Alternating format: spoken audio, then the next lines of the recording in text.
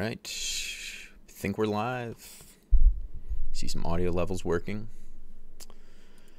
My record is starting. Let's check Twitch. I see myself. It's a good sign. Whoa, Retro MMO already in the chat. Refreshes page over and over. Whoa, Retro MMO just subscribed. Thank you.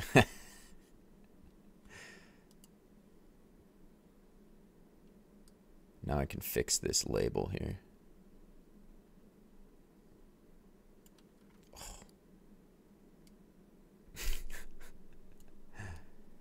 Retro, thanks for the subscription. I really appreciate that, man.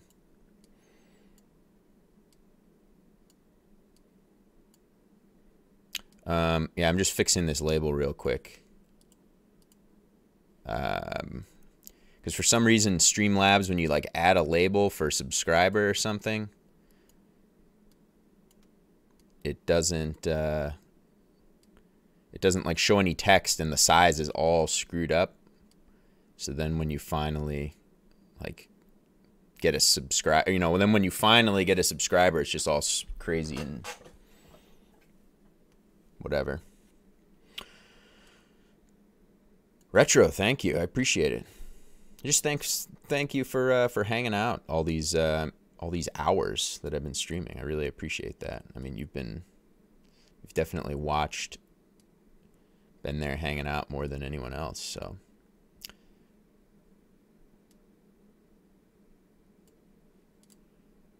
let's see, how is that one lined up there? All right, let me see if I can just fix this real quick here.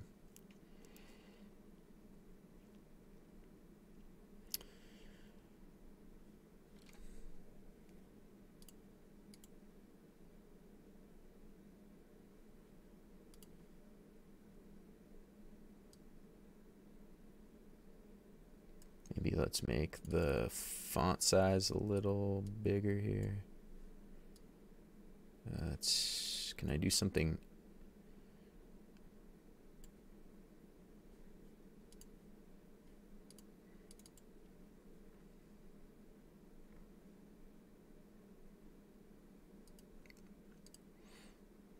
All right, well, we'll call this pretty good for now. We'll get a little, actually, I don't remember how to do the animation.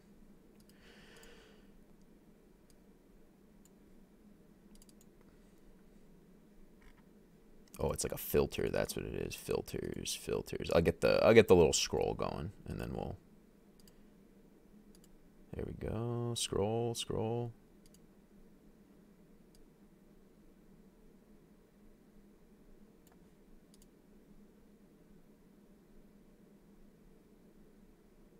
Nice. Retro MMO, it's a good stream. I think your channel will continue to grow. Hey, thanks, man. I really appreciate it.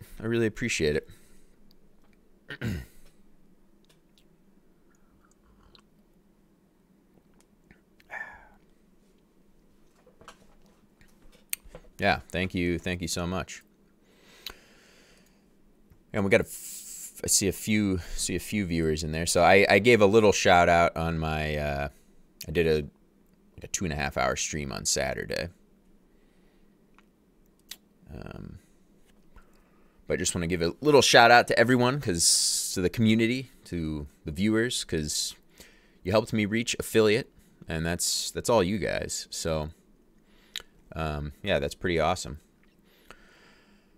So now there's subscriptions and all that stuff, and I need to research more about all that little detail and stuff and how all of that works. But yeah, so thank you guys. All right, well, I got the label doesn't look good for now. It's a little slower than the speed, but I don't want to waste time on that right now. We'll actually, no, that's got to be a little faster. That's just a little too slow. All right, what did I do for this one? 32 speed for the scroll. Okay. Oops. Filters, 32. Done. All right. Yeah, and it's a little bigger, so it looks a little... Well, if we get that all figured out, I'll get that all figured out off stream, but at least that's there now, so everyone can see it. I should probably add like a little background to those so that, you know, when the code lines aren't like... Because I think that blue, the blue for the follower label, I copied whatever the blue for the VS Code blue that is, for the VS Code theme that I have. Maybe I didn't. Maybe I just made that up. Actually, it looks a little off of that, but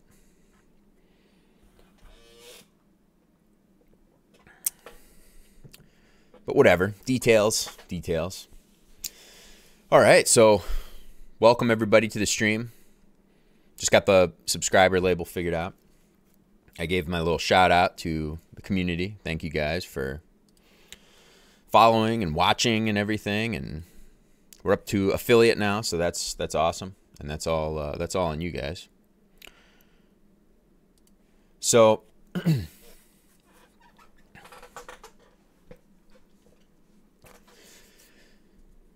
I did a Saturday stream this past Saturday, so it's Monday now, so you know, a couple days ago, and we were working on I was working on a little "be right back" message in C, the C programming language. So I want to have like a little program that I can just type like brb.exe when I have to go to the bathroom or get a snack or something.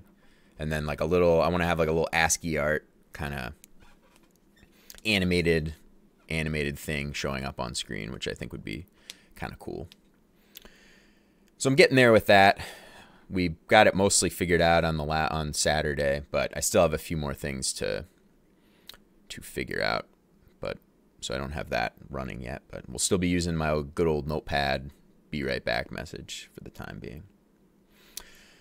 But today, yeah, we're jumping right back into TraceRacer, the game TraceRacer.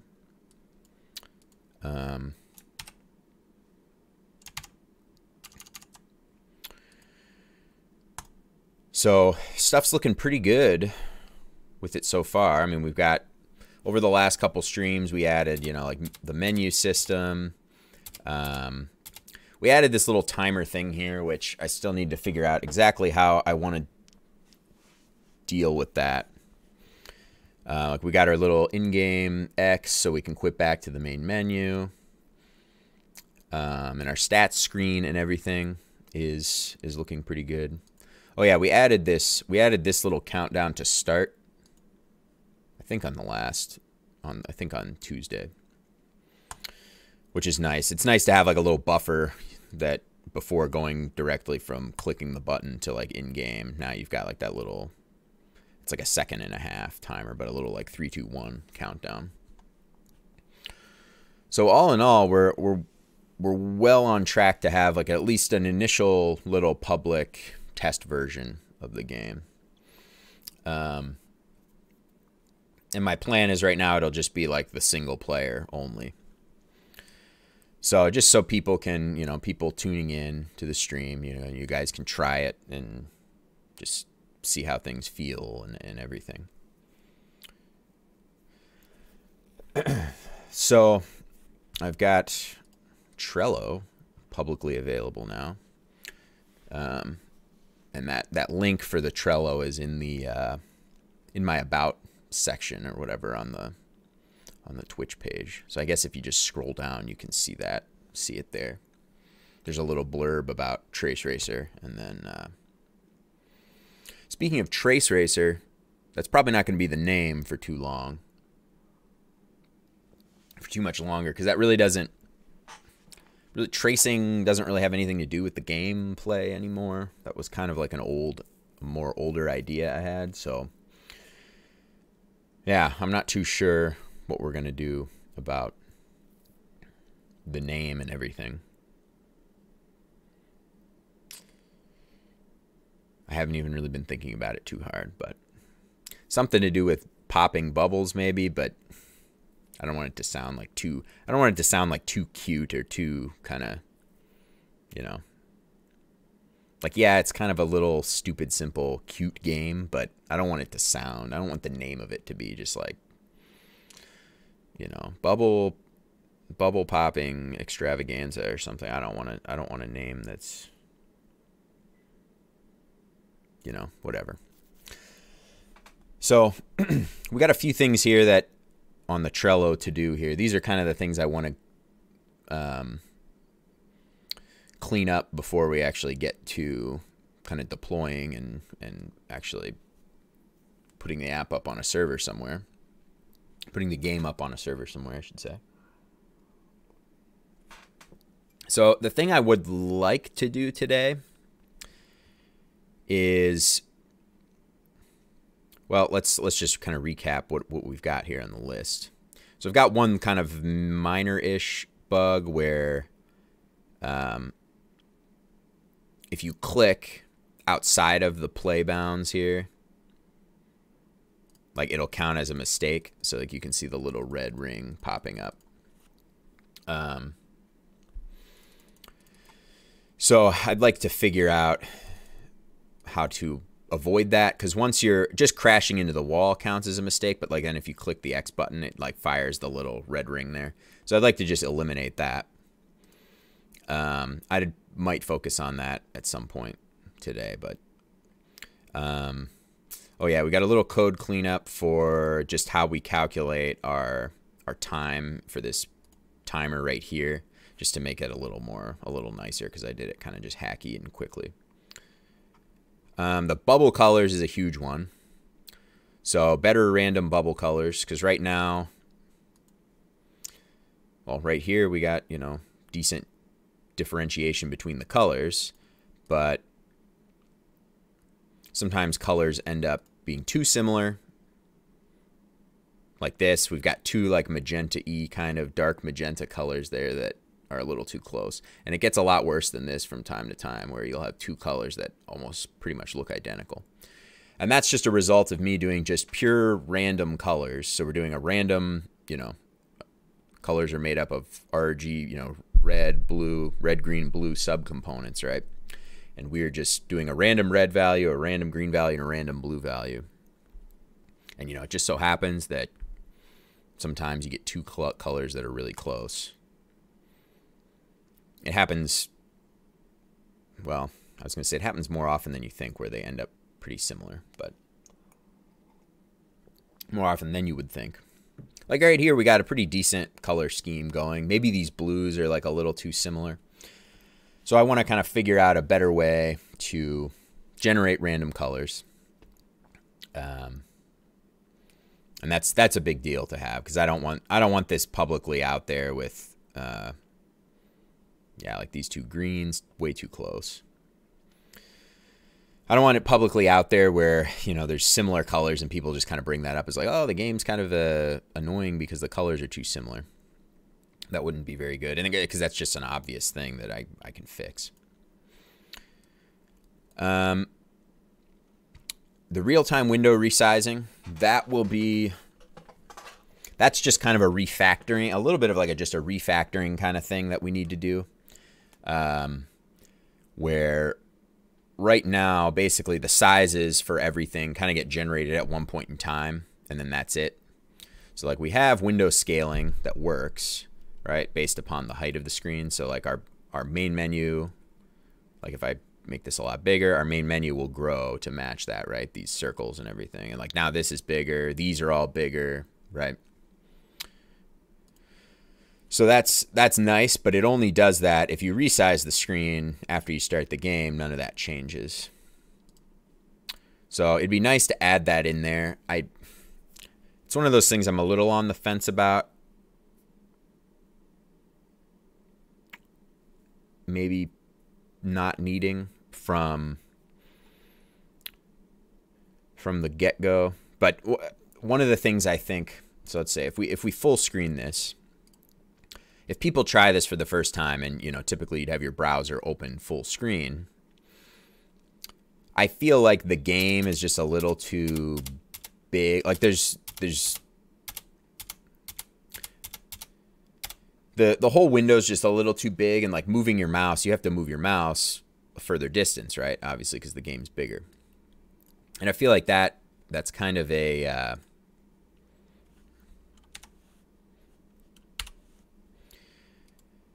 I feel like most people will probably want to scale the window down. Like when I play, I always have the window kind of scaled. I'm on a 2560 by 1440p screen, you know, and I've got it, you know, less than, you know, I've got it a quarter of the size, basically. More or less. So, even less. Little tickle in the throat, no worries. So, retro MMO, yeah, that's a kind of balancing problem. Smaller screen equals easier. Yeah, and that's something that's like, that's something I've kind of wrestled a bit with. But also, I don't know, like, it might be more of a preference thing. Like, some people might like the bigger screen because you're less accurate. You have to be less accurate, right? Because now you have to move your mouse more, but you have way bigger bubbles to hit. So I feel like some people,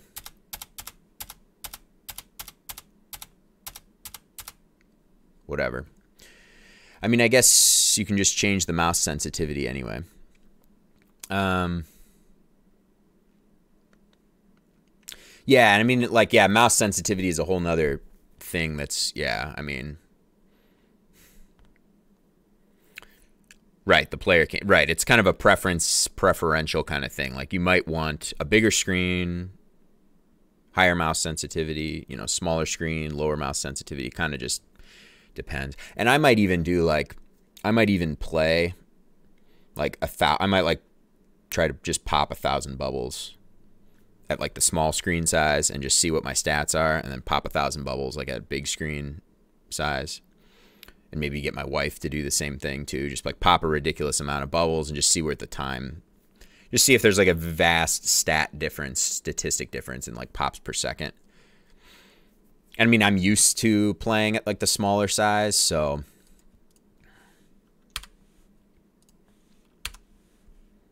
I think it'll come down to more of a preference thing rather than like an actual like advantage, like saying, oh yeah, smaller screen's way better. I mean, because in reality too, you could just scale this down to like a ridiculously small size, and then, you know, is that an advantage? I don't know. Oh. For me so far, it hasn't been, because I'm having to be like way more accurate with my clicks or with my mouse, but yeah, might be nice just to have a setting inside the game to change the size so people don't have to resize the browser. Yeah, that's a pretty good idea. And basically I think the same logic will apply to that. So like if I do the resize, basically, I just need some functions set up that allow you to throw an event that says resize screen, pass in the new dimensions or whatever, you know, sizes, relative sizes, whatever, and then just all the components would resize based upon that. So it would kind of be both of that, both things. What happens when you do control? I think it'll scale up the canvas and then everything like that. Yeah, like everything ends up like that, so your fonts get pixelated and whatever. Like we just went up to 500 there. Oh, and that breaks big time because then that screws with the like the positions, I think, of the cursor. Yeah, if I do this, it'll really hey, I didn't want to click. That screws with the position.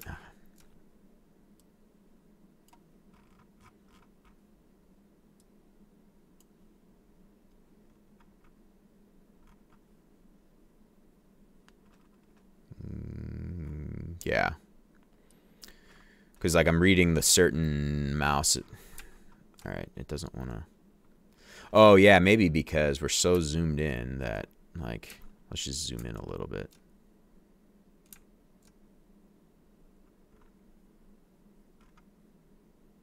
Yeah, there we go. There's like an issue with. So the bubble thing, you know, the bubble's in thinking it's in a different position than it actually is on screen now based upon that zoom, right? So it's like just this one too.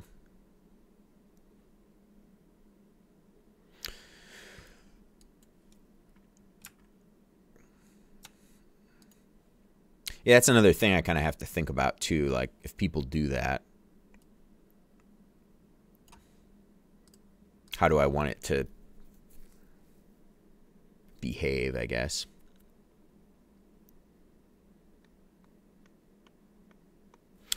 Yeah, so anyway, that's something.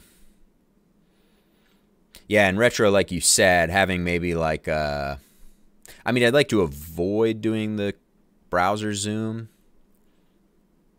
but maybe I could. I guess you can override that, right? Like that's a browser thing. Like you can just override the zoom and like do your own code based upon that.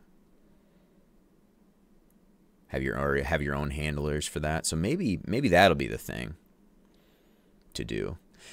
And it would be nice. No idea. Because then there could be like another little thing, just like a little zoom scroll bar or a little zoom like slider or something down here. Like you just, whoop. You can do it that way. And then maybe if I can like override the browser zoom, we could do that sort of thing. That looks weird.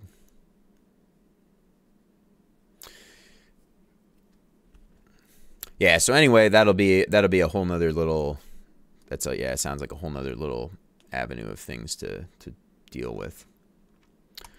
But yeah, at least having some sort of screen resizing will be nice rather than having to do the refresh. And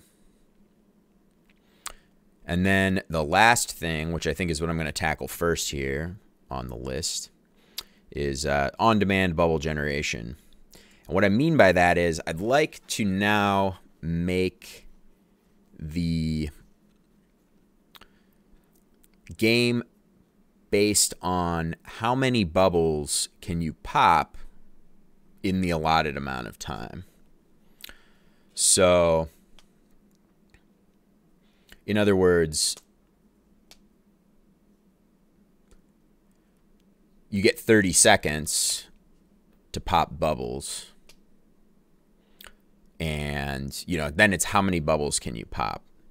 So what that means, right now, the way the bubble generation is happening is it's giving you a limit of bubbles and then giving you a time limit in which to pop them. So the time limit, in theory, according to the way the gameplay is working now, the time limit should be pretty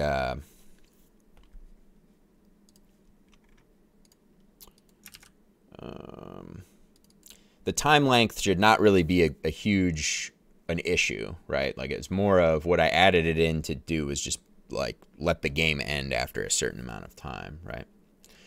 But what I'm thinking of doing now is just having a fixed time window that like every game would play, like the practice or the competitive mode, and it's just now how many bubbles can you pop in that time. So rather than right now, like I have this bubble count property in my config here, so right now the game generates 100 bubbles just right off the bat, and then they just get loaded in, you know, as you play. But I'm thinking now of going to a more dynamic thing that'll be just how many bubbles can you pop in 30 seconds or 15 seconds or something like that. And then it'll be bubbles that are kind of created as you kind of play. So like as you maybe hit a checkpoint, then it would generate like the checkpoint, like kind of a step above, right? So maybe the initial start the game generates 2 checkpoints worth, and then once you pass checkpoint 1 or beat checkpoint 0, then it loads the next checkpoint after that, and then kind of like a little stepping stone kind of thing. Stepping stone? Maybe that's not what I'm talking about. Where's my little diagram? Here we go. So my old diagram that I haven't actually pulled up in a while. But with this is assuming we've got 4 bubbles in per checkpoint, which I think I still have plugged in right now. That's just a simple number to change. 4 or 5, right? So what that does is right out of the gate, you see the first 4 bubbles on screen. So you see bubbles 0, 1, 2, 3. And then what I think I would do is generate the first 2 checkpoints right off the bat.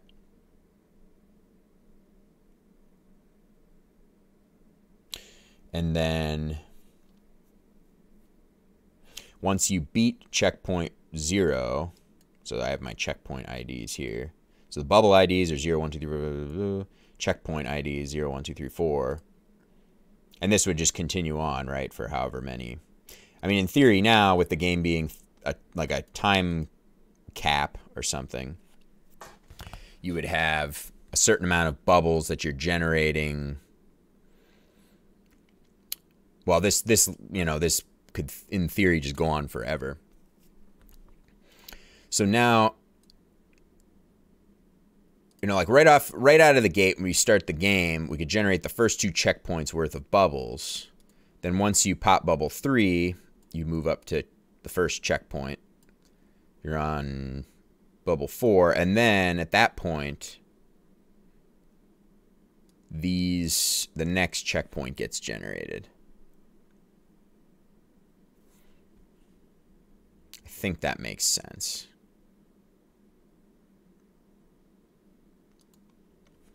Yeah, I'm trying to...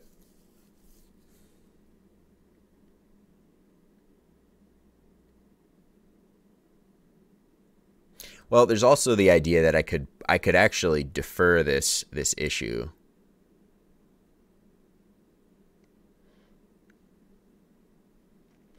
I could currently kind of get rid of this issue by saying, well, the amount of bubbles we're going to generate is going to be like 200.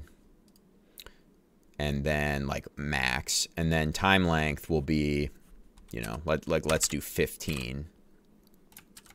So now it's how many bubbles can I pop in 15 seconds, and it'll generate 200, all 200 bubbles. But, I would never be able to pop 200 bubbles in 15 seconds. So like if we play this, you know what? My zoom, there we go. That was screwed up there. The zoom was messed up. All right. So now it's just how many bubbles can I pop in 15 seconds? Oop.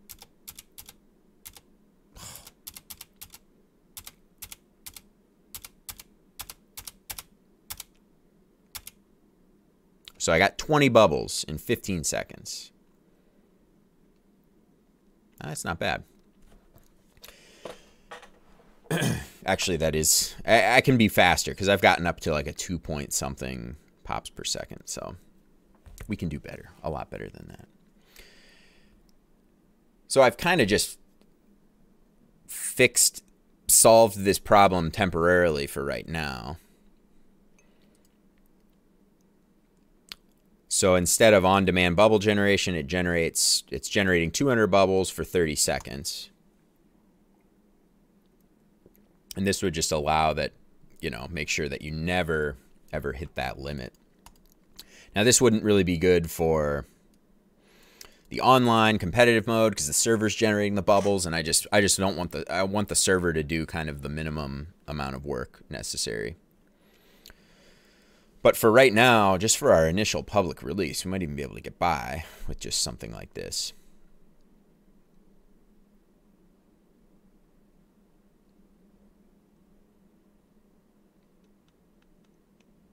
And then I would just kind of rephrase the stats here a bit. Like we could have, obviously bubbles pop stays here. Total time, because the total time was kind of a statistic. Like, okay, here's how many bubbles you popped in X seconds, right? But now, my speaker's muted there. Okay.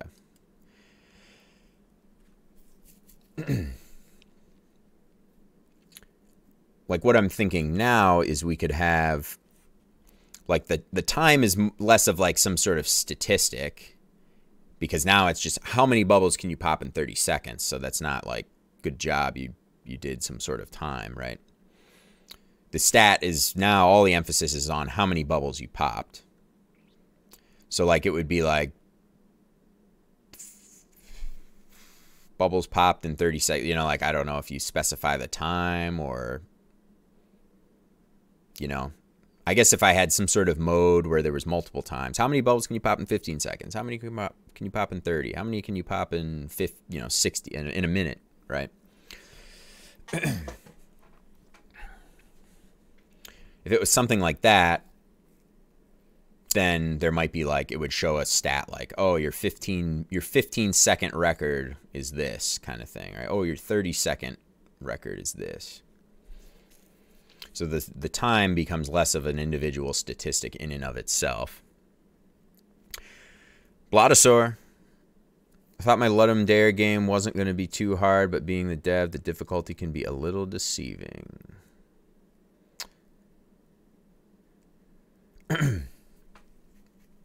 Welcome to the chat, Blotosaur. Thanks for hanging out.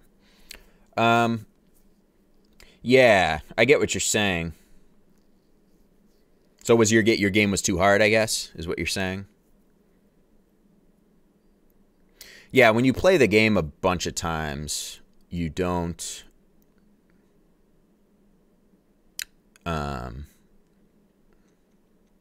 yeah, you get good at it, right? I mean, you're testing things out all the time, and you're getting good. Get good. Well, in my case, I'm trying to make the game not have any sort of difficulty things, modes or whatever. Like there's basically a practice mode where you just kind of are competing against yourself. Like you're just kind of testing like, okay, how many bubbles can I pop in this time frame, right? And then when you do the one-on-one mode, you're basically doing the same exact thing, but you're just like right head to head with some other player. And my thought is, I'd like to have like some rankings or something too that go along with that. So it's like, oh, you're playing this guy who's, whatever rank slightly ahead of you, like ELO kind of rankings, like for chess games, whatever, where then you kind of have a guy that's slightly ahead of you, slightly ranked higher than you, and then,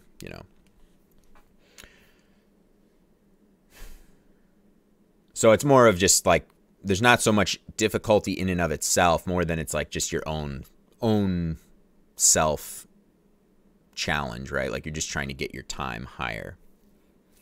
And I was saying before about, there's kind of like you could have like a 15-second mode, a 30-second mode, or a 1-minute mode or something. So how many bubbles can you pop in 15 seconds? How many bubbles can you pop in 30 seconds? Whatever, right?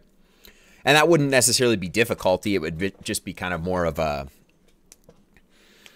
preference-y kind of thing, like, oh, I just like playing short little 15-second bursts, right? Or or maybe like some ridiculous 5-minute mode where you'd be popping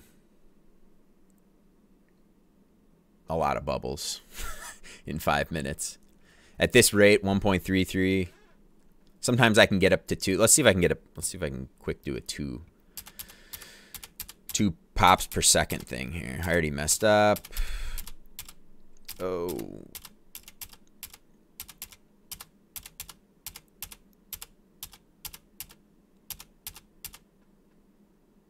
Yeah, there we go. I hit 2 pops per second there. 31 bubbles. Nice.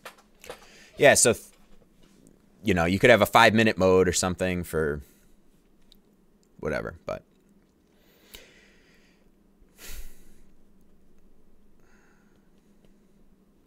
Yeah, I don't want to get too in the weeds with like different little ideas, because I also was toying around with the idea of a score. Somebody on the stream on Tuesday said something about like a score kind of thing, and I was thinking a little more about that, because I'd thought about that in the past, like, oh, do we want to have some sort of like score where each pop is a certain number of points, and then if you get a streak, or like some sort of timed streak, like your score is going up. But I didn't. I might do something like that. I mean, that might be something more we get to. I think for now, I just want to have this initial little public version, see if people even enjoy playing the game. Because if they don't, I really don't want to pour a ton of time into this. Because this isn't supposed to be some game that at least in my plans, I'm not planning on working on this game for like the next 2 years and making it really awesome and all these features and loot boxes and stuff. Or adding a battle royale mode or something, you know. The circle's getting smaller. That could be that. There you go. BR mode. This circle's just shrinking.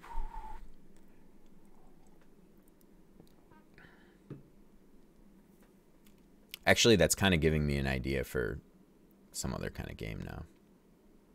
But anyway, I think I'm going to take a quick bathroom break because I've just been pounding the coffee. So let's do a little notepad here. Oops, there we go. Be right back. There we go.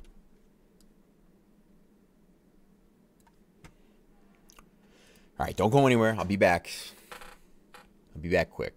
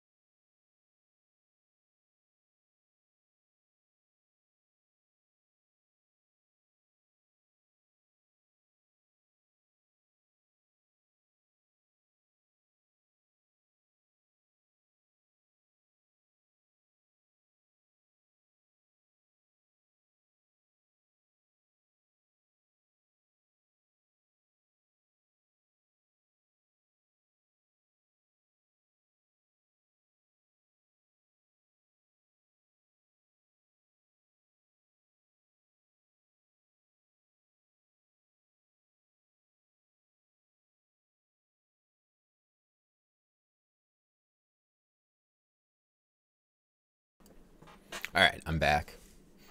Yes, I did refill coffee and water this time. I know what you guys are thinking. Whoa, Jared, easy on the liquids. You're an affiliate now. You can't be taking so many bathroom breaks. You can't be... Yeah, I don't know what else I was going to say. Blotosaur, it's looking smooth. Retro MMO affiliates are only allowed to drink alcohol. All right. We'll start that tomorrow then. Blotosaur, it's looking smooth. The game's looking smooth? If so, thank you. Or were you talking about the be right back message? I don't know if you sent that maybe when I was... Or maybe me just slipping out off stream to go to the bathroom was smooth. Maybe that was kind of slick how I did that. How I kind of slid out of frame here.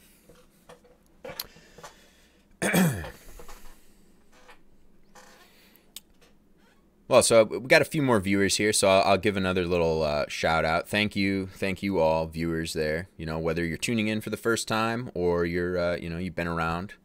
Thank you. Just reached affiliate status on the last stream, so it's all you. It's all you guys. It's all the community there. So thank you very much for that. Okay, Blotosaur, the game, haha. Well, thank you. Thanks for that.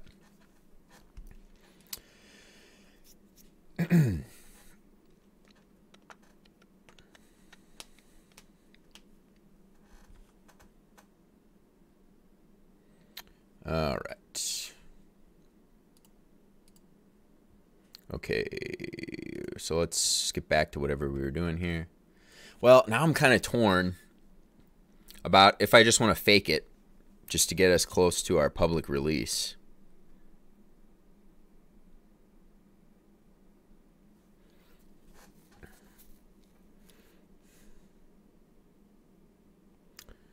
If I want to fake doing the timer, it's like just a little recap here. So the way the game currently works right now is basically I specify a bubble count, and that's how many bubbles the entire game is, right? So once you pop all those bubbles, the game ends, right? And you go to the stats screen. But there's also a timer that originally, in my original thinking, you weren't supposed to hit the time. You weren't supposed to hit that timer. Like, it was just kind of there to keep you from just going AFK and like the game just sitting there forever on your screen, right?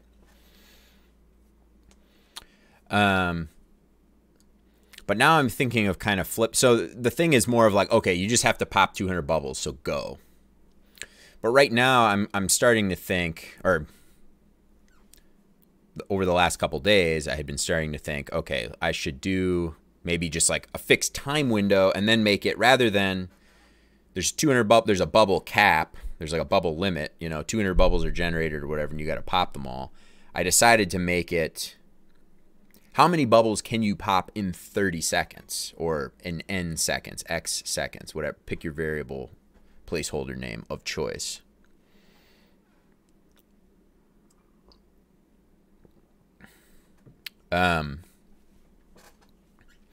So I'm thinking,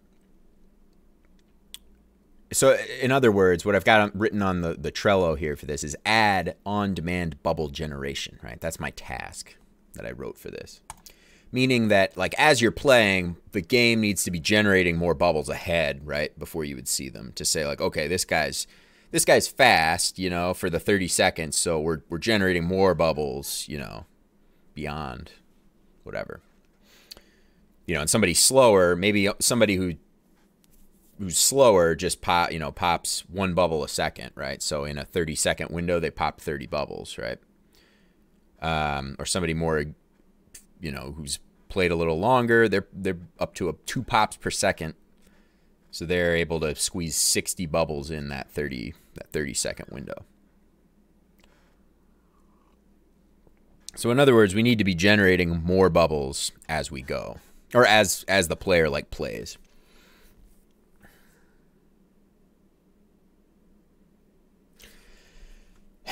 Well, let me at least do a little analysis. Well, okay, I was giving a little recap on what that is, now that we've got a few more viewers in here. So that being said, I feel like for my initial public release of this game, maybe I can just do the quick and dirty hack here to just generate a ridiculous amount of bubbles, right? So what I have configured right now is the game generates 200 bubbles for a time length of 15 seconds, right? This is 15,000 milliseconds then, right? So there's no way on earth you would pop 200 bubbles in 15 seconds. That would be insanely fast, right? I just popped 30, you know, and that's like with like one mess up, making one mistake only. Maybe I could get that rate to be a little more. So that's a simple fix, right? And now all I need to do is just tweak kind of like how the statistics are laid out and everything. And then there we go. It's kind of like we're kind of done. And I'd like to just fix the timer and make it better, because I'm not a huge fan of these graphics. And in that case, hey, this doesn't even. Oh, that still does work. Okay. And we don't need our little tracking ball anymore either. So that little tracking ball would track your progress, kind of like your percentage through the game, right? So like you can see here, this little ball is moving, right? So this is kind of more or less like the percentage I am complete, right, of the game. If I'm up here, I'm at 0%. Bottom would be 100%. So we could kind of get rid of that because there's no percent complete. It's just how many bubbles you pop. How many bubbles can you pop in the time frame?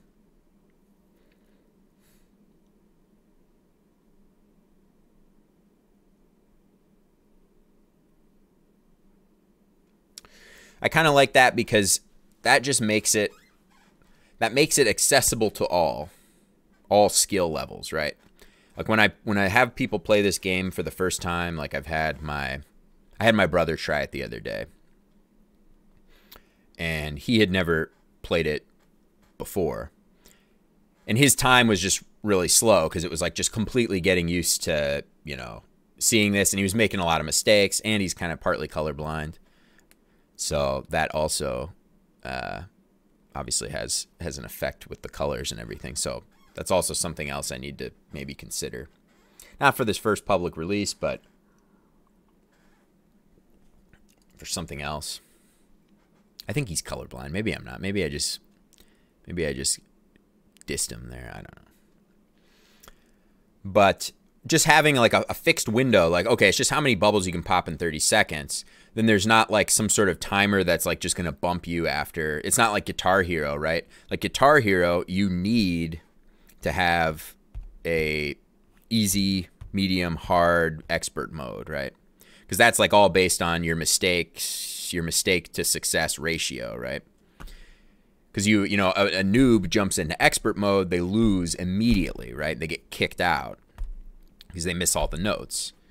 This would kind of just have just a one size fits all for all types of players, where it's just, you know, how many bubbles can I pop in that time frame? And I think to me that just sounds better, especially from, well, it's the easiest thing for me to do in terms of accessibility for everyone. Nobody's going to get like left out. And especially when it's just you versus yourself, just like how many bubbles can you pop right off the bat, people will kind of, you know, maybe they'll play and get a little better. I'm also talking like anybody will actually play the game too. So there's that overconfidence for you. Like my grandma will play it, and that'll probably be it. My grandma might be watching right now, so thanks, Grandma, in advance for playing my game.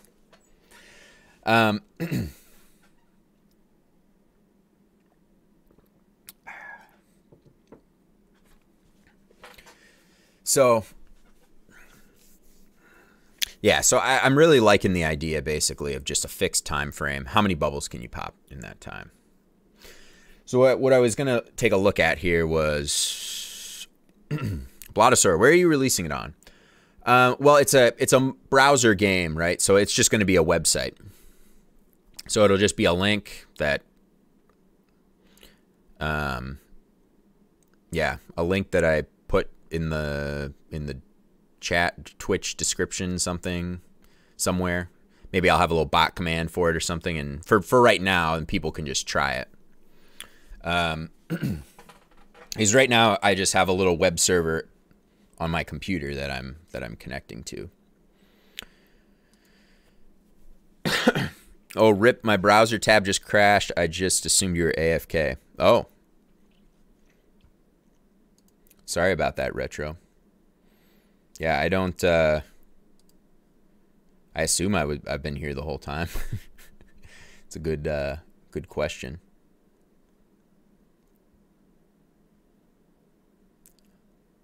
My bitrate is steady.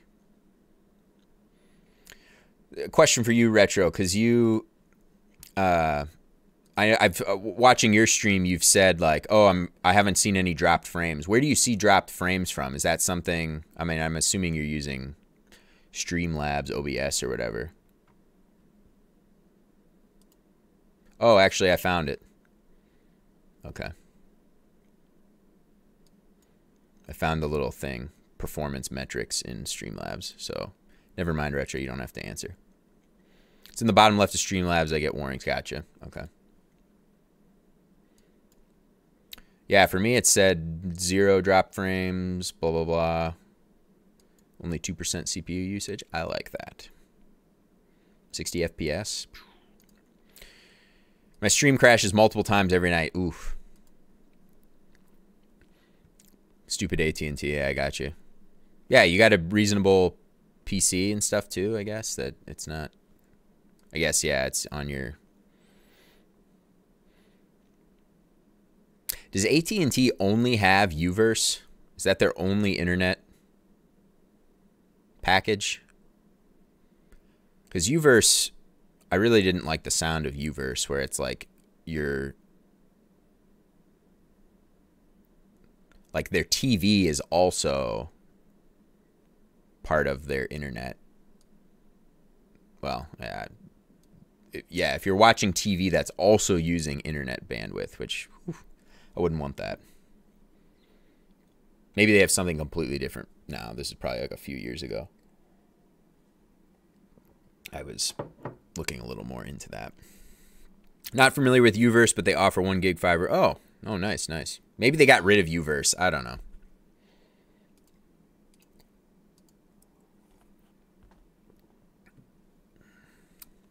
Spoiler, it's actually not 1 gig.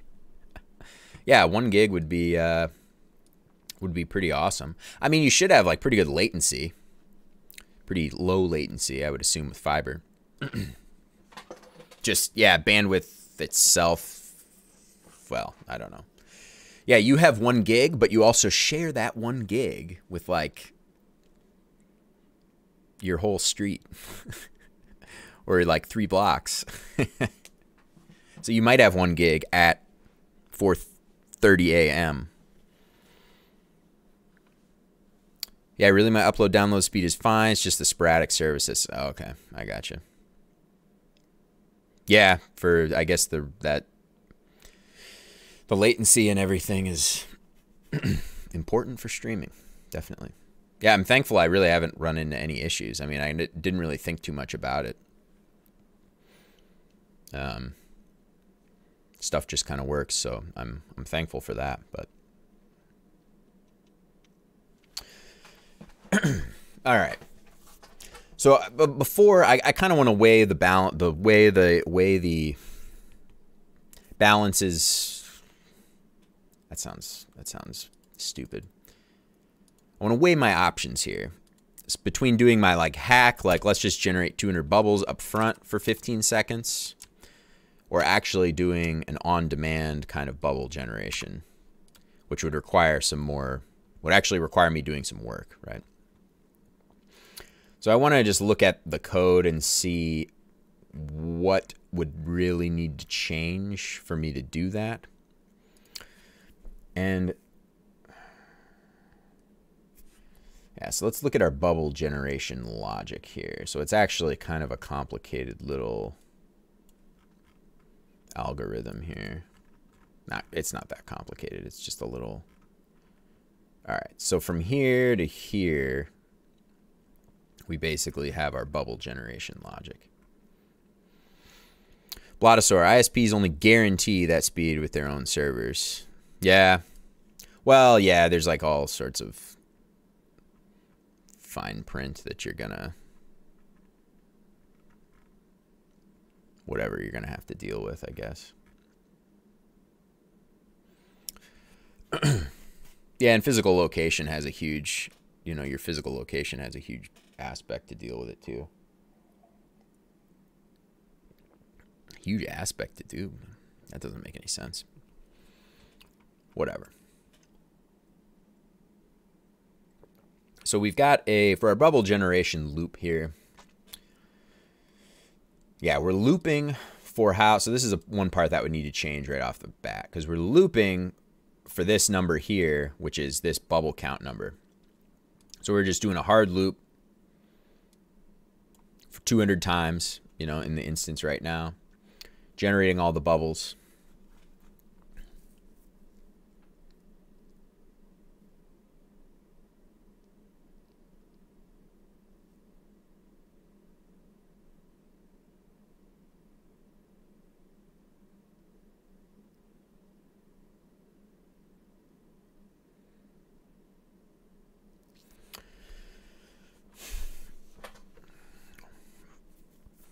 And then we get to a point here where there's another loop. We have another inner loop where we're checking our position relative to bubbles, to other bubbles, right?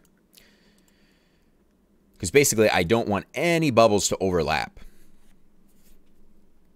So I have kind of a little rule where let's see. There will always, so for a given checkpoint interval, so this is how many bubbles there are in a checkpoint. So I have that. This is just my little visual aid, right, for reference. So I'm just saying for a given checkpoint interval that is equal to 4, which is actually currently what I have this set to. So we've got 4 bubbles per checkpoint. So checkpoint 0 has bubbles 0, 1, 2, 3, right? And as soon as you pop bubble 3, you go up to the next checkpoint, right? So as soon as you pop that last bubble of the checkpoint, you're on to the new checkpoint. So what that means is at any given time, there will always be at least 4 bubbles on screen, or the way I have this set up. So there will be, right out of the gate, when you start the game, you'll see 4 bubbles. You're going to see bubbles 0, 1, 2, 3. But as you play, as you pop the first bubble, the next bubble of the next checkpoint appears. So it's not like you pop, so like in other words, what I was saying about there's always going to be 4 bubbles on screen. As soon as you pop bubble 0, bubble 4 will appear, right? And that's just kind of to not really make it harder, but just kind of to make it so that there's always something on screen and it's not always like the most straightforward what you need to do to go to the next, what bubble you need to pop next, if that makes sense. So as you pop bubble 0, bubble 4 appears, right? So then what you'd be seeing on screen is bubbles 1, 2, 3, 4. As you pop bubble 1, then you'll see bubbles 2, 3, 4, 5, right? So we're just stepping up. Bubbles are getting added on as you're popping them. So what that means is once we've popped bubble 2, we should be seeing bubbles 3, 4, 5, 6, right? So that means that all of these bubbles cannot collide with one another. And what I mean by that then is, or cannot overlap with each other. Because when you mess up, so let's say I've popped bubble 2, so I'm seeing bubbles 3, 4, 5, 6.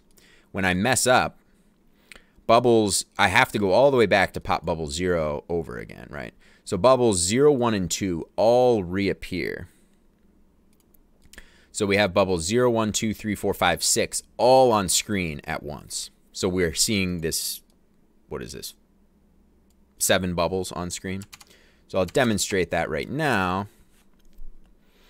So if we pop 2 bubbles. So we got 4 bubbles on screen, but if I hit the boundary, boom. Now we've got 1, 2, 3, 4, 5, 6, 7 bubbles on screen, right? So that's kind of your little punishment for messing up, right? So not only do you have to go back to that checkpoint, but now there's just like a bunch more bubbles on screen. So you're just, you know, not that that's necessarily like a problem.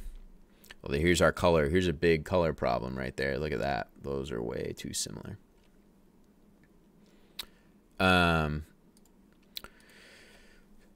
So I forget why I was explaining this exactly, but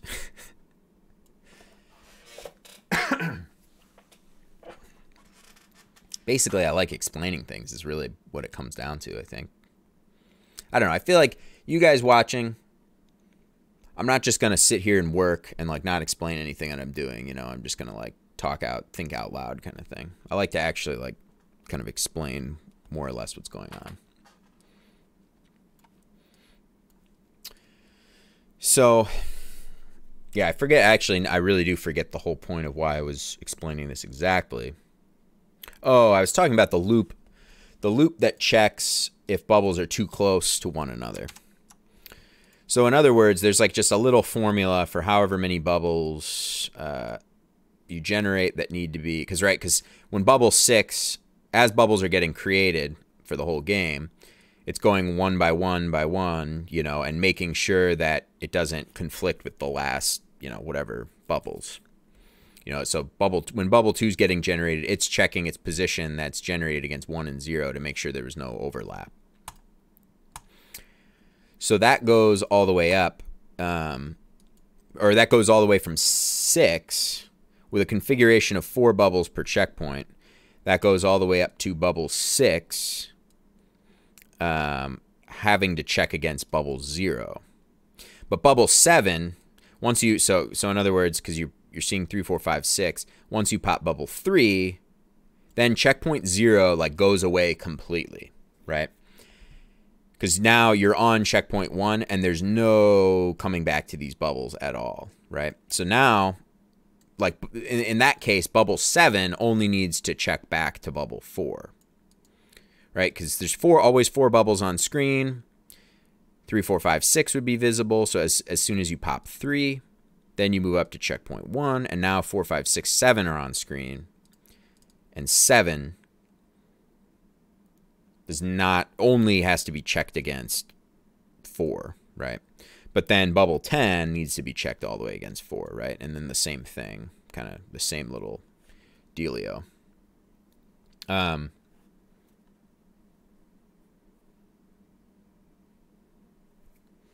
Thought I scratched like a zit here, and I thought I was bleeding maybe.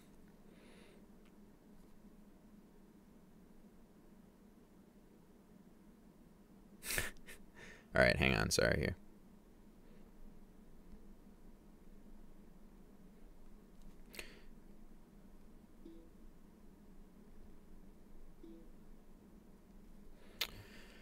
Okay. So with our on-demand kind of gameplay, I'm thinking of we're going to be generating maybe 2 checkpoints at a time. So right off the bat, we would generate 8 bubbles. 0, 1, 2, 3, 4, 5, 6, 7. So just generate 2 checkpoints worth. And then as we play, or once we get rid of checkpoint 0, or once we get to checkpoint 1, I should say, then we generate checkpoint 2. So I think that makes sense to do.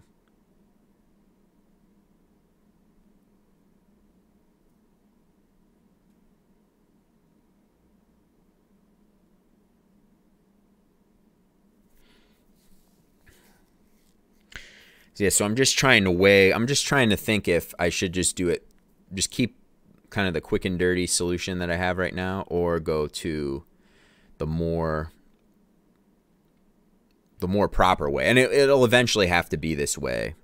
It'll have to be kind of on demand, like just generating bubbles on the fly when they're needed on demand, right? Still got a couple sips of coffee left here.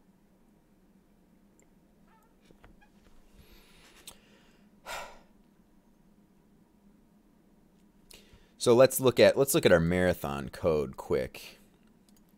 So this is our actual just game state logic quick. So this is if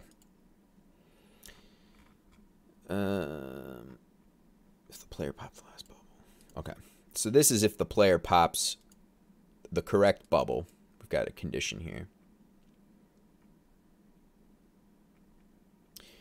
And I've got logic to initialize the next bubble, right? So that's actually showing the next bubble on screen. And what we could do, okay, so I've got to check for if the player hits a new checkpoint. So like inside of here, we would need to just tack on some more bubbles. So it would be,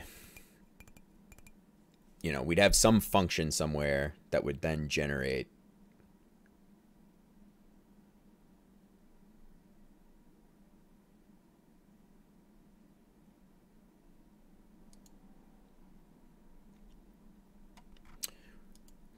that would generate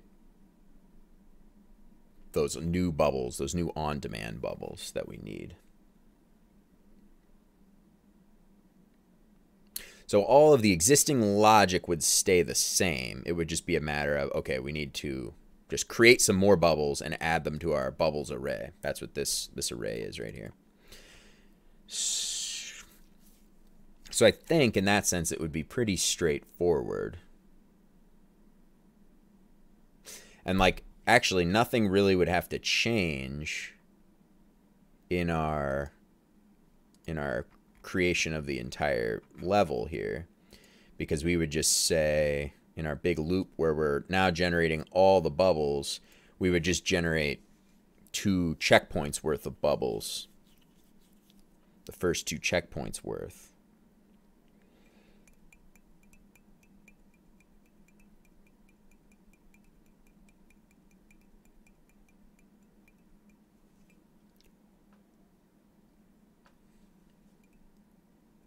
Yeah, we're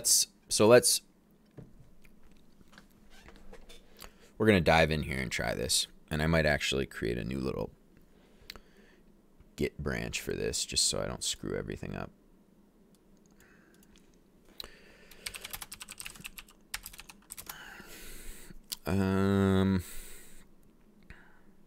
Call this marathon.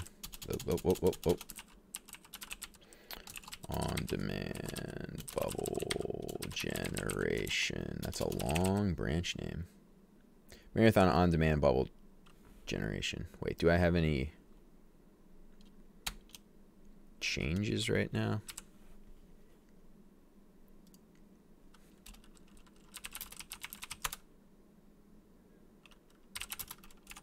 Just the config stuff. Git reset hard. There we go. All right, so now we can go here, do that. There we go. There we go. All right, we got a new little branch. That's fantastic. Is that how you close terminals? Yes. Okay.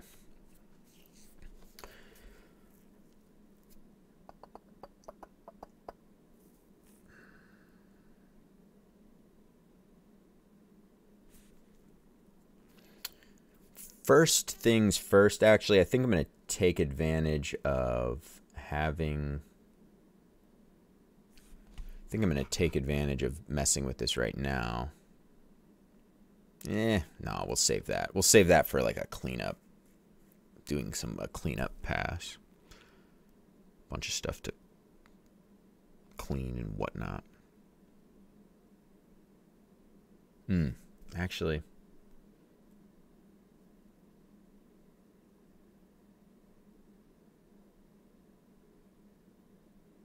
No. Well, yeah. Well, yeah, never mind. I'm thinking of something else. I'm thinking and just mumbling out loud. That's what's going on right now. So nothing in this loop here needs to change for like our normal game creator. We just need to, aside from, I should say, nothing needs to change aside from just generating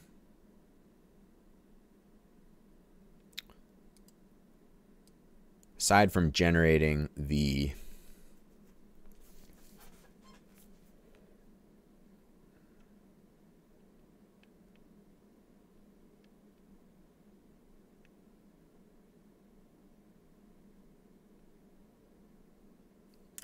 first 2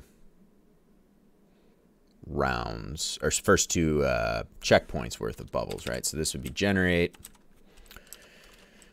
first 2 checkpoints of bubbles. Generate first 2 checkpoints of bubbles, yes.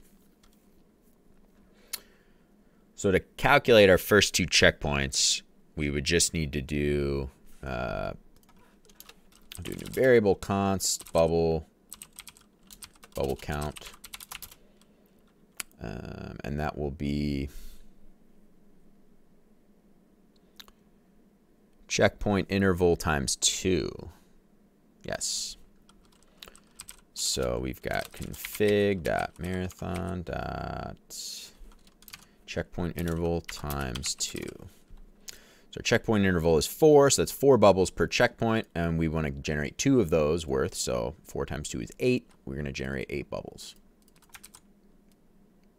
Does that sound good? Okay.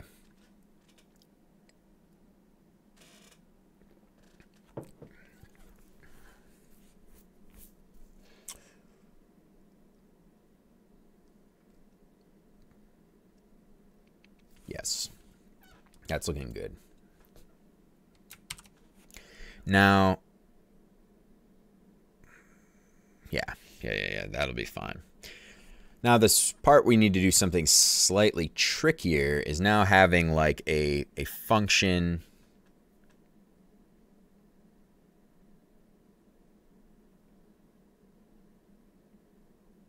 I'm trying to think if like this is something I want to have as, let's see. If I want to have this as like a method on our marathon class, our game mode class.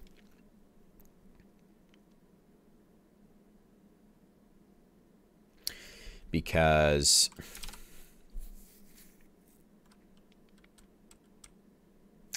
that way it can just access itself, its own properties to generate everything. Because one of the things that's important, at least just for the practice mode, the client side only mode, is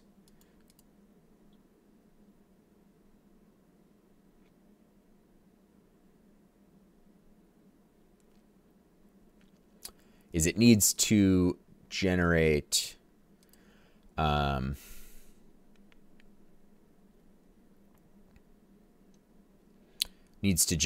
positions based upon the play area, the play area size and everything. That would be this, our boundary circle here. That's what I call the play area.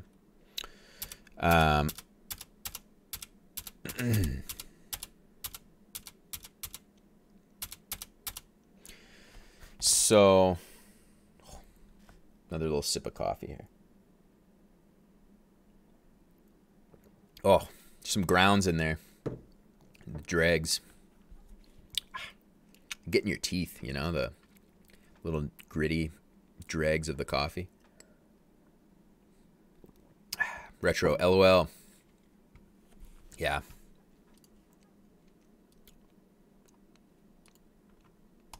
Really depends on like the type of coffee you get. I find with, depending on if you get dregs or not, like at least for our coffee, the coffee maker we have, like it like overflow. Like if the grounds are really fine, it like overflows somehow. The drip, you know, I'm just talking about a drip coffee maker. It like overflows the grounds a little bit, and they like get around the outside of the filter, and then end up in your cup or end up in the carafe.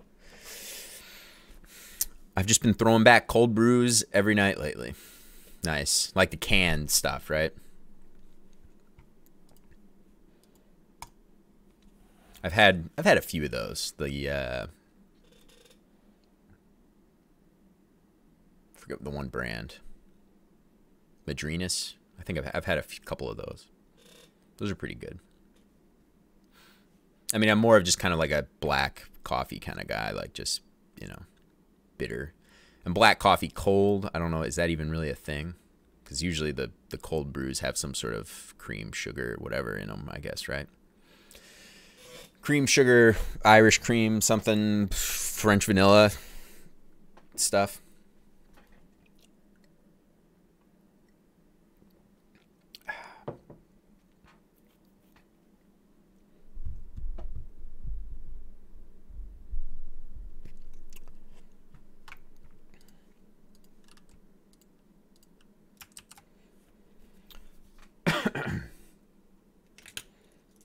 And speaking of retro, all of you guys, all of you viewers there, if you're interested in JavaScript game development, if that's why you're here, you should definitely check out Retro MMO in the chat there, his stream and everything. He's got a pretty awesome game he's working on, which actually has nothing to do with being a retro MMO. It's more like a 2D battle royale game that he's working on for mobile, I think, but just kidding. He's actually working on a retro MMO, like his name implies. Yes, very accurate. Nice. Yeah, the battle royale. Or you're working on like a poker, like a mobile poker game, right? Like Texas Hold'em. That's what I thought you were doing.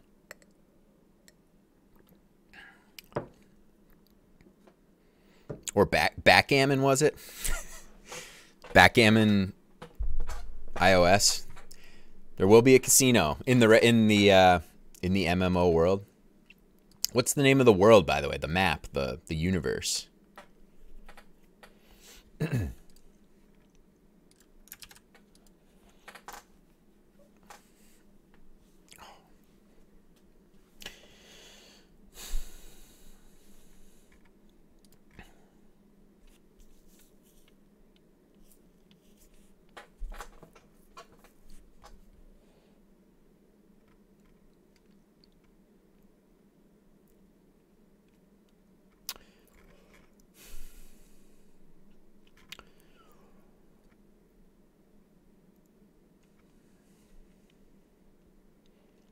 I think we're calling it Onik.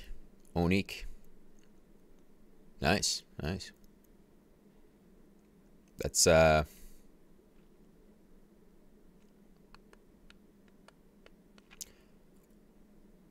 game used to be called Onik Online, actually. I was like, I want that good SEO. Yeah, I gotcha. I gotcha. Yeah, I mean, you're having your name and everything just be that retro MMO everywhere. It just kind of, it sticks. It sticks for sure. Nobody has to ask you what is this game you're working on.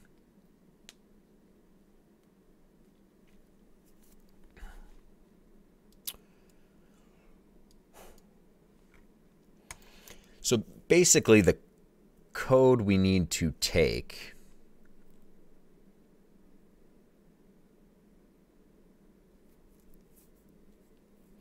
in order to do our on-demand bubble generation. Well, we need a few like variables.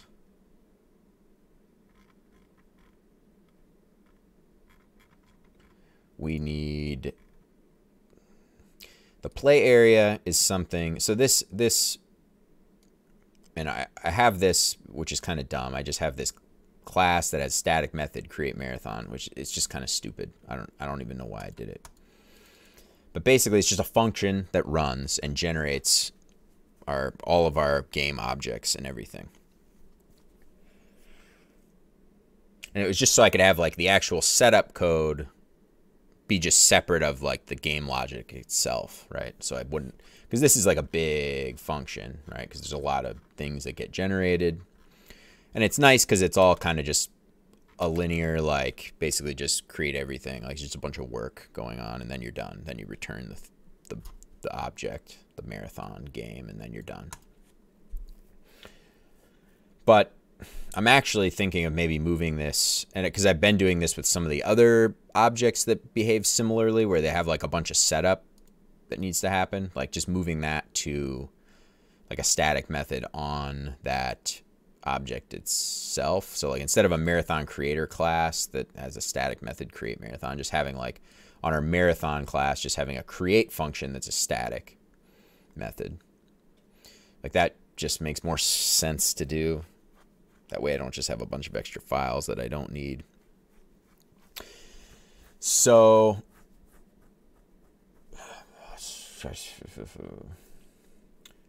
there's just kind of, these things get generated in kind of an order, like each component, right? Like the play area gets set up first. That's our bounding circle, right? That's that represents kind of this boundary, right? The object that's this boundary. And that has the rules to like say if the cursor goes outside of it, then throw a crash there, like, or throw up the little red ring and everything.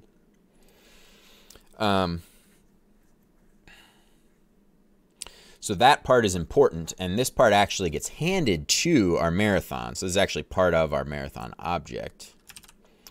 So we have the access to it because all the bubbles get kind of their positions and stuff generated relative to the play area.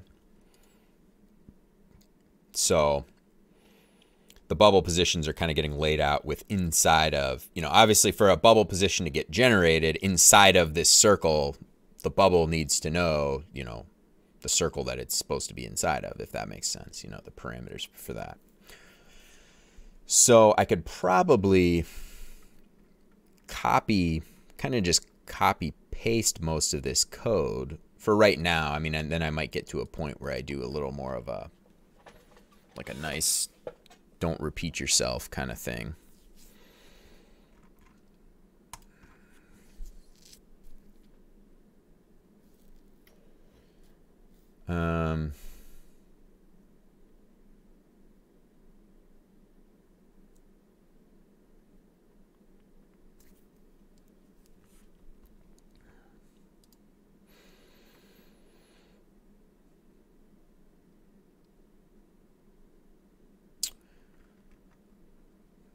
Yeah, so let's, I'm gonna try something just kind of real rough. Just like a real kind of little brute force attempt to get this. Knit the bubbles within the first checkpoint. Okay, yeah, we don't do that yet. Right? Yeah. Yes. Okay. Excuse me. So I'm just going to copy this. I just cut. I'm just going to copy this little loop here. I'm going to move this into a method now on our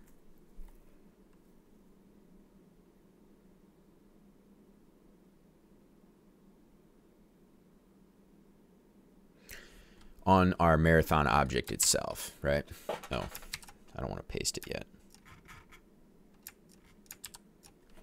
So we're going to have a create more bubbles function method.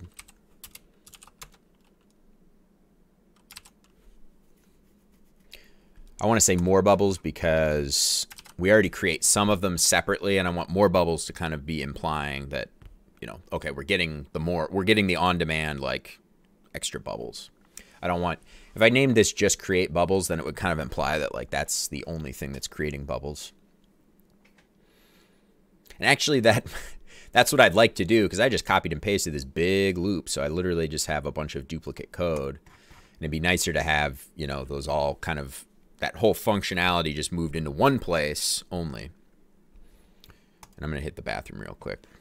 Sorry, I know I just went, but I've been double fisting the coffee and the water. Just go easy on me, guys. I won't be gone for very long.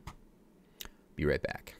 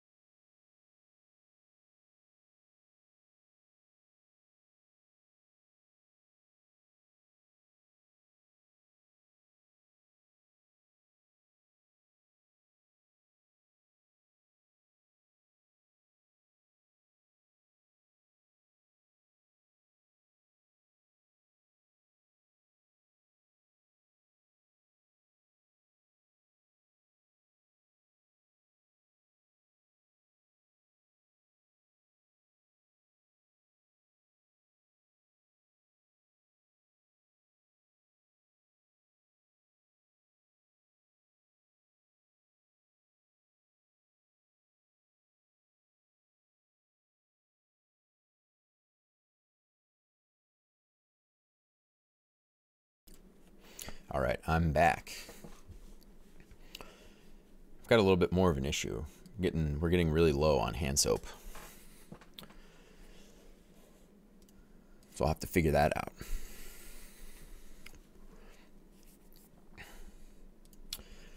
Well, while I was on my quick and brief break, I was actually thinking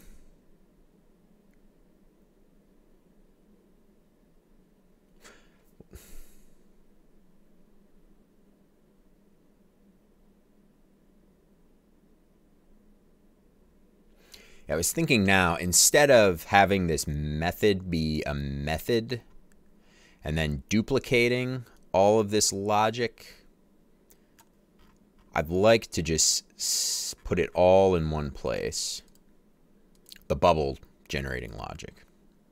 So what I'm thinking of doing is just, and this is just going to be kind of temporary also for right now, but at least I can just have all the logic in one place, and then when I really need to move it somewhere else, I'll just have to move one thing. So I'm going to get rid of this create more bubbles function that I just created on my marathon class. And then we're going to go to our marathon creator again, where we have the logic in the first place to generate the bubbles. And I'm going to move this to its own separate function. And then this static method will get called. So there'll be marathon creator and then, or there'll be create marathon, and then there'll be a static create more bubbles or create bubbles. I guess now I'll really call it just create bubbles. And then create marathon will call create bubbles to generate some bubbles. And then the marathon itself will also call that same method when it needs to create some more bubbles. So let's do, yeah, and I think I'm going to do stuff.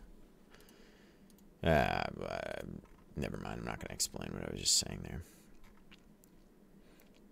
So let's just copy paste this logic down.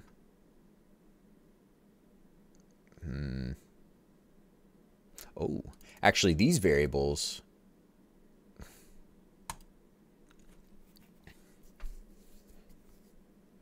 that's kind of annoying.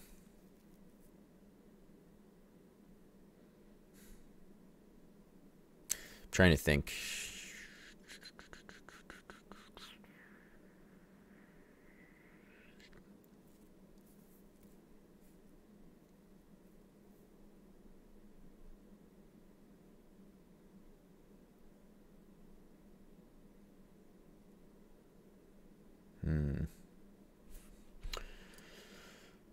Now, some of these variables need to be like kind of global, like because they're so anything that's in config dot whatever, that's all kind of like global kind of stuff. Like those are like my magic numbers that are put somewhere to avoid having magic numbers just inline, right? It's things that get reused a bunch of places. But then there's like these specific things, like unit scale gets calculated kind of on the fly, but this unit scale variable gets used in a bunch of different, you can see it used all down here for a bunch of different things, right? So I'm trying to think if like, because now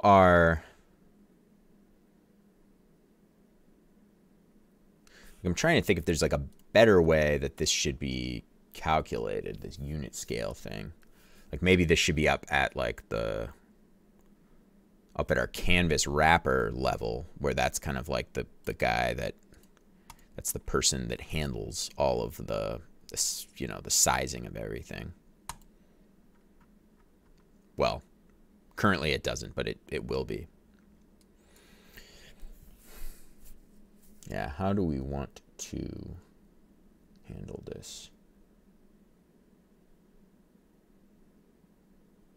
Because otherwise I'm going to need to recalculate this. And do we even need... Yeah, we do need that.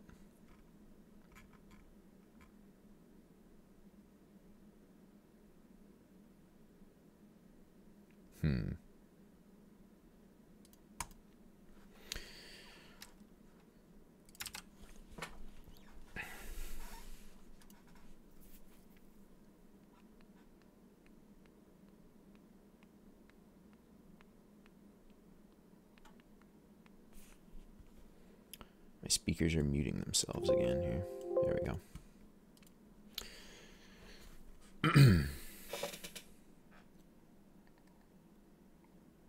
Is that squeaky chair annoying?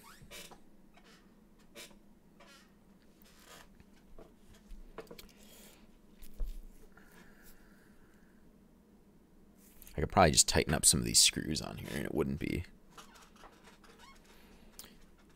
so squeaky.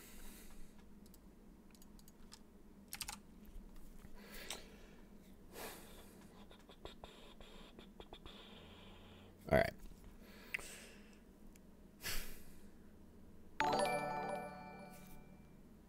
I see Night Raptor is now following. Welcome, I see Night Raptor. Thank you for the follow. Thanks for hanging out and everything. Appreciate it. Can I just call you Night Raptor? I see Night Raptor.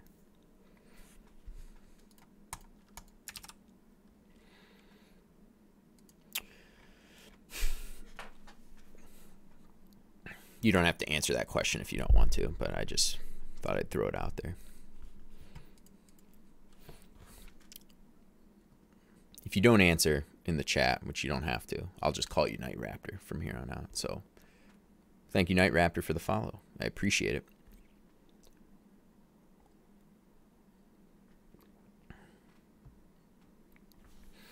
All right.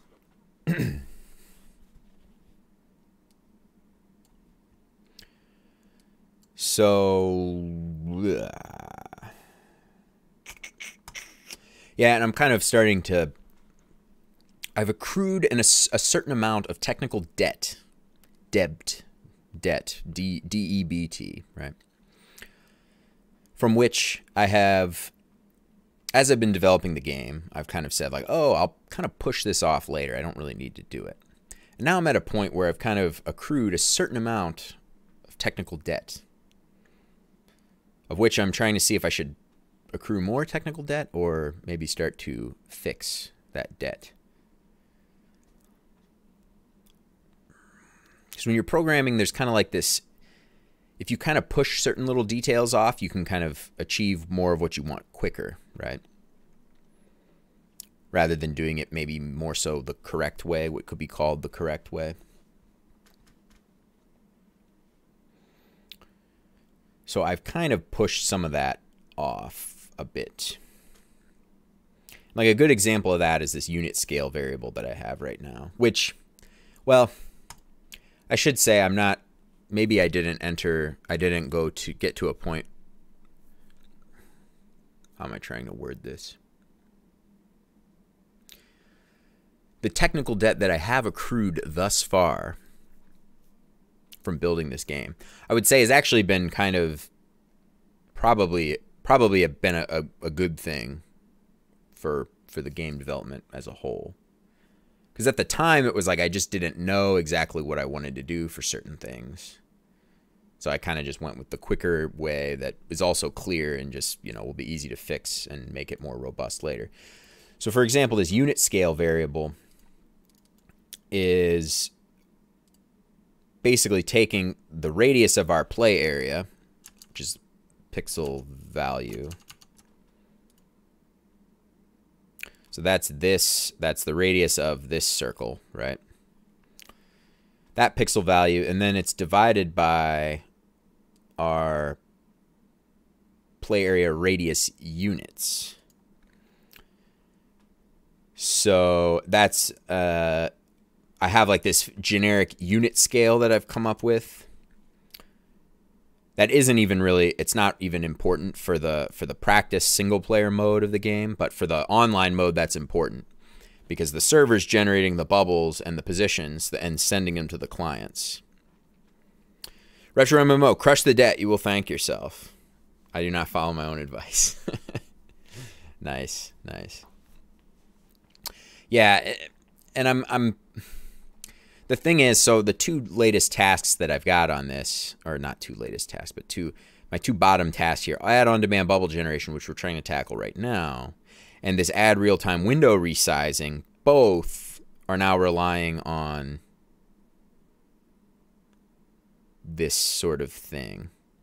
And I've actually kind of been running this through my mind, like, do I just start working on the real-time window resizing right now? Because that will also set me up to fix this on-demand bubble generation a little better, a little more smoothly.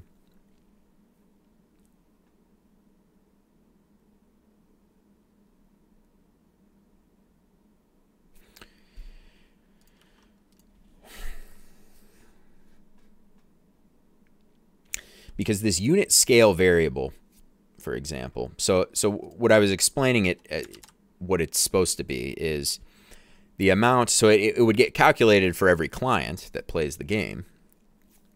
You know, this is all client code we're working on here. All in-browser code, I should say. So this isn't really important so much for just playing a practice mode of the game, but when you're playing a competitive game against a server, or against another player, I mean, somewhere else in the world, the server is just generating all the bubbles and their positions on screen. And it doesn't know the positions of each player's screen, right, in pixels. So it can't, otherwise it would have to like generate two different pixel things, you know, but what happens if the player resizes the screen, right? So that's a terrible idea. So what the server does, it just generates this, it just picks this random unit. Well, I shouldn't say that. I think I have the unit scale system to work as. The play area is like 1,000 units radius, I believe, is what I did. So the play area is 1,000 units big. And then, therefore, then all the 1,000 unit, the radius is 1,000 units. So it's a 2,000 unit circle. And then the positions of all the bubbles get generated in that unit space, right? So if a bubble, you know, whatever. And then basically when those numbers get sent to the clients, to the browsers, the players, and then from there, the browser then, you know, the code in the browser then converts that into a pixel thing, right? Because player one might have their screen really big, so like all the bubbles are really big on screen, and they have all different pixel positions, right? And the other player might have it really small, the screen really small, so then all the bubble positions are very, you know, tiny relative to that other player, right? So it just converts those to like the screen space, right? This kind of game unit space to like screen space. You know, it'd be kind of similar to like a, you know, like a 3D game. I mean, a very super simplification of how like a 3D game you deal with, you know, your unit space for all your game objects and everything in your 3D game world are all in this, you know, they all have XYZ coordinates, right, in this 3D space. But then the actual screen space is like just the pixel positions and everything. The XY of your pixels is just like is just translated from wherever the camera is in that world and that sort of thing.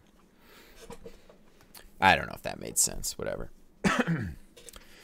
Blotosaur. I've been messing around with making a simple game engine with Canvas and ran into a MDN page that talks about optimizing Canvas performance. In there, they talk about scaling with CSS's transform scale. With that, you can have all the Canvas.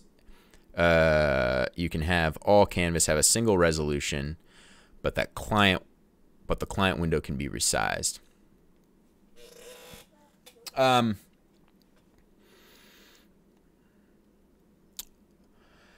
Yes, I think in my case that would maybe get a little messy. And I would say in my case, it's not so much a performance degradation. But I'm familiar with what you're talking about.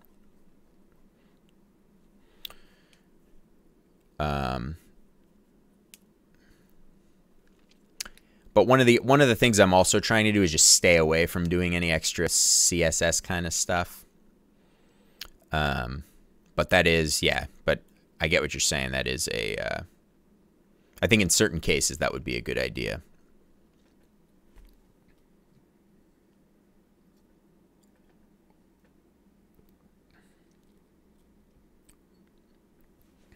In my case, it would be a little, I would say that probably makes a lot of sense. Like if you're maybe doing like, you know, if you were just building like a little charts or graphs kind of thing, and then you can just say, set the CSS scale to something else.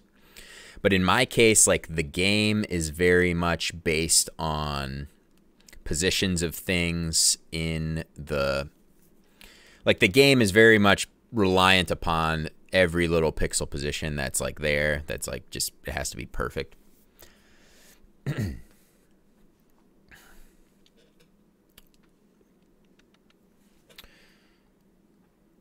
But that's cool, Blotosaur, that you're working on your own engine. That's cool. I like it.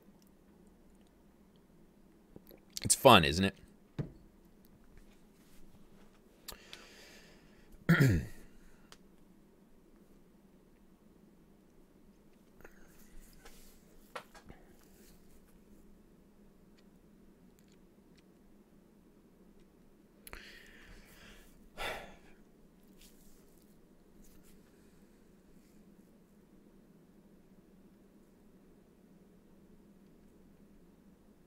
Well, what I was talking about, my little unit scale variable, which is actually should be called pixel scale probably, is that it's generated based upon this size, this play area size, and this radius units thing. And really, it shouldn't be based off of that at all. It should be like a variable that gets calculated.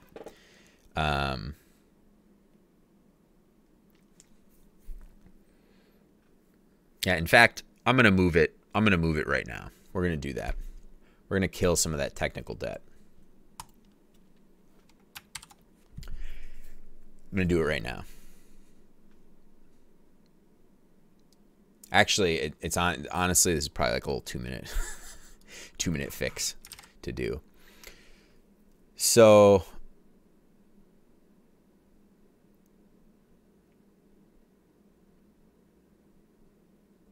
yeah, maybe I should call it pixel unit scale. Pixel unit, make it reuse. It's not even used. This is the only place in that it gets used. Pixel, or whoops, unit scale. Oh, it gets used 11 times, right? So that's not even that big of a deal. Oh, well, this isn't quite so simple.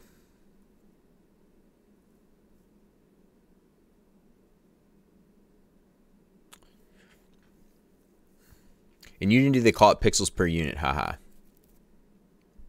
There you go. Pixels per unit. Gotcha. Yeah, actually, that does make sense. Maybe I'll use that. Thanks, Blotosaur. Yeah, I don't know why I actually came up with scale. It's like ratio. It's the ratio. It's really supposed to be the ratio of pixels to units is what this number would be. So anytime you're trying to convert something to pixels, you multiply its unit value by this number to get your pixel number, right? So this is totally like a backwards thing. This would kind of imply I'm converting from pixels to units. Which actually that'll also need to happen too when you're sending your coordinates back to the server. So let's do, in fact, maybe I'll even tackle that right now. In my canvas wrapper, that's kind of the one that's going to care. That's the thing that cares about the screen size and everything. So like in the init function here for this canvas wrapper, I can just set, I could have a new property here that's this dot.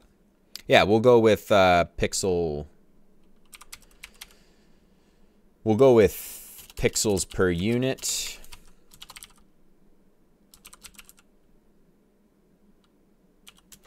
And we'll go with this dot units per pixel. No, I'm not going to create that right now. We'll get to that later once we actually get to that. Once we get to that, I don't need to deal with figuring that, how I want to handle that right now. Blotosaur. So if you have a sprite that's 16 by 16 and sets its PPU to 16, it would have a width of 1. Yeah, I got you, exactly.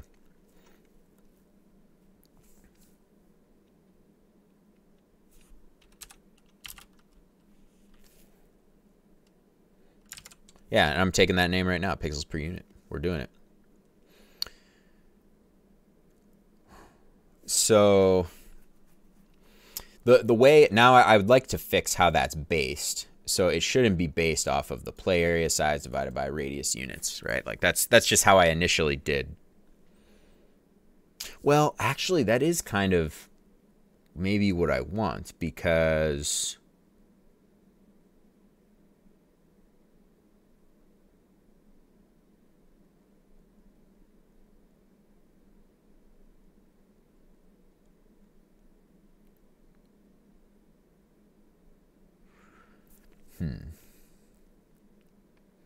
Because this pixels per unit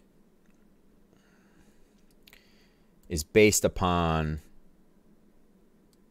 the play area, radius, pixel scale of canvas height.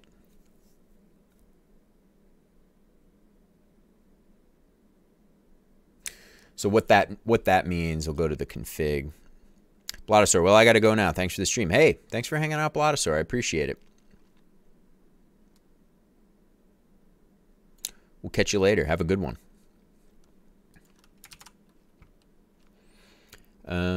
Okay, so up here in round, yes, this ridiculously long variable name.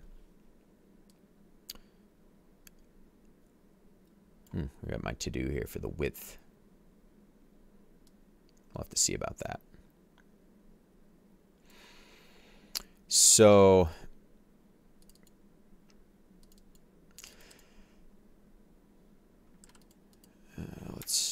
do I have radius units even? Do I use that? Yeah, okay. Yeah, so we're always saying the radius of our play area, our boundary circle, is always 1,000, right?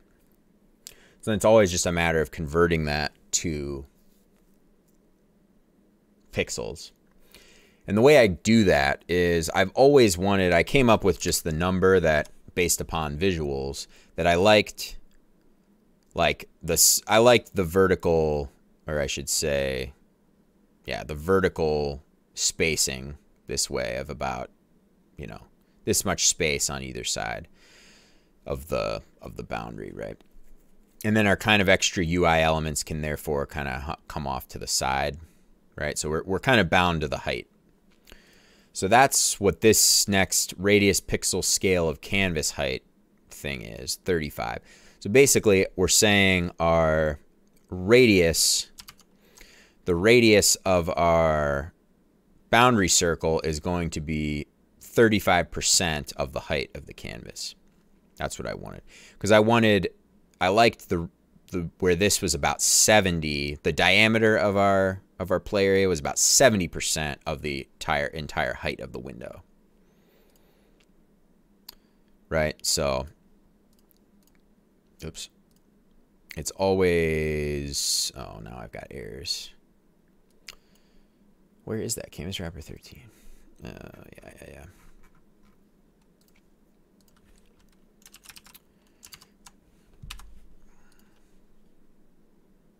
Yeah, so if we make this really small, it's all based upon like the height of the screen, right? So we're still at that. This whole diameter of the play area is about 70%. Is 70% of the height of the window. So I'm trying to think.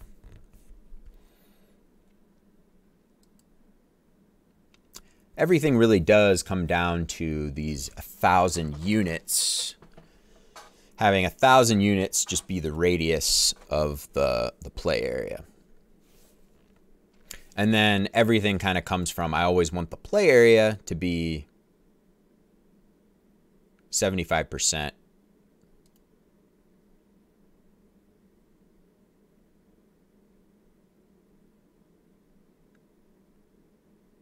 Yeah, I want the play area to be 75% of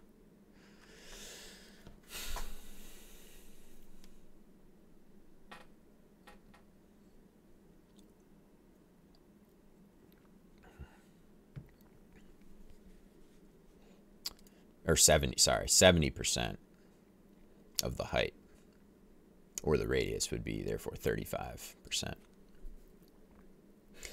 So I'm trying to think if I want that to be like my originating.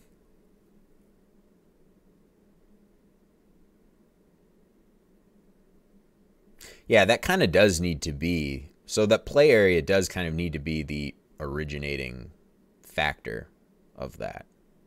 Because I can't say that my screen height is some unit size, right? Like I just can't do that because the screen height changes. But I can always absolutely say that play area is going to be 1,000 units radius, right? So that can kind of be like my, well, and that's the way it is. That's the way I'm doing this right now.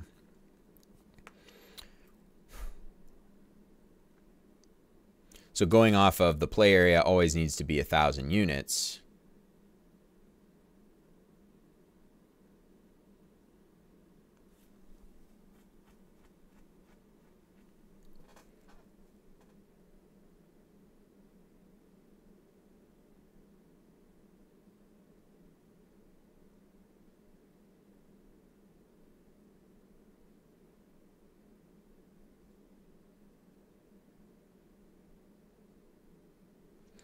I'm starting to think if like maybe I could do something.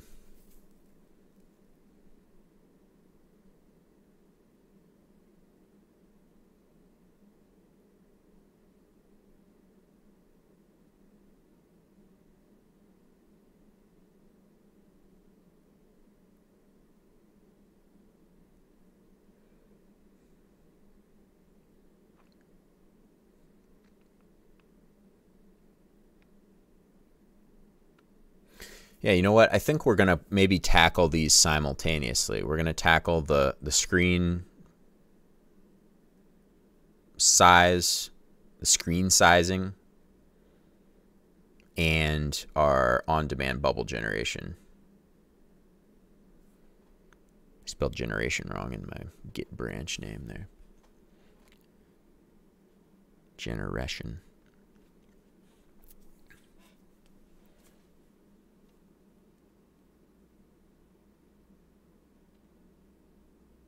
Yeah, here's kind of what I'm thinking for the screen sizing stuff.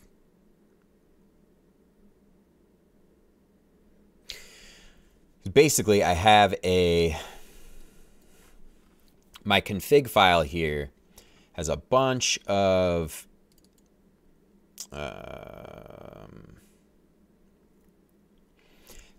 like sizing things, elements to it. And these are like the radius of, like for our progress meter here, this is like the radius, the ratio of the radius to the screen height. So the radius of our little progress ball should be 0.017 of our, 1.7% of the height of our screen, right? So maybe with our screen resizing stuff, I could just have like a list of all of those variables, kind of like I have in this config file. Like the config file here will still stay the same with like all of these numbers, right? Because that's kind of the magic numbers, right? That's our nice storage for all of our just seemingly random weird numbers. But maybe we have an object that's part of our canvas wrapper that represents all of the pixel sizes for all of those things. And it will calculate all the pixel sizes for those things right off the bat. And then basically that'll be in like a function. And then whenever the screen gets resized, like whenever we get an event from the browser, the window that says, oh, screen was resized, it runs that function again, calculates all those sizes again, just right down the line. And then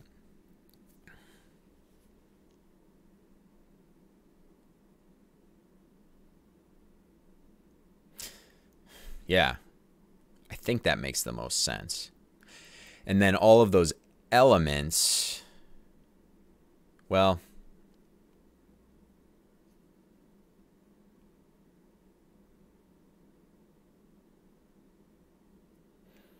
all of those element positions and everything would need to get recalculated. I hope that wouldn't.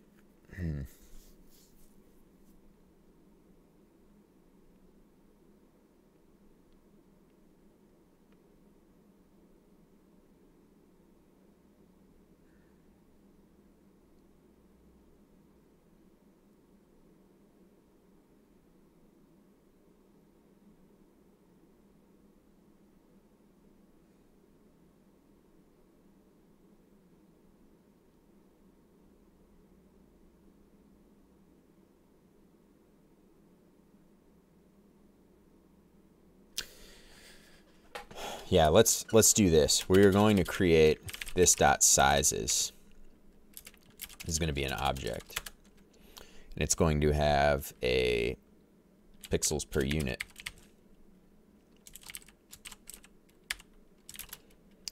And we are going to have to create that.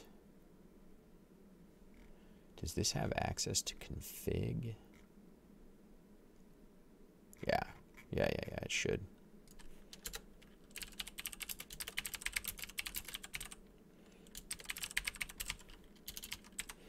Okay.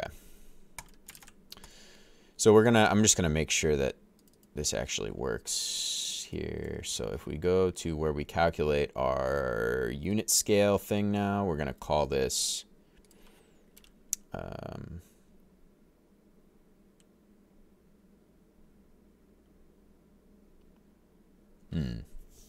actually, that's kind of annoying.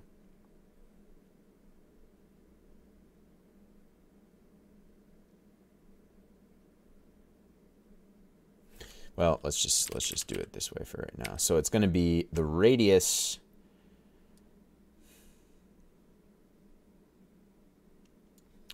Yeah, it's going to be the radius of the screen here divided by the radius units. All right, so let's make sure that this actually works. Canvas wrapper is not defined. Add new canvas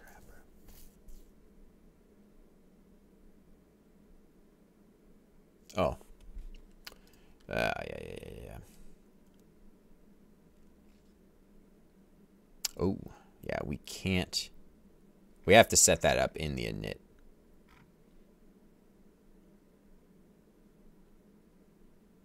Okay. So we are going to have to do an initial, yeah. So we can have a sizes object, but this is going to have to be, nope. We're going to have to initialize sizes as just a, actually we'll do it as null.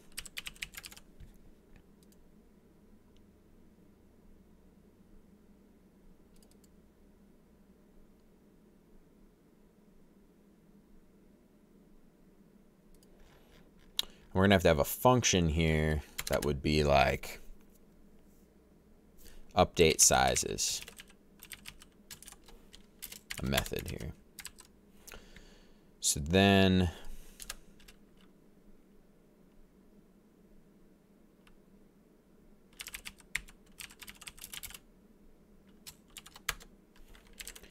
and we'll have like a variable maybe that's play area radius.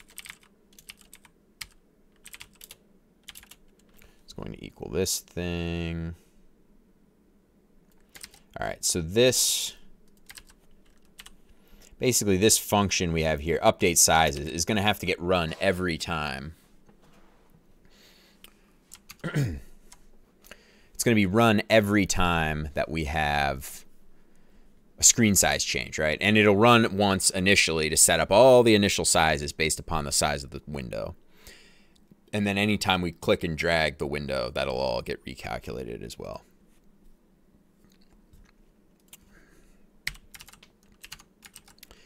So we're going to have a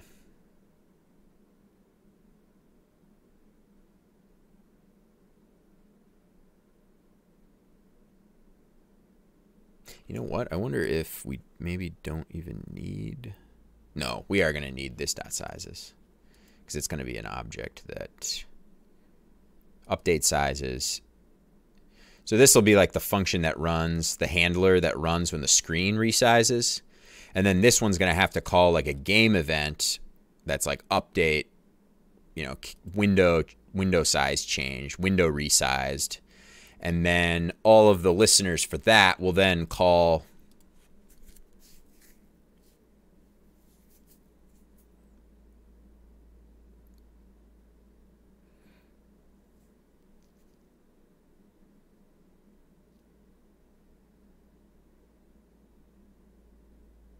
well, either way, we'll just keep this at, yeah, this is kind of a moot point to worry about, but I'll just keep it as a property, this dot sizes. So then this pixel radius units will then be play area radius time, or divided by that. And we can't get rid of canvas wrappers CTX. It would be this dot CTX, right? Update size of this dot CTX. Yes. This dot CTX dot canvas height. So now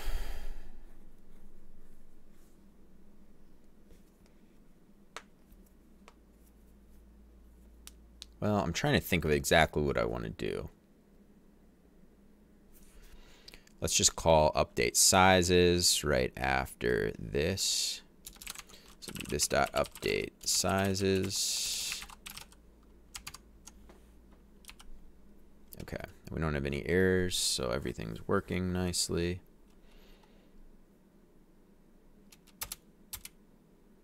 Cool.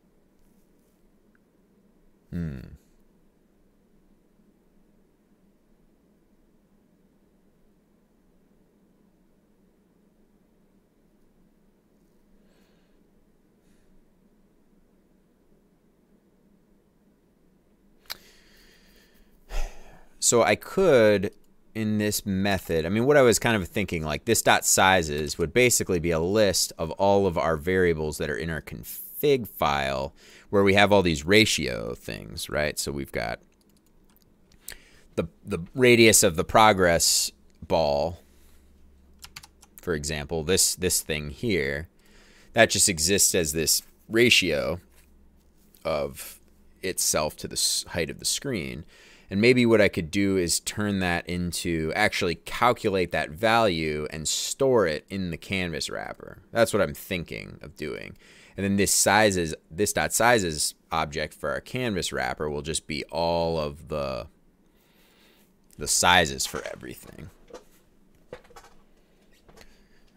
Like those will just be stored. And then when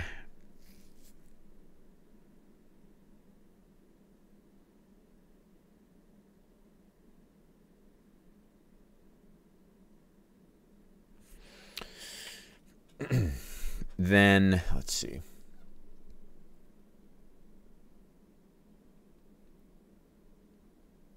It's kind of tricky. Kind of tricky thinking of what exactly should happen. Well, I got an extra space there. We can get rid of that.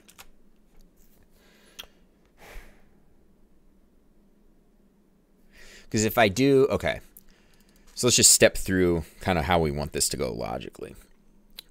So this update sizes function should get calculated once when we first boot up. So when our canvas wrapper is initialized, this dot update sizes gets called, right? And then we calculate, you know, let's just say we calculate all the pixel values of what everything should be. Then when everything gets created, we have, instead of all those calculating their own sizes and everything, like I'm calculating this unit scale thing now, variable, like just in the creator every time, that just gets calculated. Now that's just calculated and it's stored in this pixels per unit property of our sizes. So instead of this calculating this unit, you know, this unit scale thing variable, wherever we use that first, let me get rid of this. Wherever we use this first, instead of doing this const unit scale, calculating that and using it here, we could then just use, I'm not going to do this quite yet, but just for sake of example, instead of unit scale, now we would use canvas wrapper dot sizes dot pixels per unit. So we would just plug that in the creation function. So that's cool. But we also need to have like a separate function a separate like handler for when the screen gets resized.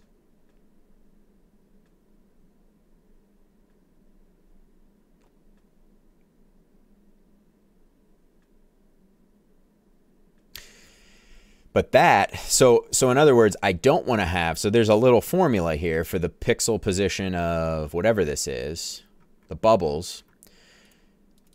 So, well, okay, so never mind. This doesn't really apply for the bubbles because this is a little special.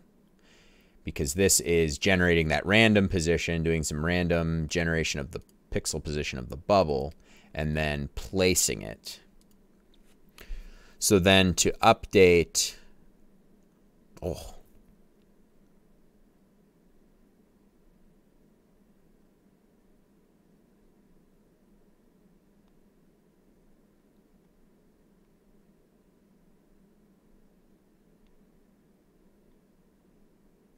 Yeah, this is getting a little trickier than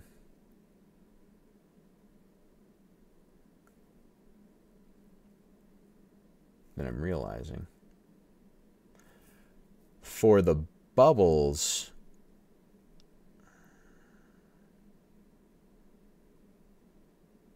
well, no. Actually, it's not. It's not.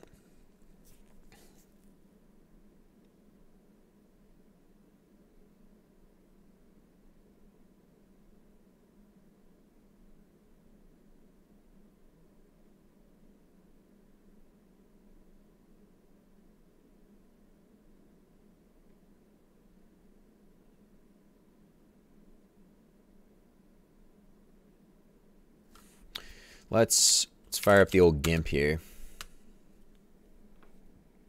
I gotta find an actual nice like drawing tool for my pen and tablet here.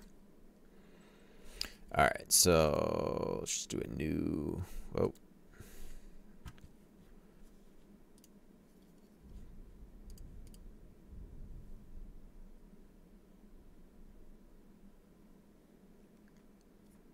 Can't tell if I just heard thunder or if my cat was like sliding some heavy box across the floor. And he's a kitten. I don't really think he was sliding a heavy box across the floor. But that didn't sound like thunder. All right, that's too thick there. Let's do, what are we at, 100% there? Let's dial this back a bit. All right, so a little more, 4 pixels. Yeah, that's better. So we've got our canvas wrapper.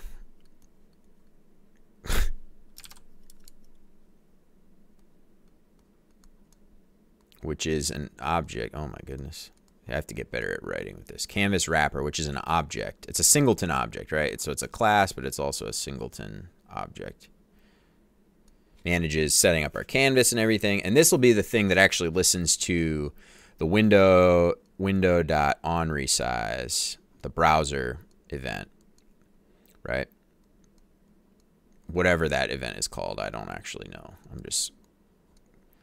So just for, this is kind of pseudocodey what I'm doing here. So this is handling the actual DOM on resize event, right? And then what I'd like is that our, whoops, here.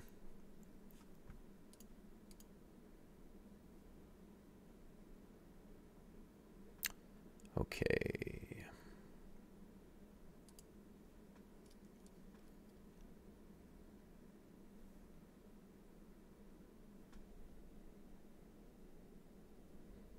Hang on, I hear something kind of upstairs. Let me, I'll be right back in a sec. Just going to check on that.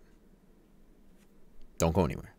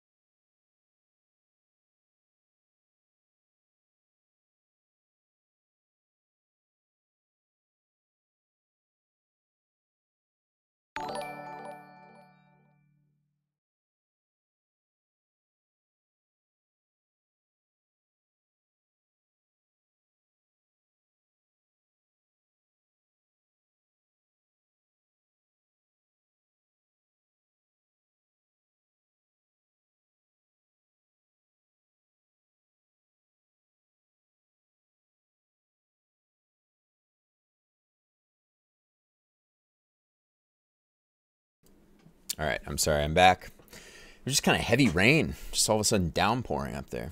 It sounded kind of weird though. So I thought I'd go check it out. And it might have slipped a little bathroom trip in there. Oh, I forgot to use my be right back message. Sorry about that.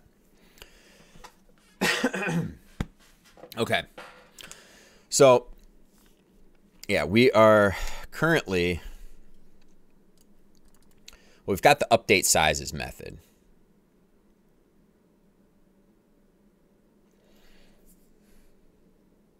That we have. And I think I was just... So a canvas wrapper is going to be listening to window.onResize, right? The browser event. So when that happens, it's going to call the update sizes, right?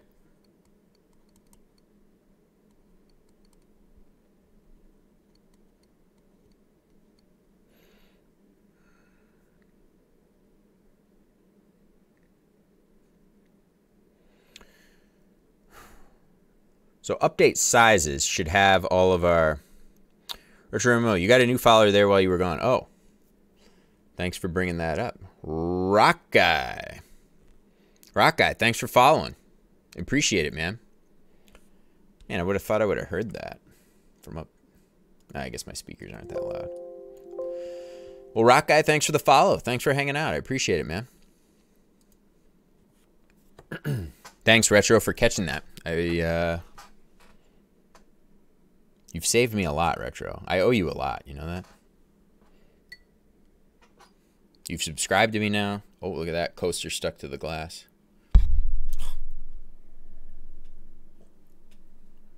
Let's see if I can put it back. There we go. All right. Yes, you owe me your soul and firstborn child. No problem. No problem. Shipping costs shouldn't be too bad because you're just over on the East Coast, right? So... I shouldn't have to pay an arm and a leg for that, to ship that to you. All right, hang on. A little text message here, diversion.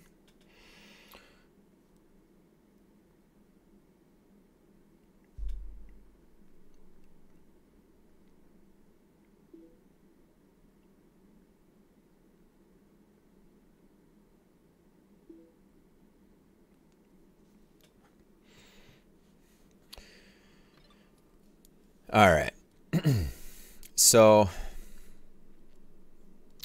what I was thinking was that the canvas wrapper object would just keep track of the pixel sizes of everything.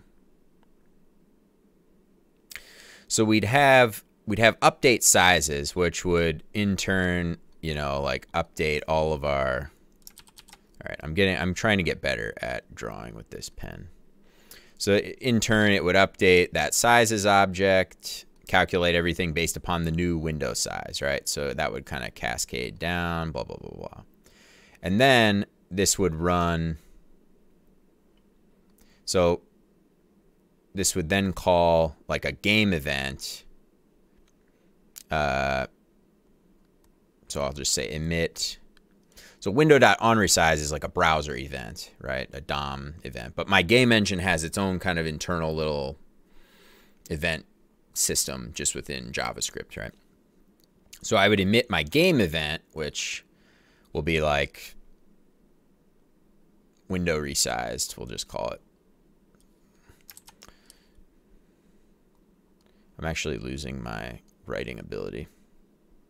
I was playing a game with some family last night.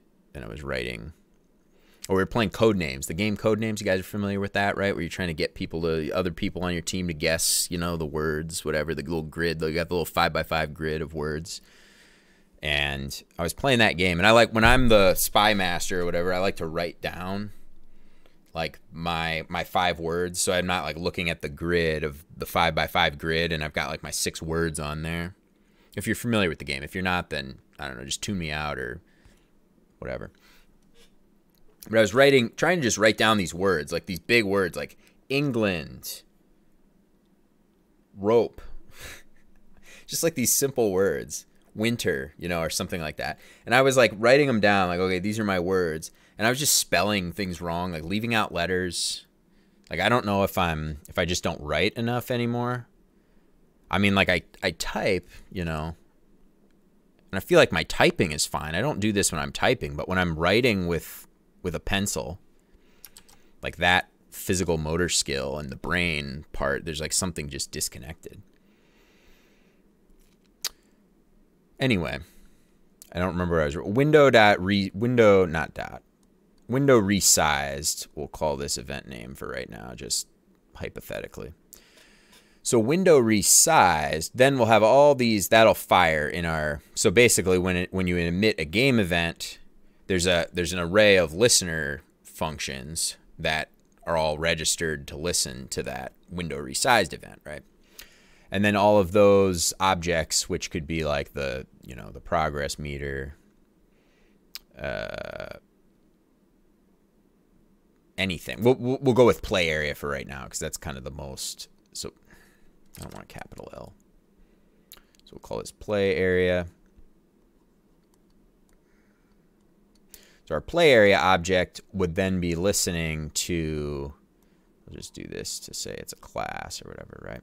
So our play area object would listen to window.resized, right? And then it would have a, it would have its listener or whatever that's listening to that event that gets called, right? Little arrow function. We don't really need to say that.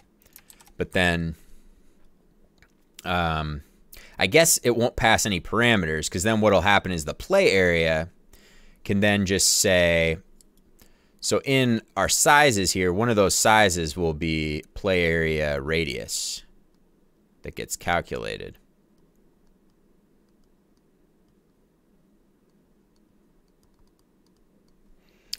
And then basically that function on the play area would just go back and set its, size.r would be set to that play area radius, right? So the canvas wrapper would actually just do all the calculations of those all just in one place. Or this,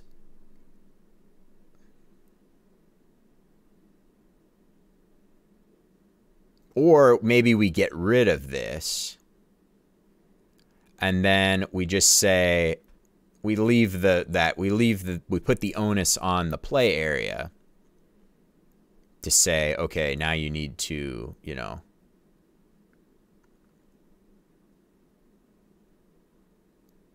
get your position updated. But now we're running into another slightly more complicated scenario where,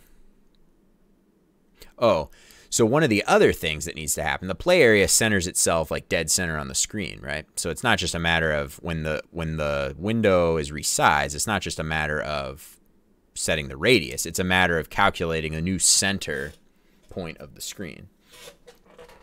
But that's also something, those are some also like global level variables that I'd like to put in this, not global, but this canvas wrapper could have some stats that get set, some properties that get set in this sizes array.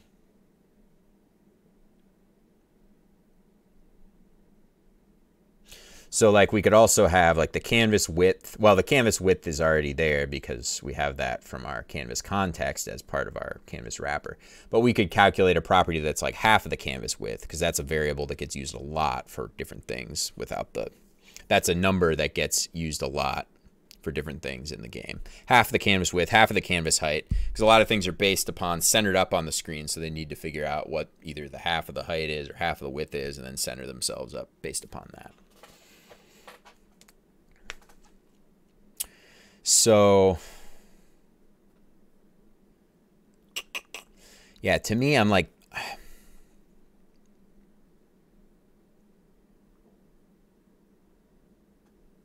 just trying to think of like what makes the most sense.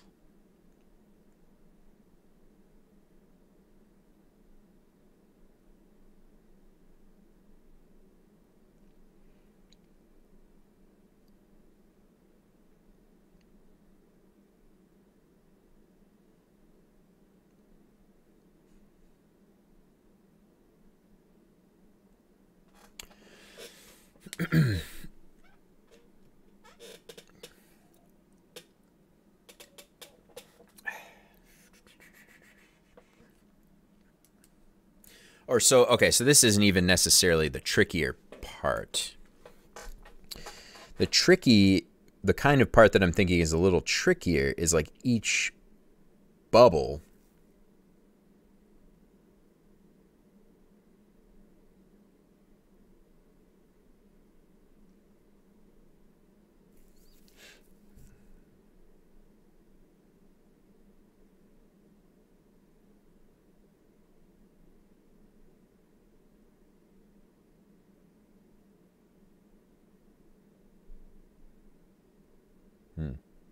each bubble is scaled relative to the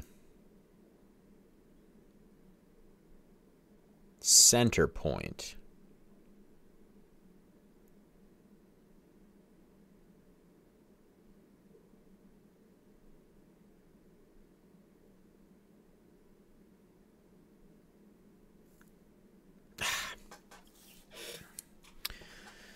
This is kind of tricky.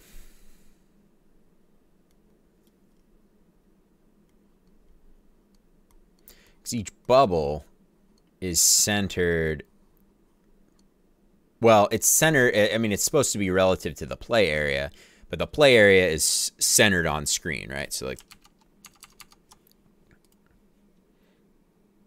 play area is centered dead center on screen. So if we scale the window, the positions of these bubbles are going to be shrinking or growing relative to the center of the screen. But not all of the components. So it's like we need. Actually, that might be the way to do it. This thing is what I'm thinking might be a little trickier, or a little, what is it? The nav meter, that's what we're calling this, the navigation meter.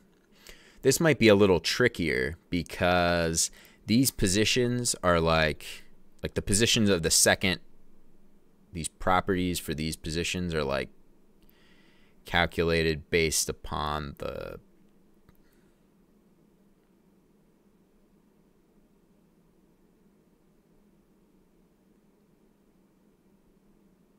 I don't know, something weird. They're like offset, they're like relative, they're calculated relative to like this radius of the circle, but then something, and maybe we want to change how that's actually set up.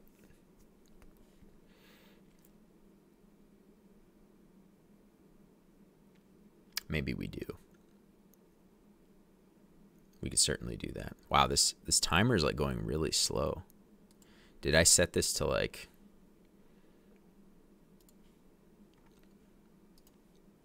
Oh, I did 200 seconds. Yeah, that's kind of what I thought. Excuse me. Okay. This is just...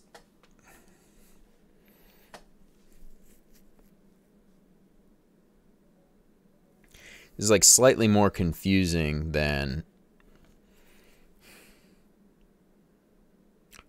I was anticipating. Slightly trickier than I was anticipating. Isn't everything always trickier?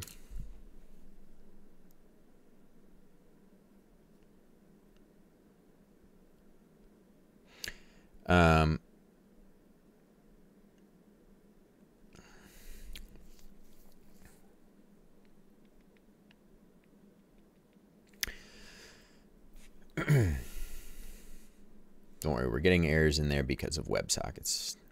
Because the code, as the server's changed, the server's been restarted since. It's like whenever I make a code change, the server restarts. And then if like the browser's still up from that point in time and you do something that tries to talk over WebSockets, which I have some things do, then it'll throw like some errors there, but which is not a big deal for right now. Actually, I will need to fix. That's a little to-do to have. I'll add that to the Trello here. Fix WS WebSockets error. Oh.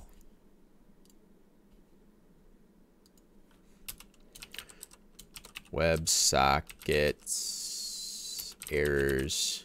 WebSocket errors.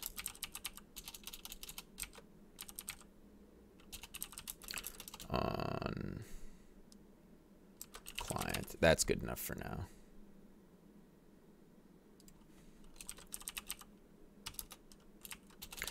Well, I'll say errors appear when the server restarts. And that won't like happen when we're live with the game, but all right, there it is on Trello.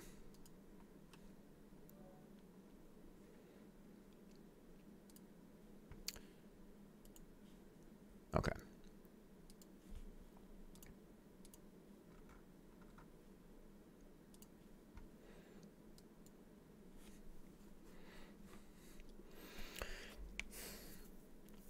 Because okay, so the one of the tricky things we're dealing with is that everything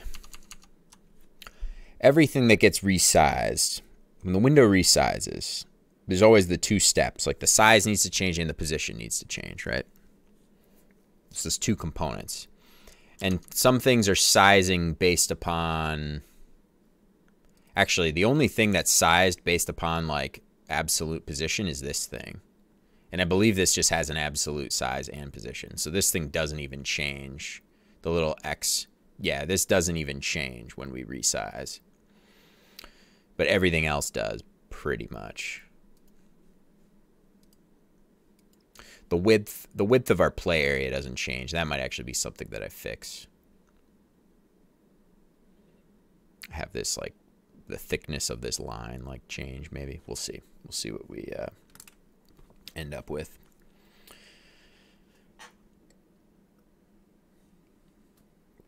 But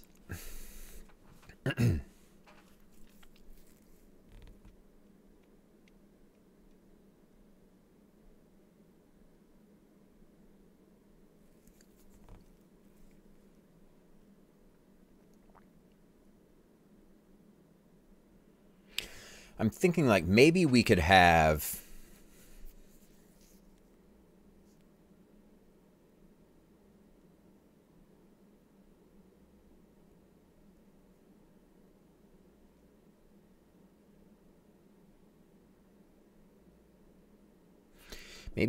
like methods along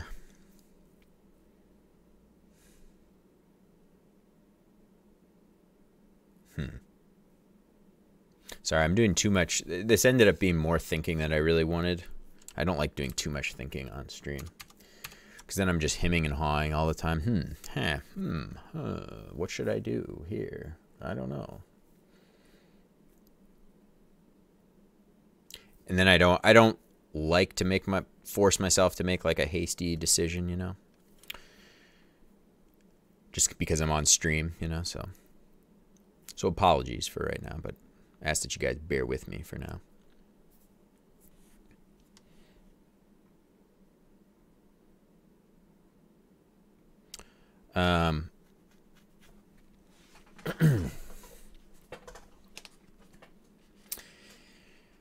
Let's just look at the, well, okay.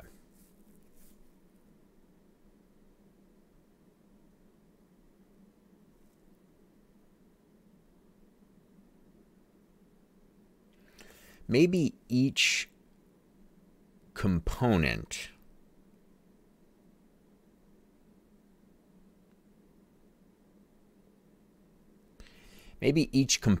of our screen could have a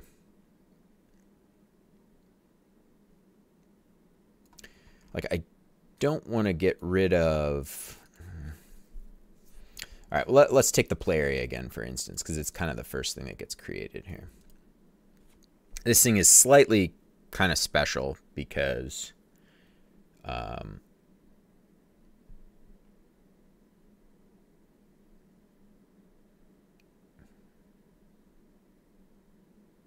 yeah, it's kind of a special object because that's where we're getting that unit scale variable from. So let's take, I'm gonna try to split 3 windows here. I know I got a big font size, so it's kind of hard to look at all of that, but let's just give it a shot. So we'll open up our play area class.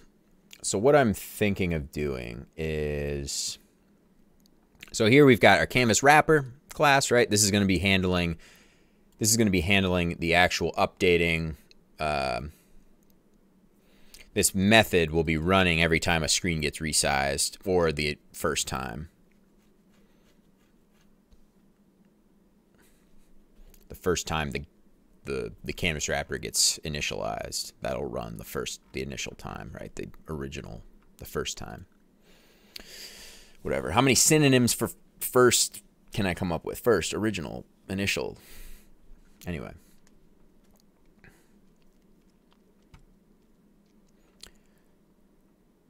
So we've got that. We've got our creator object where we actually create all the stuff for the game. So here's where we actually instantiate our play area object, initialize it and everything, right? That's where we actually set all of that up. And we do the size, calculation, position initially right here. And some of that math will then end up getting moved up to the canvas wrapper. And then here is the actual play area object itself.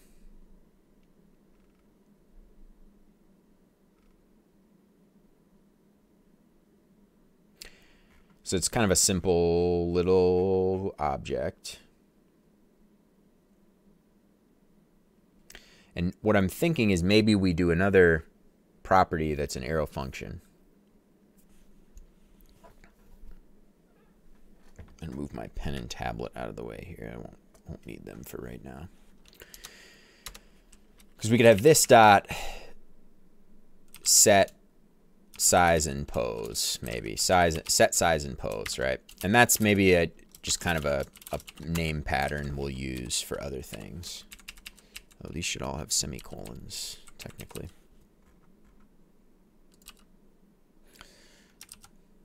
Oh yeah, I can clean that up at some point.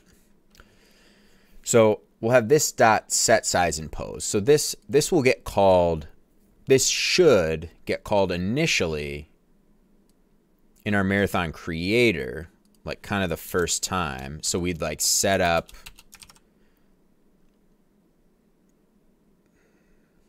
I guess we could set up our play area and then do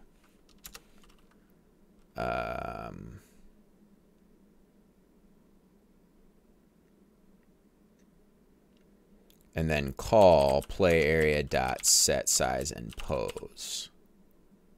And that would kind of undo a bunch of this stuff.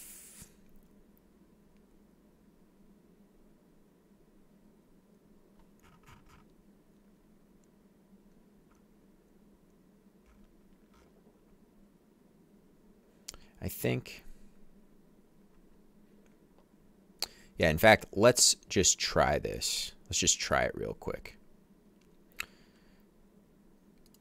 So we'll have pixels per unit. We will have, whoa. It's not what I wanted there. Play area radius. Okay. Oh, play area radius will equal play area radius. Yes. Okay. I thought that was a different color. Maybe not. Okay. So we could technically try this out right now. We can take, so the size and position, we can actually comment out these lines. So we've got a radius. Oh, yeah, and let's take advantage of creating these kind of top-level variables where we'll have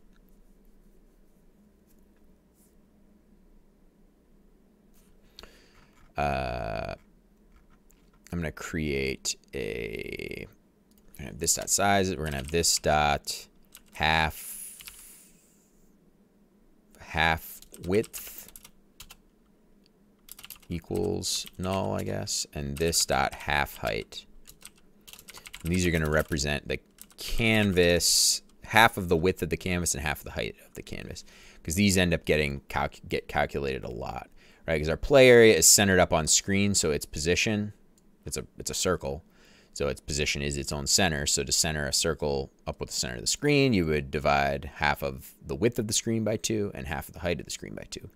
But we will just kind of get rid of that. Yes. So like we can comment these out. And if we, so we have to instantiate half width and half height as null initially. But then once we get, once we initialize, we can set up those, we can set those up. So this dot half width is going to equal this dot ctx dot canvas dot width divided by 2, and then this dot half height is going to equal the same thing, ctx dot canvas. I should have just duplicated that line, huh? That would have been nicer. We don't take shortcuts here. We like to do things the long way, the hard way. We like to reinvent the wheel. And others, among other things. Anyway. Okay, so now we've got half width, half height, initially. You know what? We're not going to call this update sizes. We're going to call this update sizes and positions. It's going to be a big, long name there. And positions. And then these positions will get set in this function. So this, instead of update sizes, we're going to call this update sizes and positions. And then we're going to have these guys here. And now, also, this is supposed to be the function that's going to get called when the canvas gets resized, right? Like initially, this will run once. It's getting called here in our init function. But then this will get run. This will get run anytime we change the size of the screen again. And I haven't set up any of that actual DOM code yet. But that'll be kind of an easy part, I think, once we actually get to that. Because that'll be just a matter of adding a little callback in with our init method to listen to those events, whatever, etc. So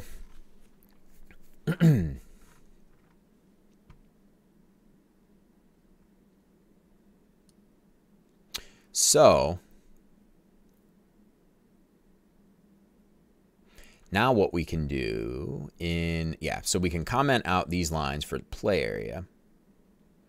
And the color and the z-index. The z-index is kind of separate. It's not really something that would ever change very much because this is a game that's not very, it's more of a UI kind of game, right? Like there's not really a bunch of elements in a game world that are overlapping and need to be on top of one another at some other different point in time, right? It's very much just like kind of a web page with z-indices that don't really change, if that makes sense.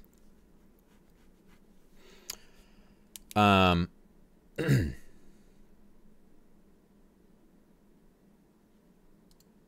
that being said,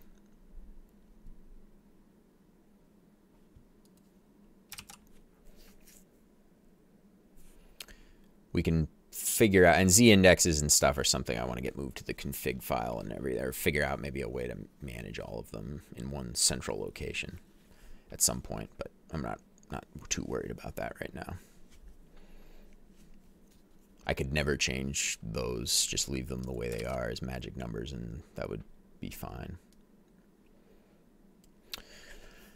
Probably. So, let's see. Okay, so we're already calling set size and pose. So now we just need to actually fill out the body of set size and pose. So, yeah. This function is not going to take any parameters. It's just going to set its initial size and position, and then, you know, in theory, it would be in the event, it would be an event listener as well. That would be getting fired every time, called every time that we resize the screen, right? So we just basically need to update our size and position as name so aptly states. So we're going to have this.size equals an object that is basically exactly from our, we do need to import canvas wrapper here. Import canvas wrapper from canvas wrapper.js. So we are going to take canvas wrapper dot half width, and then y is going to be our new canvas wrapper dot half height. Oops. And then our position is also going to be dot size dot whoops. Oh no, this is wrong. This is position. Pose, and this is size. This is also going to equal a new object that is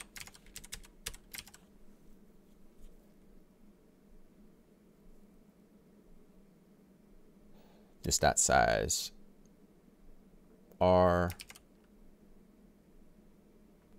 Yeah, or maybe we don't want to create these as new objects.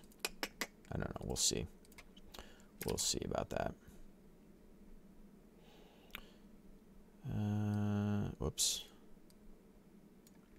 All right, so then this radius is going to be canvas wrapper dot sizes dot play area radius. So this radius value is just going to come straight out of the, it's going to be a size calculated in the canvas wrapper. The other objects probably aren't going to have anything like that. Well, I don't know. We'll see. It depends. But we should be able to test this now and see what happens. And I have a suspicion it's going to break, because I think if we create a drawable object like a circle or whatever, I think if you do that without setting up, passing in an initial size and position, it breaks. No, it seemed to work. Oh no, we haven't run our, it worked. It worked, right? Let's try it again here. Yeah, I think it worked. Wow, those are too close. This one, this one. Oh, and I forgot. Yeah, we're only, I still have the bubble generation set to the first 2 checkpoints worth. So 4 bubbles per checkpoint times 2 is 8. So that currently, we started doing that before we got kind of derailed to work on this other thing. So anyway,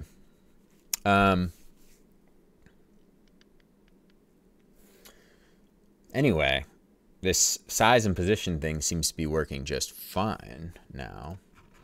The play area extends circle. Let me look at the circle code real quick. Okay, so then let's look at the drawable code real quick here. Okay, so that just takes the size that comes in, sets it to the size, the position that comes in, sets it to the position. Okay. And those would be undefined.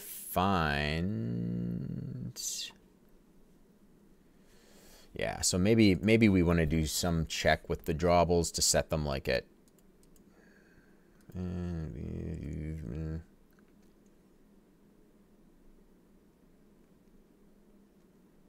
this is one of the things this is one of the things that like kind of bothers me about JavaScript, is like some things are so flexible. So it allows you to do like too many weird things. Get away with doing like weird things, like you can't use this thing and, you know, or I'm not maybe being super clear on that, but and this is one of the things that like TypeScript tries to solve, right? Like I could like strictly enforce that, you know, this parameter coming in through the constructor here has to be, you know, a valid size object or position object or whatever, right? And like I could have all that set up, whereas right now it's just kind of loosey-goosey. Like sometimes I might send it, sometimes I don't, you know, or I don't have like have a formal strict, like, yes, I know that these are always going to be some object that comes in. It's not going to be null one time. It's not going to be undefined one time and defined the next time, you know.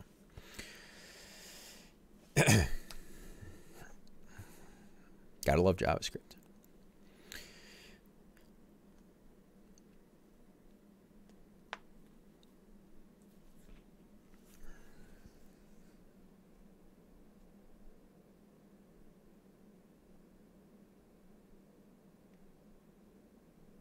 Anyway, I don't need that.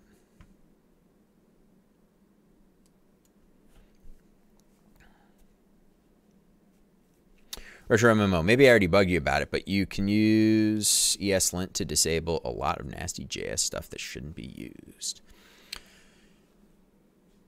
Yeah, well,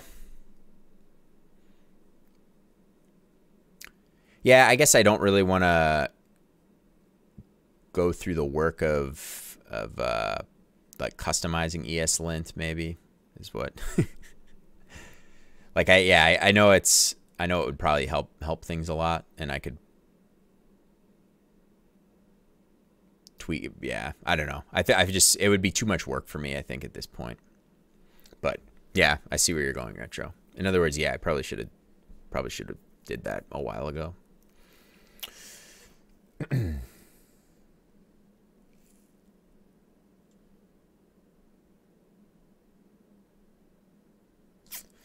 So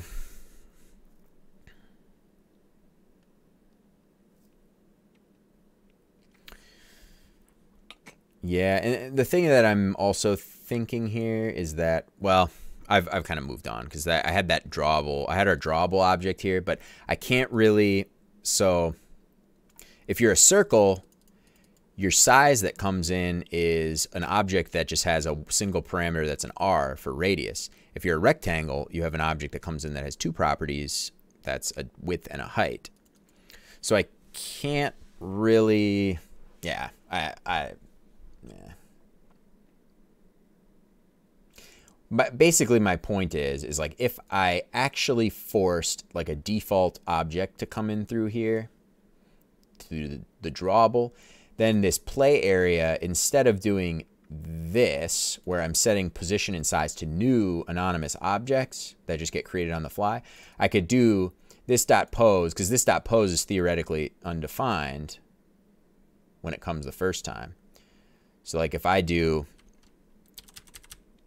let's just do that right now, for example. So instead of this dot size equals a new object that has a single property that's R, we're gonna do this dot size dot R equals this, right?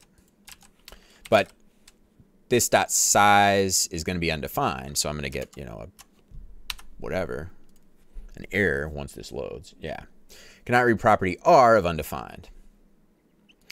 So Retro MMO, there's some decent pre-made configs, but yeah, you'd probably end up wanting to tweak it to your liking, which is time that could be instead spent on features. Yeah.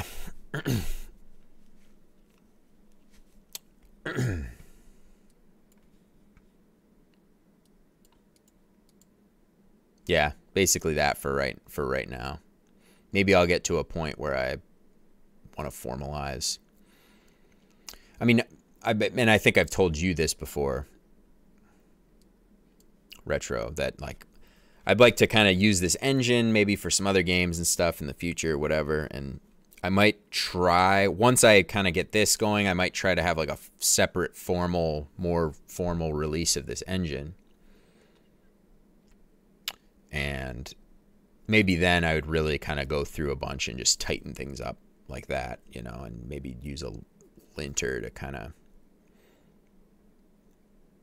make things look nice, you know, because I imagine I would just put the engine up on GitHub. I have no reason, you know, publicly on GitHub. I have no reason not to really do that, but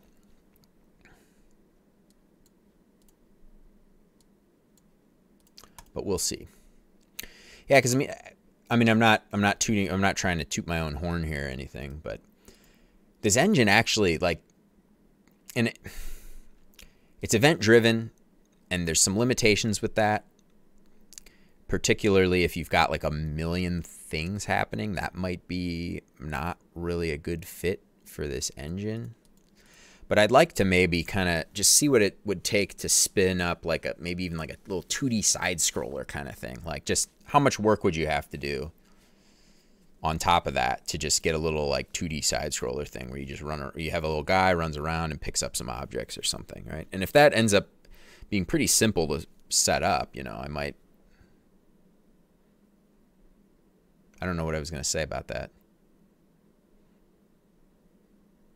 said something about trying not to toot my own horn, and then I tooted it, and then I lost my train of thought. All right. Well,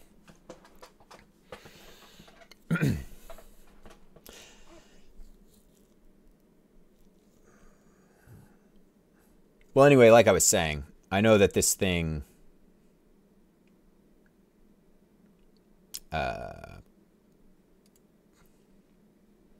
this size is undefined at instantiation of this object now, because we are not passing a size and a position here. I have them commented out currently, which is fine. Let's try, actually, let's, do I want to do that right now?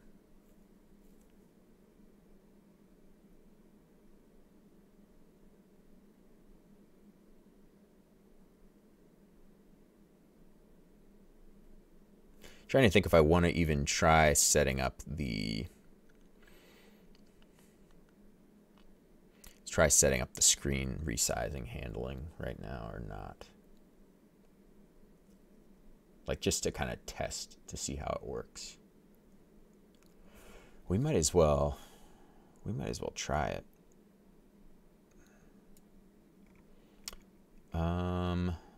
To do that, maybe we will do, okay, so window.on resize, nice.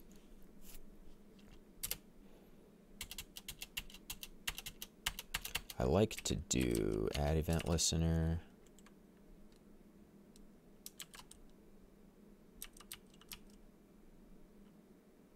Resize. That's what it would be called, right? Let's just test it out. Okay.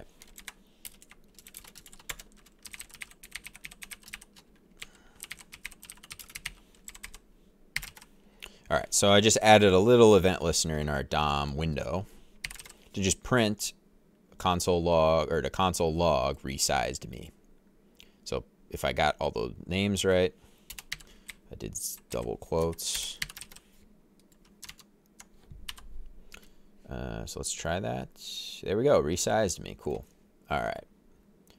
And then, actually, better than that, let's look at the object. Let's inspect that object that comes through the resize. There we go, we got event, target, blah, blah, blah.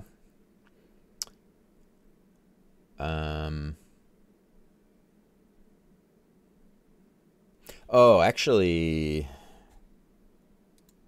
dot path, dot window.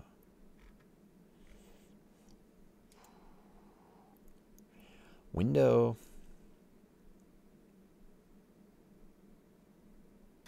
Actually, yeah, we don't need, we're just going to use closures here to just say CLG window dot inner width and window dot inner height. We can get those values from anywhere. That's the global scope.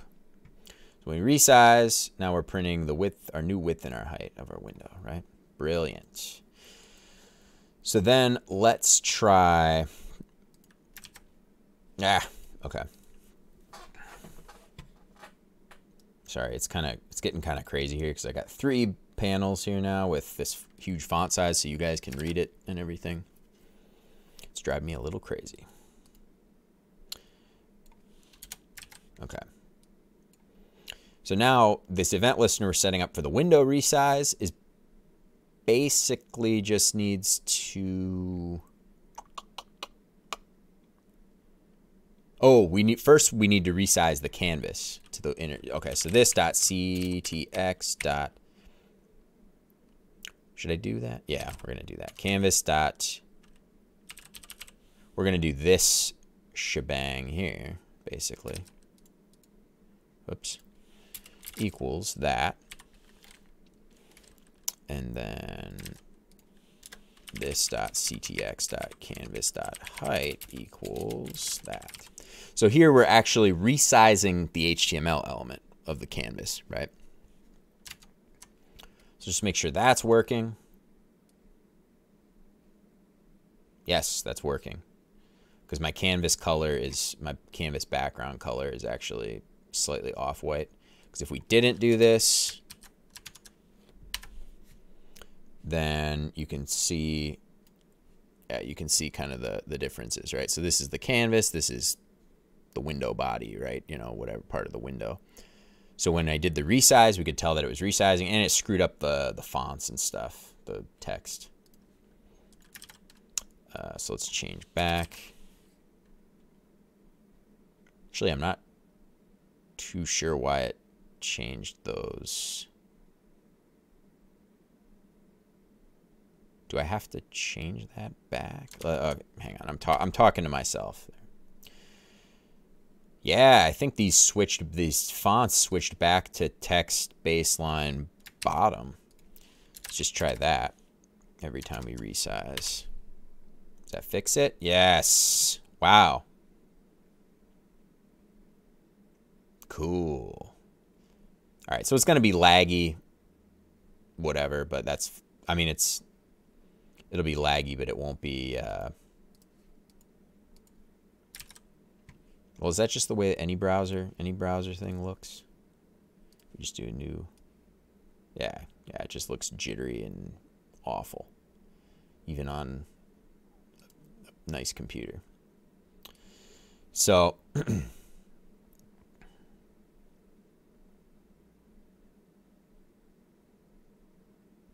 yeah, so we're successfully updating our canvas size and everything.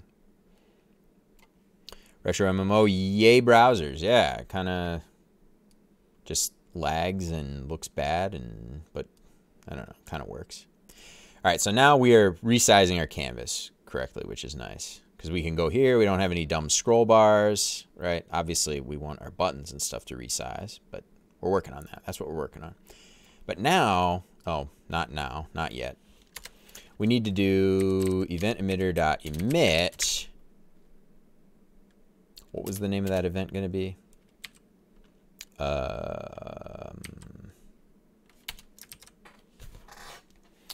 Have you tested anything besides Chrome? No, I haven't. I mean, aside from the new Edge, I tested it. Well, I tested it in the old Edge and the new Edge. The new Chromium Edge, Windows Edge, Microsoft Edge. And it worked fine. It actually broke in the old Edge. In the new one, it works fine because it's Chromium, whatever. Yeah, Retro, I don't, I'll test it in a few browsers, but I'm not trying to be like super accommodating, I guess. Like I guess I want to make sure it works in my game is a mess in Firefox and Safari. Gotcha. Yeah, we'll see what happens. I mean, I'm kind of at the point where it's like I don't like, maybe if there's some interest in this game after I release it, you know, and somebody's saying, you know, or there's multiple people saying, hey, this doesn't really work in X browser, then, you know, I might put the effort in. But for me, it's just kind of like a huge percentage of people are using Chrome anyway these days. So it's just kind of like, well, and now if Edge, you know, if Edge is ctx.scale is the source of most of my problems, so you might be fine. Gotcha. Yeah, and I mean, I'm really trying to limit like as many like API things as possible. So I think for me, it's like as long as JavaScript, whatever, ES6 and plus, there might be some extra things I'm using. I mean, I'm using browser imports, and I think the import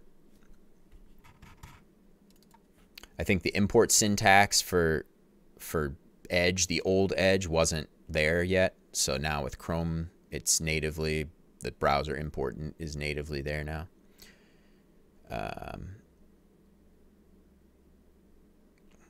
But yeah, I think in most cases, because everything's basically just JavaScript, it's like There's probably not a lot of points of failure other than some, maybe these weird DOM things that I'm doing right now. So, oops. All right, so we need to emit a window resized event. I guess we'll call it that. We're picking the name for that event right now, right here. So event emitter.emit window resize. We're not going to pass any arguments because we don't really need to. Okay. So then this dot set size and pose is going to need to be the handler for that event on our play area object. Window resized.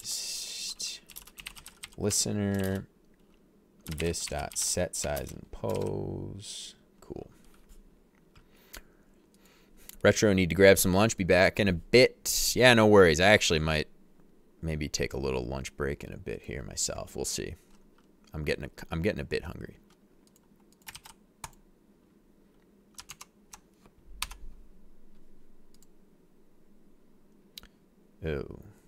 Oh, I didn't fix this again. Okay. So here is the big reveal now. If our play area, in theory, should resize when we resize the window, and it should be in the center of the screen. So when I change this,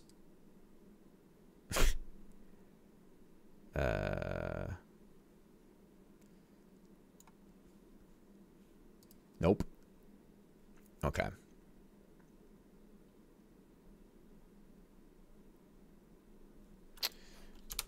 CLG hi. The old classic, just print something in the console to see if it works. All right, so we're getting highs. Look at that. But why is this not changing its size and position? This should change its size and its position.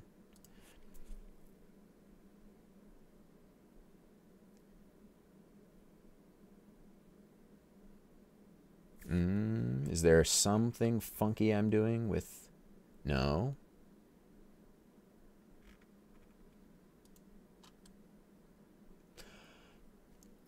Oh. Brilliant. I didn't update these variables yet. Haha. Oh, wait. Well, yes, obviously that, but I have to add one line. I have to call this update size and positions first. Otherwise, none of these variables that are getting, that this is using, are getting called. Okay. The big reveal. Is this going to work? There we go. Look at that. So it's sizing, once again, this is sizing off of the height of the screen. So like when I change the height of the canvas, the circle is resizing. But changing the width, it doesn't do anything, right? The position changes, but right? That looks pretty good. And it looks just as laggy as like the actual just Chrome window itself. So if we're just as laggy as Chrome, then I like it. Right? Let me just, quick reality check. Yeah, this looks... You've gone incognito and I resized the window and it looks terrible. Like what in the world? I'm on a 120 hertz monitor. You guys should be seeing this theoretically in 60 FPS at least. Like doing this looks beautiful, right? Glorious. But doing this, forget it. That's so dumb. Like why does this not look smooth? Like, where are their priorities here? Where is the Chrome dev team's priorities? Like, isn't smoothness a priority? Like, CSS smoothness is there. Like, that's smooth. How come, like, resizing the window just looks awful?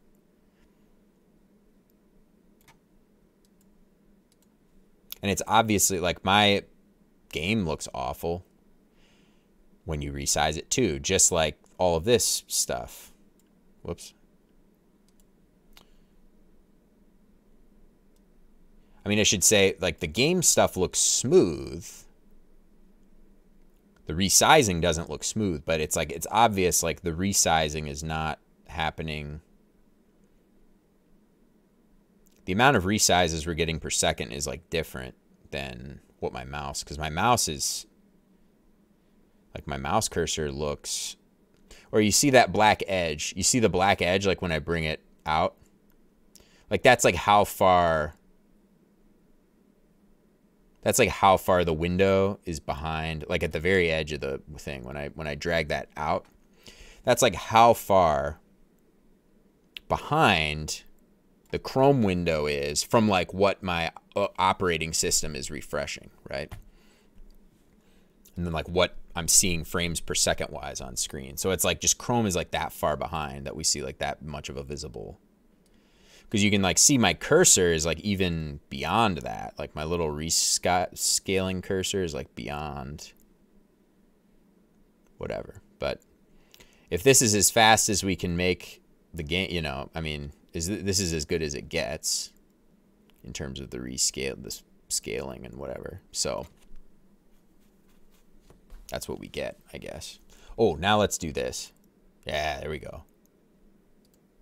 There we go. All right, so let's make this like really small. Oh, we ran out of time. Okay, so we made it really small. And then when we expand the window, boom, big. Boom, small. Cool. That's very cool. Feels good to have that done.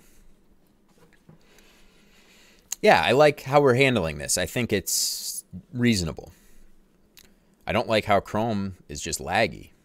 And I'm like, I'm not, you know, because my stuff, I'm not trying to sound like arrogant or something, but it's like the animations and stuff in my game look smooth.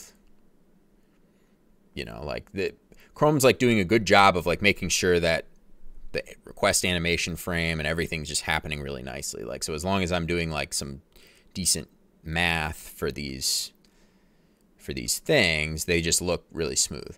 And ignore, so as I'm saying that, ignore how the text kind of snaps on these buttons, you know, if you know what I mean, if you can see that. That's something that seems to be an issue with like font rendering and scaling. So that's something I'd like to fix. But like if you just look at like the size of the button, that's just like super smooth and looks great. And like it's on me seeing it in person, like you're seeing a 60 frames per second stream, whatever, but I'm seeing it in 120 frames per second. It looks great, you know? So it's like great that, you know, Chrome can support that kind of thing. And like you see, like all this stuff just looks smooth, right? Like there's no hiccups or anything. I mean, and so the browser's like working internally, like at that point. But like when you're just rescaling the screen and everything, it's just kind of a mess. But that's fine. I mean, that's the way it is. So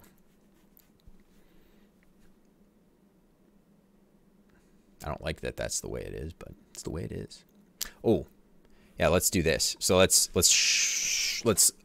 remove our console. Yeah, there we go. Look at that. So we open the console and close the console.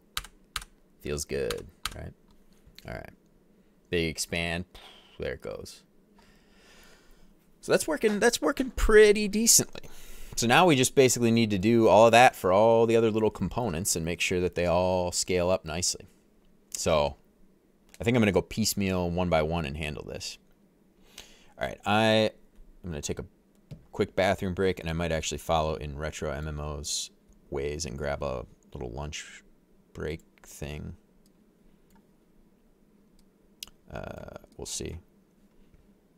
But I'll try to be real quick here, so don't go anywhere. Unless you really want to, then that's okay.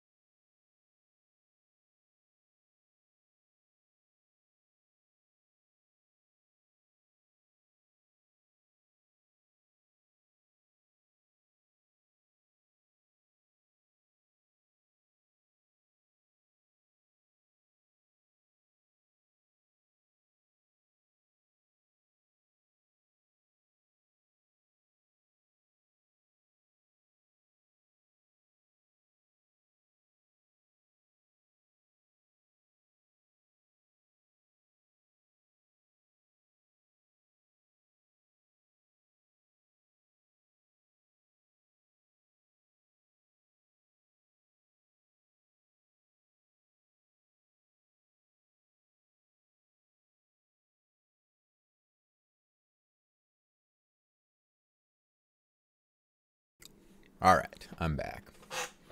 Just grabbed a quick little lunch snack lunch, and I got a little cheese stick here too.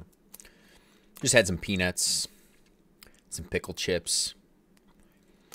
By chips, I mean the hamburger, dill hamburger, slices. Not actually dill pickle chips, like potato chips. But rather describing the pickle slice themselves by the word chips. I just eat string cheese. I just bite right into it. You know, I don't deal with peeling it.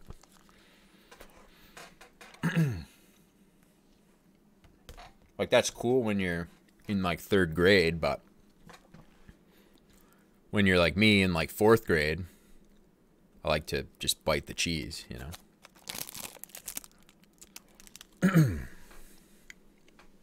Or sorry, I should say grade 3 or grade 4 for those of you not from United States of America. It seems like everywhere else they say like grade 3, grade 4, but we say 3rd grade, 4th grade in America. Anyway, while I eat my cheese stick here, it seems that our resizing is working pretty well. Oh, console open there, but yeah, so I think that's more or less what we want. Now that'll screw with our game now a bunch because like our play area is keeping track of the size, you know, but like everything else needs to scale with it. Otherwise we're in trouble. So I'm actually going to get a jacket. I'm getting really cold, so I'll be back in a sec. I'm not even going to mute my mic or bring up my little message. 1 second.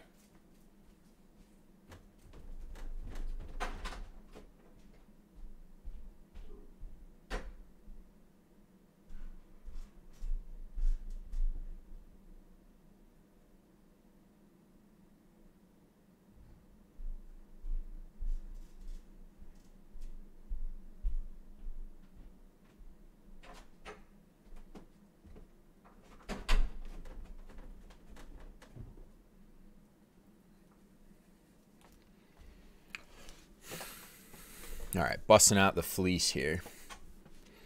It's a little bulky, but it'll keep me warm. Okay.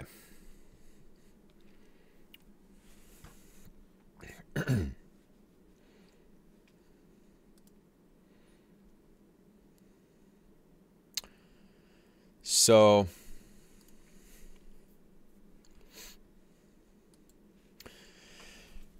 we basically, for any component now that's resizable,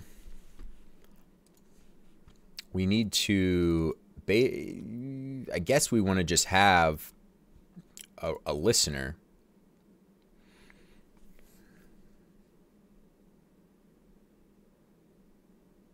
Well, maybe not on every component, you know, it like depends. It's going to need to be kind of handled case by case.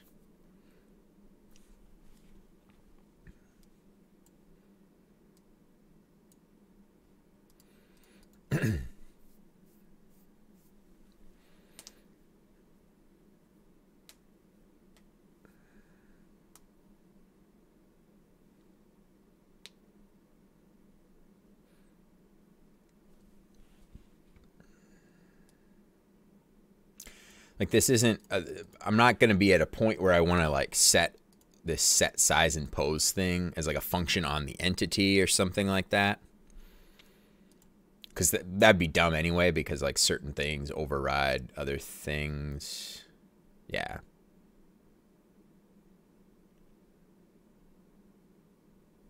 Yeah, it doesn't really make sense to do that. And certain entities, like drawable entities, don't need to be resized, right? Like our button, we actually don't want this quit button to resize at all, because I explicitly set that up to not resize. So like when we make everything really big, it's still the same size, right? Like this isn't that important of a thing to have scale up with the rest of the window. So let's just see what it's going to take now to get, well, I guess we'll go right down the line of, we'll go down the line of our create marathon function here. So this is where we actually set up all those individual game components.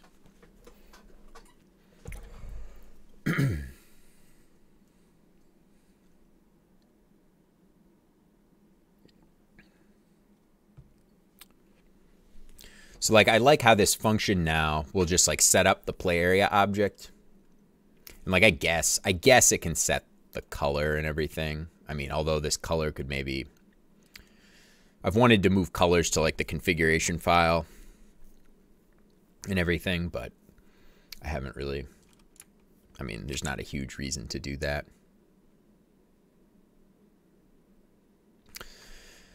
So because I mean, all that is, at the end of the day, all that is like, instead of just doing new color, or like instead of just these magic numbers, it'll just pull them from another file. You know, there's not like any dependencies or some sort of other things that rely on this, you know, where these numbers are stored, you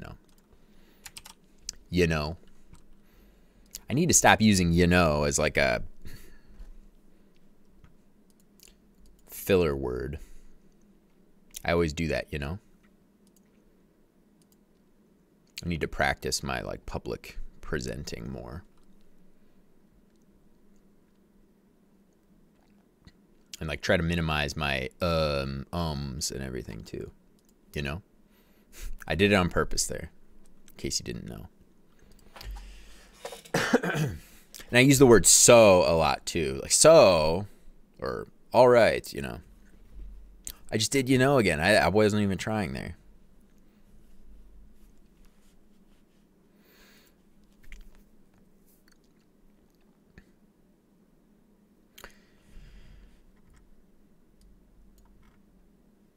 I'm just not going to talk at all. How about that? Let's handle the bubbles now.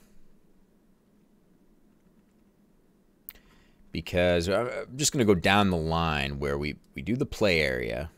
And then next thing is the bubbles.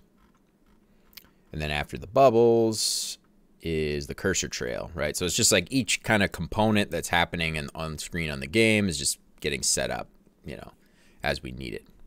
I said, you know, again. It's hard to turn that off. It's hard to turn saying, you know, off. It's just like somehow embedded in my brain. Okay. So unit scale is going away, or has been replaced now. That's been replaced with our pixels per unit.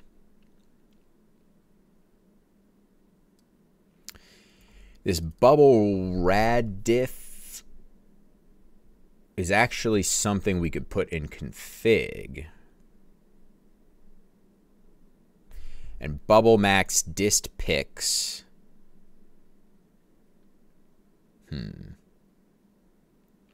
Yeah, this is something that could belong in the config file, maybe.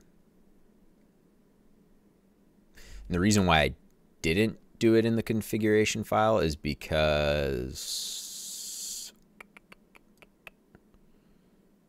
oops, let's just close a bunch of these. There's a bunch of stuff here we don't need. Keep application open for now.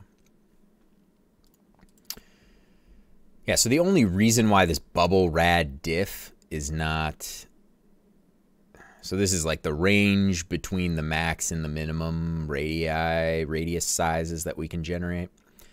So the only reason why this is just calculated here in this file is because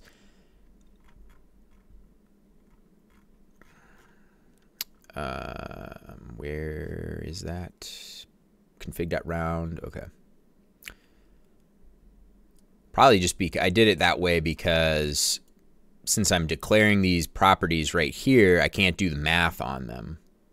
I can't like have another property now that's bubble rad diff, you know, and then like make that like, because there's no way to like reference this that's, you know, as it's happened. So that's probably the only reason why I did that. It's kind of making me think like it'd be nice to just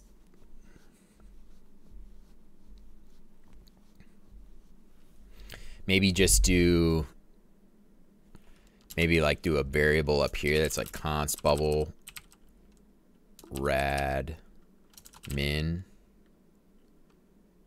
equals 100, and then like const bubble rad max. We're doing it this way right now. Equals 200, and then just do those here. And then bubble radius units difference. Oh, what did I do? And we'll just say bubble radius units diff is just going to equal bubble rad max minus bubble rad min. Nope. Comma. All right.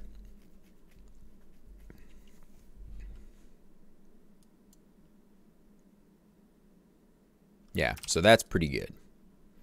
That's probably what I should have done. So these are just constants that just we're using for right. Yeah.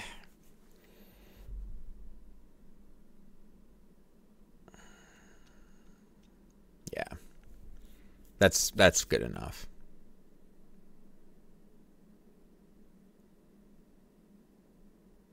I really don't like using this whole format. It'd be nicer to like maybe, yeah, I don't know, figure out maybe a better way to, or maybe just declare like all of these numbers like as these numbers, and then just export like the object, like the hierarchy object, hierarchical object of it for the actual, that way that, you know, when they import things that import it can keep importing it the way they are, but like everything could just be like inline. I don't know. Not really worried about that right now. So let's do, well, now that we've got that, we can kind of be replacing these other things. Actually, they don't really need to go anywhere. They're just going to get used in a different. Oh, no, wait a minute, though. Wait a minute. Some of this stuff's different because this is the logic for like calculating a random position, right? So there's not like a deterministic way that the position of something is calculated like it would be for the, like for this, like let's say for the progress meter here. Like this is going to be offset of the center of the screen by some certain amount, right? But each bubble's position is like a randomly generated thing. So like that logic stays where it is. Like we need to do that logic there. The only thing, so the unit scale we can replace. This thing has now been replaced with a new variable, with a new config variable. And we might as well just start using it right now, in fact. And all it is just one, it's used in just one place, it looks like. So we will pull that in. Config.round. Bubble radius units diff. Yep.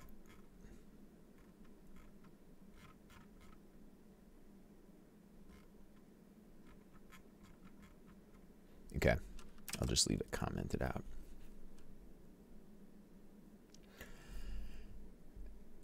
And then unit scale is going to go away. Well, it already, I can replace it. I can already start replacing it.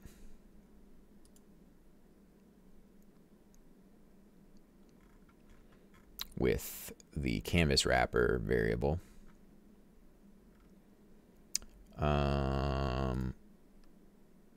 This bubble max dist pix, that needs to stay because that's based upon, yeah, that's something that would get, yeah, and this is something just special for the random position calculation. So this can just live in this function. It'll need to actually live in our new function that we're going to be separating out for the on-demand bubble generation. But for right now, we're good to go.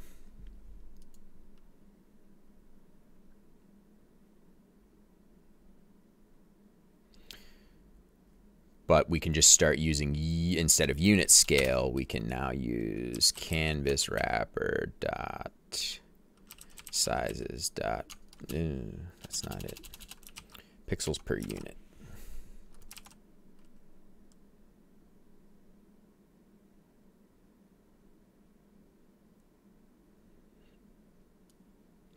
Yeah, so now we're going to use that wherever we have unit scale being used.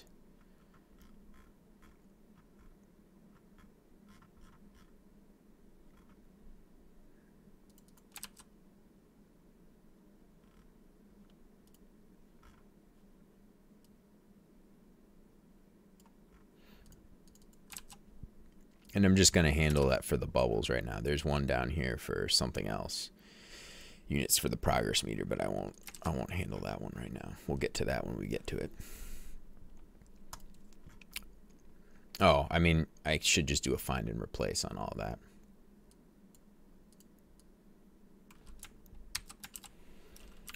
We'll just do it that way. Unit scale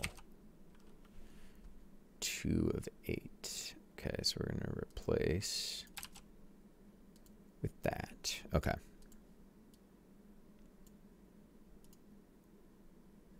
And that doesn't work here. So we're just getting rid of it. We're cleaning up. All right, I'm going to get rid of this line too. Okay.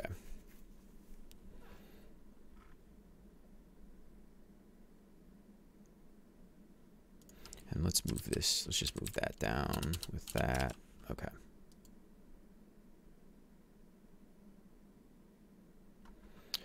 All right. So, okay.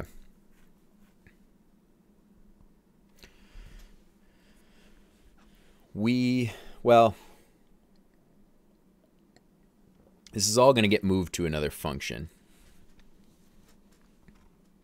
But the bubble stuff's more complicated, again, because all we need for the play area is basically just these 3 things. We set up the play area object, we instantiate the play area object, we pass it a color and a z-index. We do the set size and pose. We call the set size and pose method, which does this size and position. And then we do play area.init. We initialize it. So all of that is just one simple, straightforward thing. For the bubbles, it's not so simple and straightforward because it's picking random positions. So that has nothing to do with like the setting, the size, and the position. That'll come later when if you resize the window. That has nothing to do with that.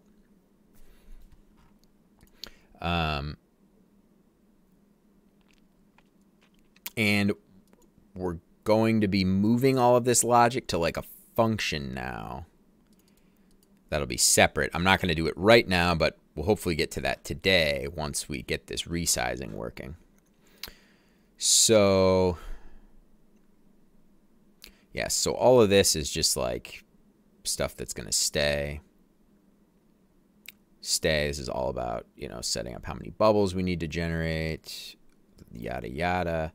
Basically, I guess it doesn't come down until we hit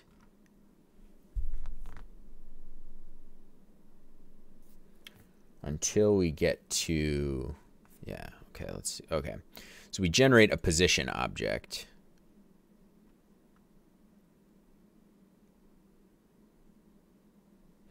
We generate a pose object. And there's a reason why Yeah, so we generate a position, then we check if that position is valid, right? So that's why we generate this position object separate of like actually instantiating our bubble, right? And then if it's a valid position, then this pose object carries on down here and then gets set eventually once there's a valid position. So the position getting set, I think that kind of needs to stay here. The logic of it needs to stay where it gets set up.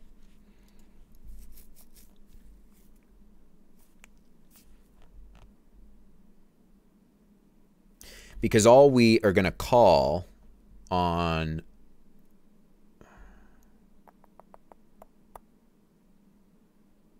yes.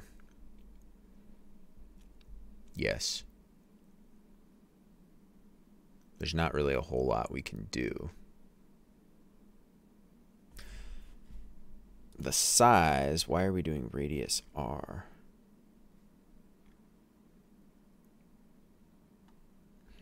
Oh, wait a minute. Oh, because they animate up to... Oh, yeah, there's this radius thing, and then... Oh, okay, this is even...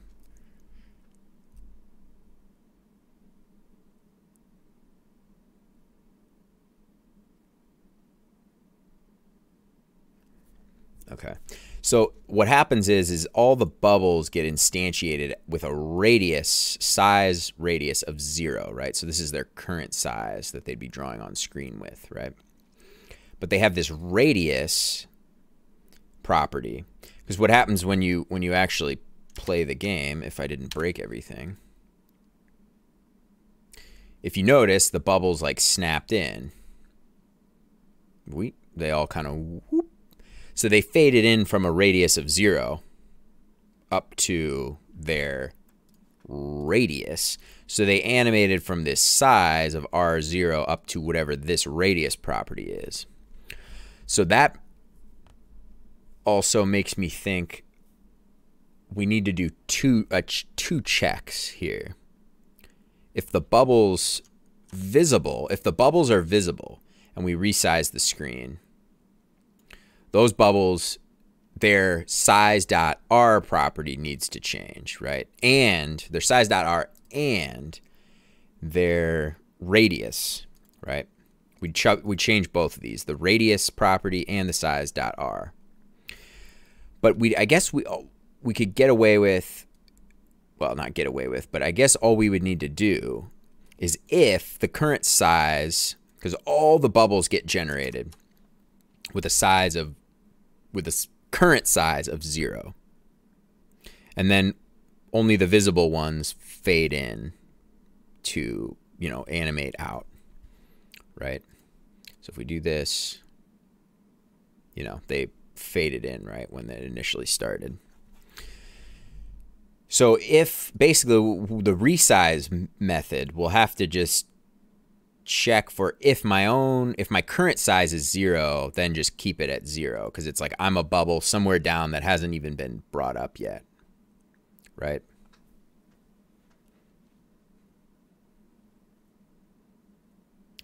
Yeah, because I imagine the init function here on the bubble is what kicks off the...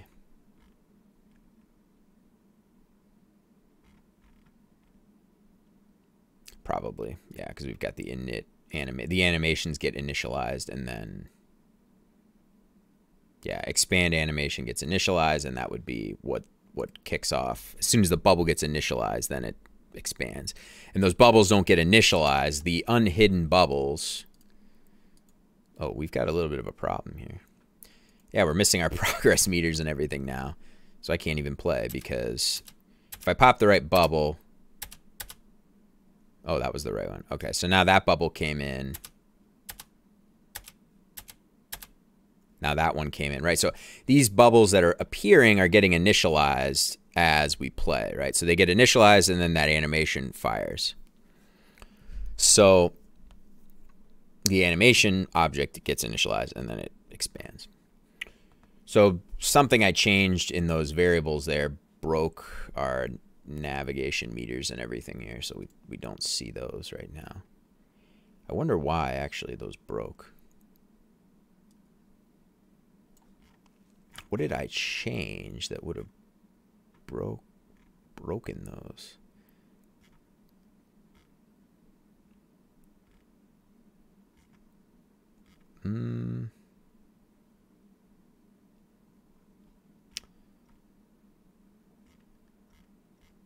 Yeah, that's interesting.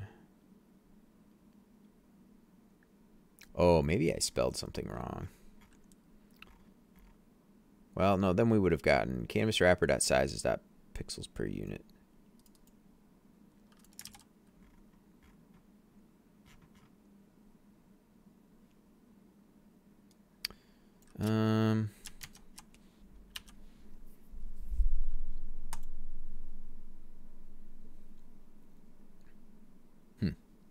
All right, well, we're not getting any errors and something's broken.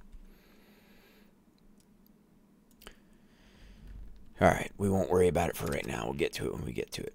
But for this bubble,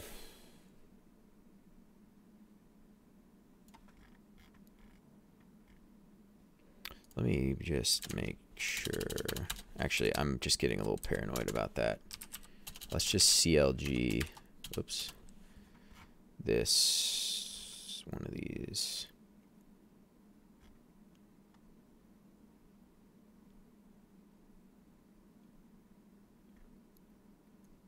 Where is it?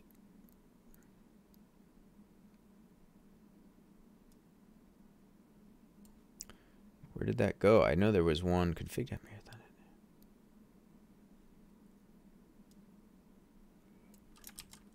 Where did that go?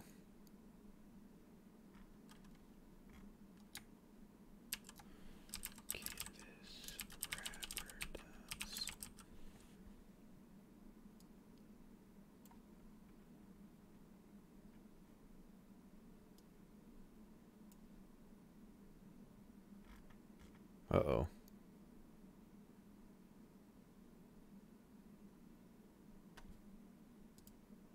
Uh-oh. That's why everything's broken. Ah, man. I did the wrong find and replace.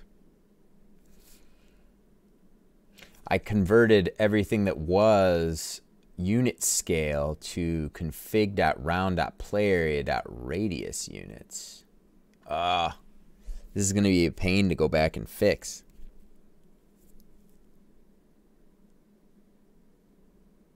Okay, how many of those are there?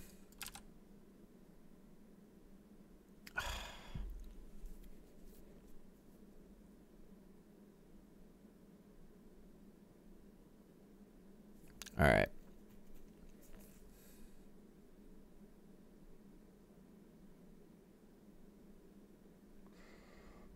So it was my find and replace that was incorrect that broke everything.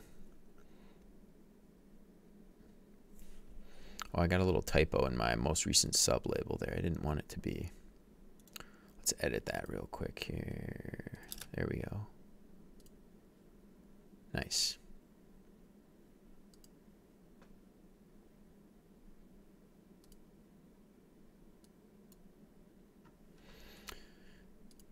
Okay. All right. So now I'm trying to figure out how to go back and fix this. Config.round.playArea.radius units. Actually, nothing should use that.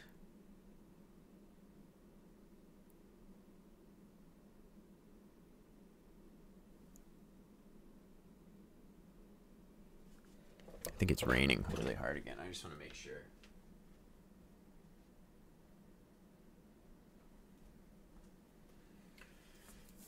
Yeah, it's just raining and really windy.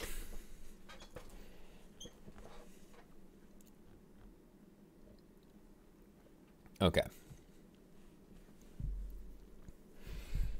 This is an annoying thing that I've never really had to deal with before that I ever recall.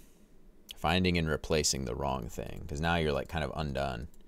Because like this, the actual thing that I replaced could be like valid in some places, but I don't actually think it is. Config.round.player.radius units.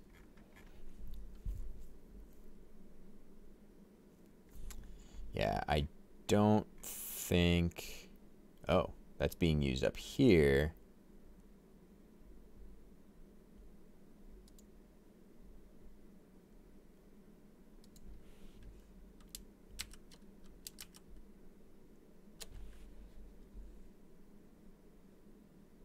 How do I match whole word? There we go. Match whole word.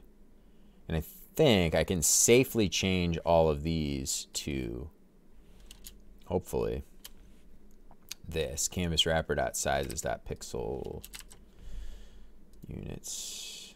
Okay. Hopefully that was what I wanted.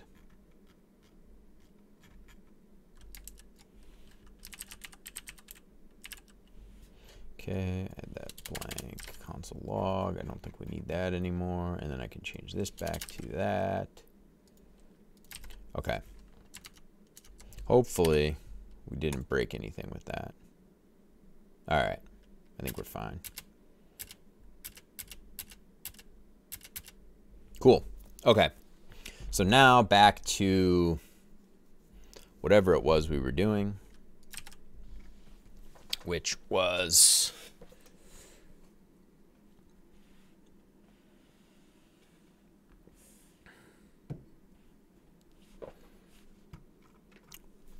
we're just looking at our bubble generation and trying to figure out what parts need to get moved off to like a resize function.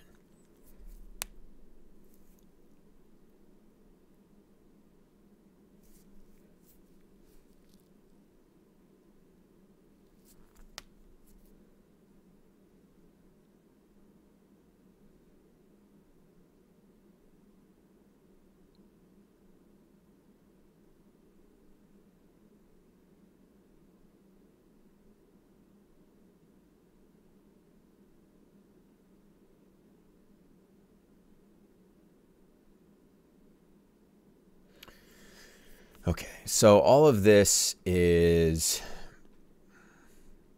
so we do the position, we do the random position, and that's fine. We do the random radius equation there. The random radius equation, that's all fine.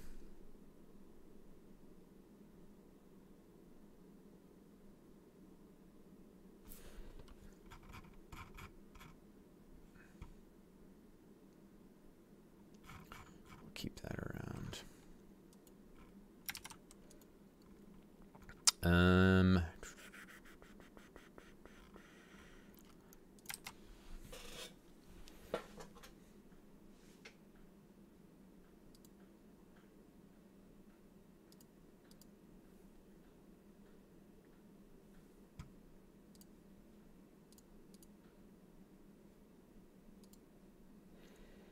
Hang on, I'll be right back in a second here.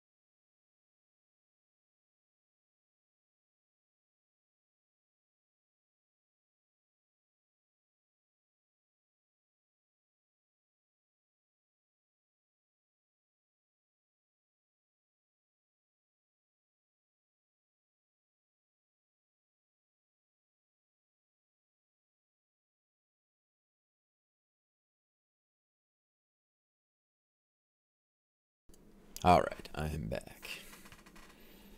Thanks for holding. Okay. So,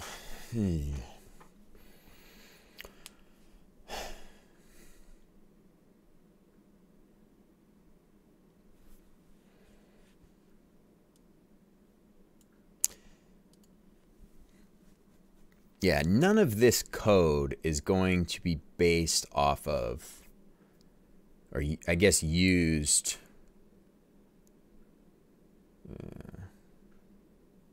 I don't think there's anything we need to do with the bubbles other than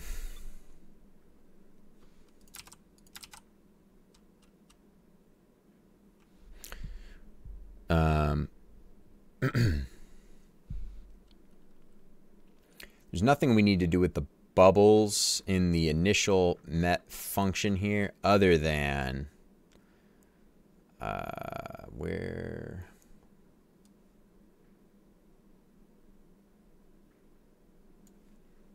let's open the marathon bubble here. Okay. So we are going to have another just like this dot set size and pose. So just like with our play area here, we're going to have some logic for on resizing everything.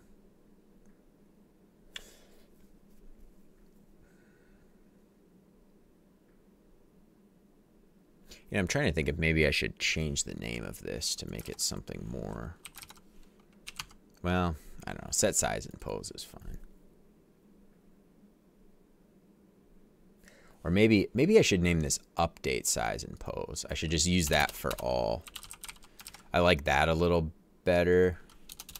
We'll call this update size and pose. Oops, update, not updated. We'll call this update size and pose because it reflects a little more of what's going on. Like it's kind of saying like refresh this, because like that's supposed to run every time we change the screen size, right? Anytime one of those events fires for changing the size of the screen. We need to set that in the creator here. Update size and pose. Yes, that's good. So for the bubbles, this is a little interesting. This is a little of an interesting issue where the bubble positions, so like the sizes, obviously those can scale.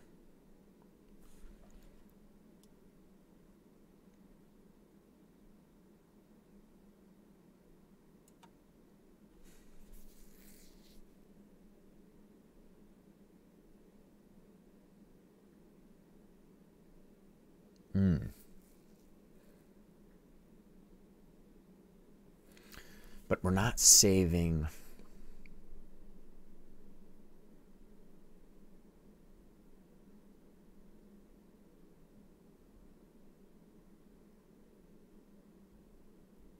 The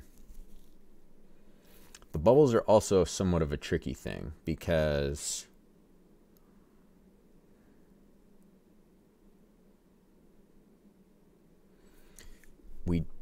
we don't actually save their unit size.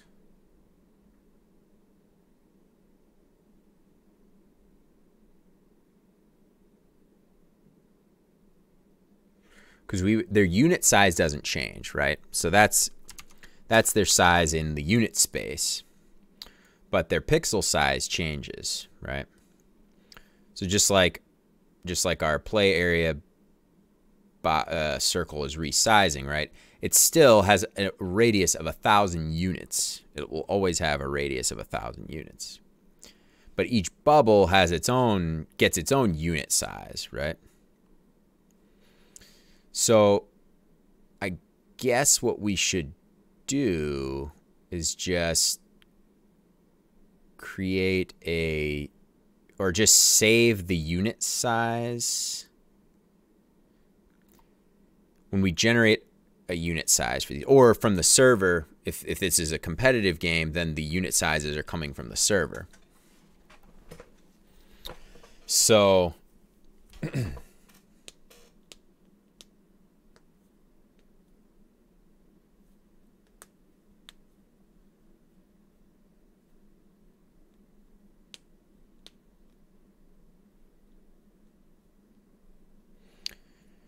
we could just hang on to those unit sizes. That's not really a big deal.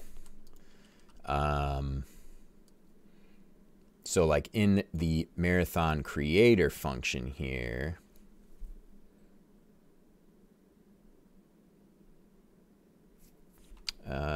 let's see. Okay, so we're doing,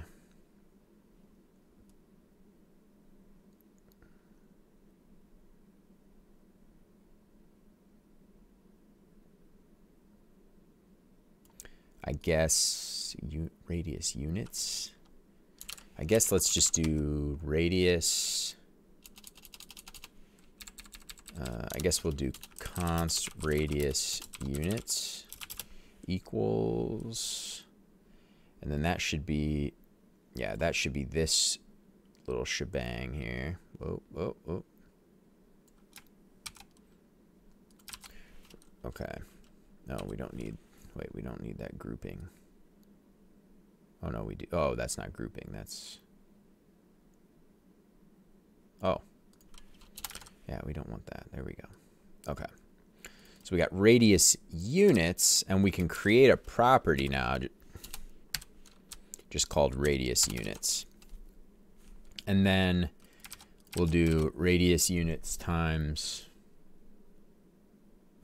yeah, so this is our radius in pixels, and this is our radius in units.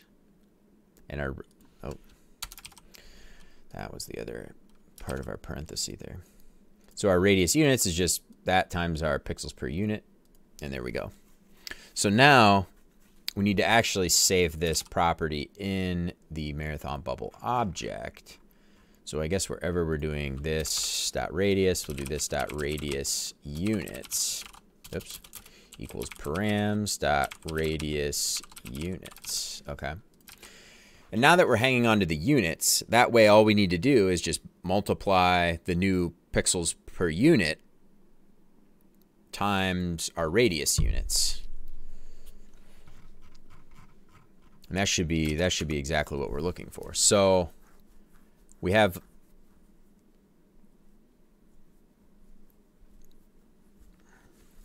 so this dot radius units doesn't change. This dot radius is always going to update on this update size and pose. So this dot radius is going to equal this dot radius units times whatever the new canvas wrapper dot sizes dot pixels per unit is, right? And then we have our one condition where if we're only going to update if this dot size dot r equals 0, I guess we'll say does not equal 0, then we will update it. This dot, on the wrong keys there. This dot size dot r will then update to this dot radius, right?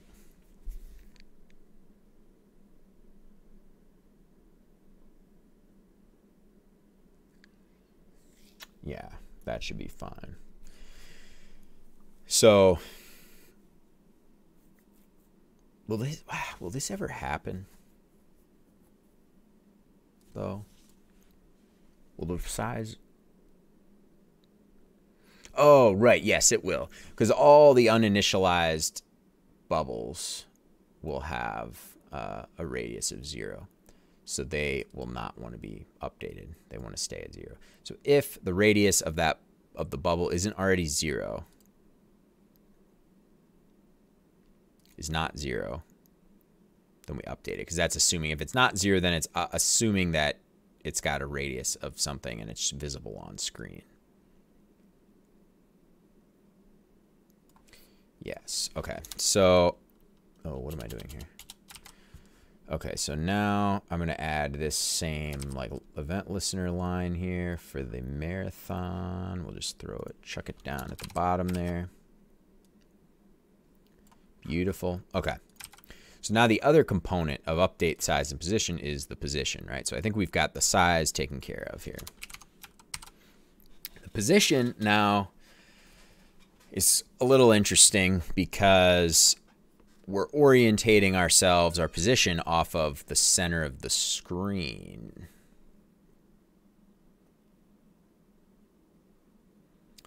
Right? So technically we have to do like this weird little vector math thing. This like little vector multiply kind of thing to do.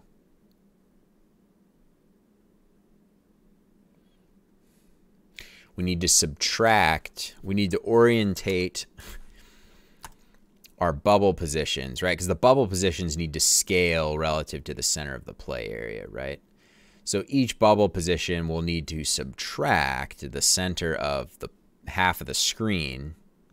Well, this is the other interesting thing too. I don't know how to get the play area position to the bubbles in this case.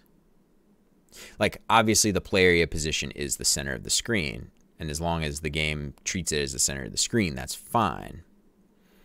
But if we start changing that, the play, you know, like let's just say the play area position is supposed to be up a little higher or something, and it's not in the center of the screen, then the bubbles have really no idea where the play area is on the screen. Like initially, they would get set up correctly, their initial sizes, but on resizing, they don't know where. Upon resizing, they don't know where that is.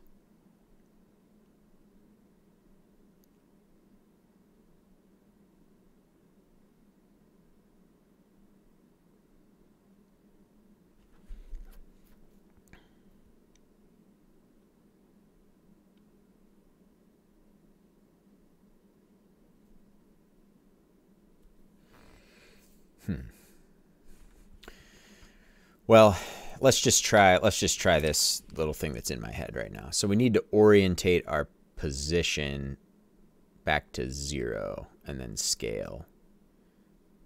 Wait a minute. Do we really need to do that?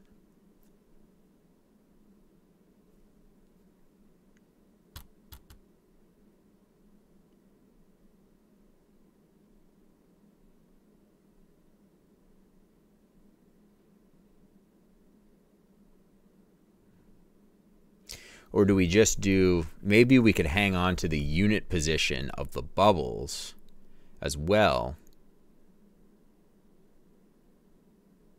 We hang on to the unit position of the bubbles as well, just like we're doing with the size. So we get the position of the bubbles in their unit space, which is orientated at this, this is being 0, 0, right? So this bubble's a little negative x, negative y, right, from the center of the screen. So we do that, and then we just simply add. So we hang on to that unit position, multiply it by the new pixel unit pixels per unit value, and then just add half the screen to that unit position. I think that's what we would want to do. So the unit position for these, let's see about getting that. I have, okay, pose. Okay, so we do, okay, pose. Okay, so that's the check. So here's where it actually gets set. So we might need to split.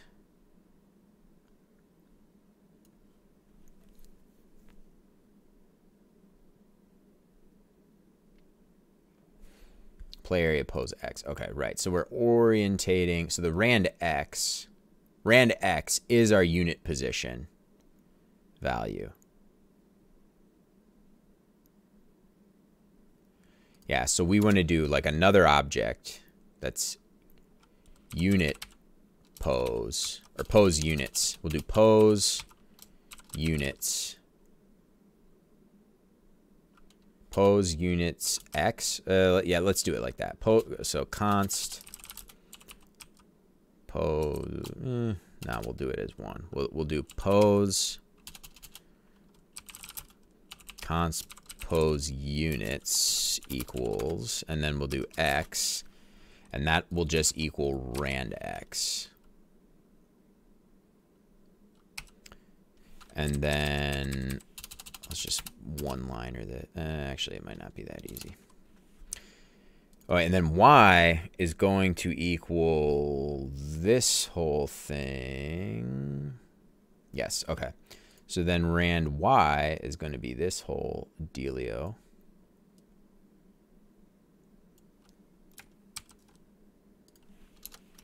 So y is going to equal that. And then, so then instead of rand x, oh no, we do use that. Okay. Oh, so this line is fine here. But then instead of redoing all that math again, now we can just do pose units dot y. Okay. That'll be this thing here. So this pose units, oh, we can't declare it here. We cannot do that. We need to do it up here where we do pose. We need to do let pose units. And then that will also just get passed here as a property. So now we have our unit position in unit space, right? So then our marathon bubble just needs, we need to actually use that property. So we have, oh, I guess we can just do it right here. So this dot pose units equals params dot pose units. Brilliant. And then, so in our update size and pose, we have our unit space position, right? And that doesn't change. The bubbles aren't moving around in space. These bubbles don't move, right? Wow, these two are really close. I don't recall ever seeing two bubbles end up that close before. So we just simply need to multiply the unit position by the new pixels per unit, right? This guy. So we could do this dot size equals this dot unit pose units dot x times the pixels, and then plus the, because remember, unit space is, these are in unit space, these are orientated at the center of the play area, right? So this is a little negative y. This is like up negative y from here. This is positive y, positive x. This one's like negative x a little bit, right? So when we do the multiplier by the pixel value, their pixel values would be way up here orientated off of this. So we need to offset them by the center of the screen. And once again, like I was saying about the canvas wrapper dot, what was that called? Sizes. Oh, no. Canvas wrapper dot half width. There we go. And then basically the same exact thing for this line, except this will be y, pixels per unit, yes, but this will be canvas half height. Okay. So in theory, that should be it. Because like I was saying, the unit space is orientated, or is treating all of these relative to this being the 0, 0 position. It's relative to the play area center being 0, 0. So when you multiply these by the pixel value, they'll be all orientated like around here, around this is 0, 0. So we need to offset it by the width and the height, half of the width of the screen and half of the height of the screen, because that's where our play area is. So this will break if we ever move the play area to some other space, right? If the play area is off centered by 5 pixels or something, it'll technically potentially break. 5 pixels actually might not be that big of a deal. So now let's give this a shot. So if we resize, are we going to see these resize? No. Okay. So why is that? I added the listener, didn't I? This dot update size and pose.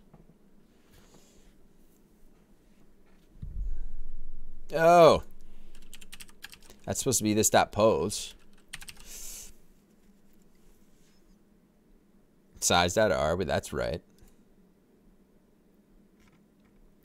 Okay, what's going on here? Window resized.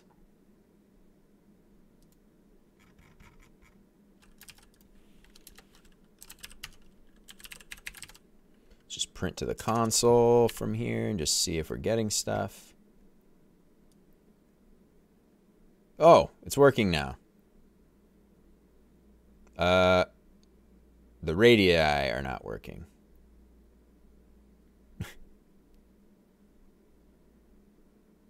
Okay, the positions are working, but the radii are not working, obviously.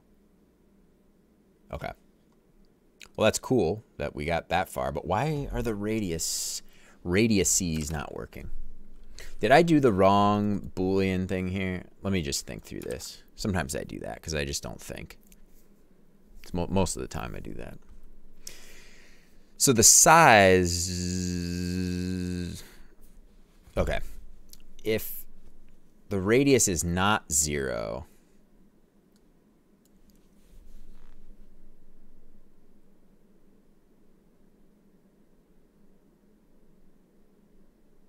then update the radius.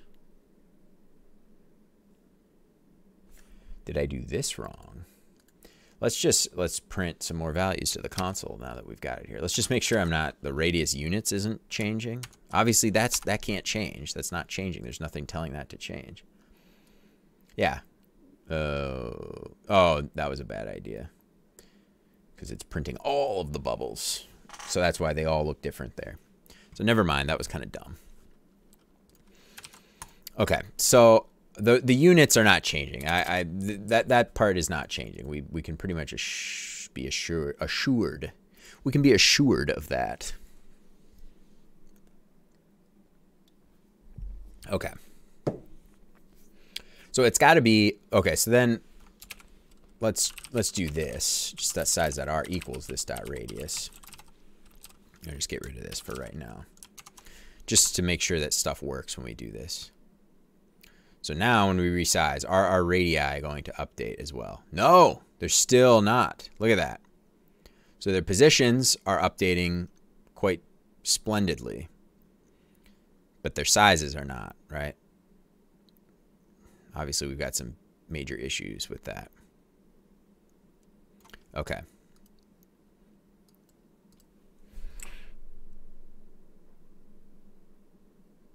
Did I do something?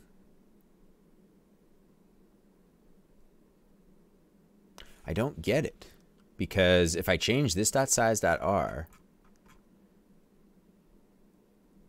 the animations should update and everything. I don't even want to test that out right now yet until we can figure this issue out. Okay, let's see. Wait, where did that? Yeah, I don't even want to print anything to the console anymore because that's just going to print every bubbles thing. Or is there an ID property? Yes. Okay, so let's do this. Let's just print if this dot ID equals 0. Then that's not what I wanted to do. Okay, so if this is bubble 0, then we'll CLG will print this dot size dot r. So we can really make sure that, yeah, okay, so that's good. So the radius is shrinking. And if I just expand all the way, we got a 54 pixel radius. If I shrink, well, now our console's all screwed up, but yeah, that should be working.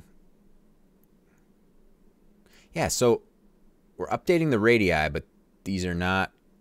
Oh, we've got to fix that animation thing too. That our hover.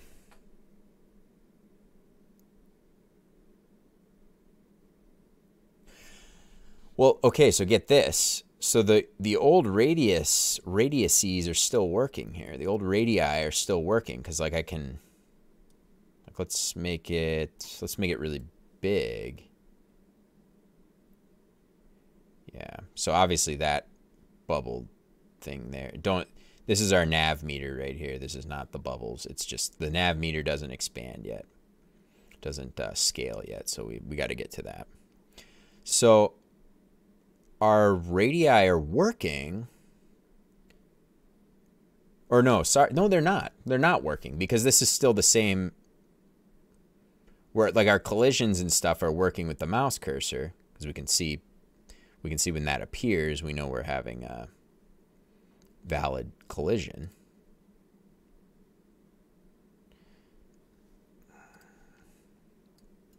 All right, all right, all right. One thing we need to do then is where we set up our, where do we do the, oh, the outline circle. Okay. So the outline circle needs to also be updated.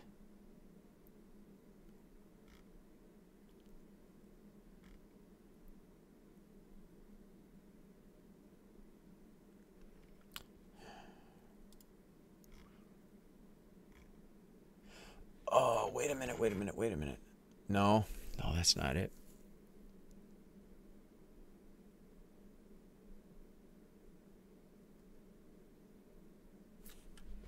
Wow.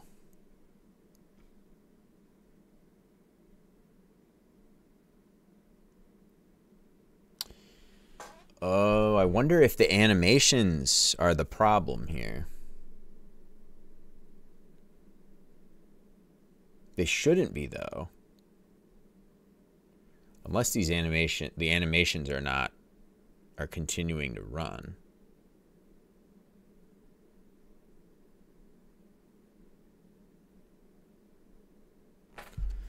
I kind of have a suspicion that that's what's happening. So let's just do another if this.id equals 0, console.log running.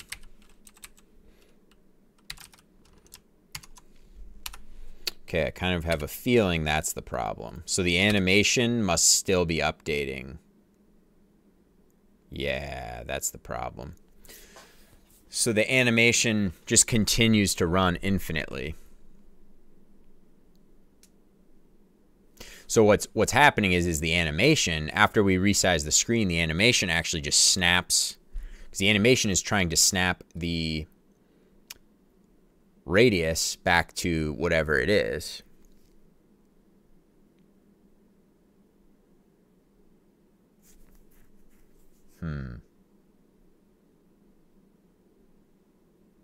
Wow. This is why I needed to more formalize the animations, or just kind of review how the animations and everything work, just so I'm like very clearly understanding what's going on. Because like this is a thing where it's like I didn't, you know, it took me a while to figure out what was going on. And it's a case of the animation. Like I needed to sit down and solidify like behavior of the animations to say like, okay, this is exactly what I want to happen. So I can rely on the animations like doing that thing every time. And it was kind of one of the things I kept deferring it because I'm like, well, I don't know what I want yet exactly. You know, like that's kind of the point. So, because the thing is, maybe we need this animation to pause. So this expand animation, do we have any other animations? The fade animation, which that one should pause. So it's like we need the animation to expand. Okay, so let's look at what we're doing with the expand animation here.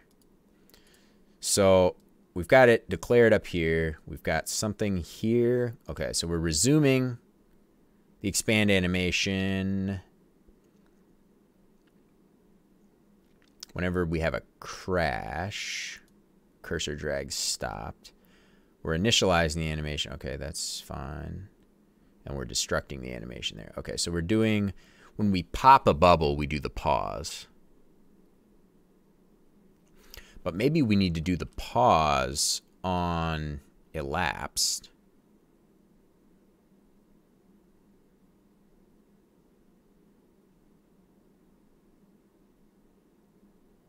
Because if it's paused, onTick will never get called, right? Where's our animation class? Where is it when we need it? No, oh, that's a timer. That's part of the timer class, not, or the timer object. Okay. Yeah, so if a timer is,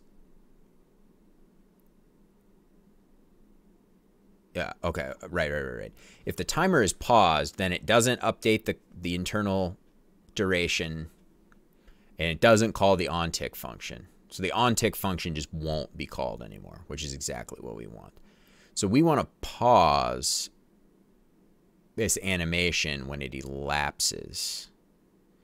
And that shouldn't cause any problems, hopefully. So let's try that. So I guess we can do... See, now this is one of those things like that I'm thinking, like, do we want... Should the animation pause on elapse by default always?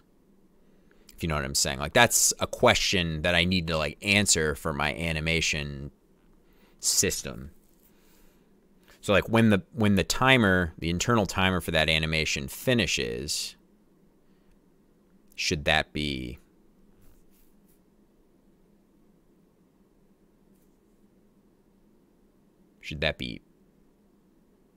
you know, and I think, yes, I think by default that should be how it works.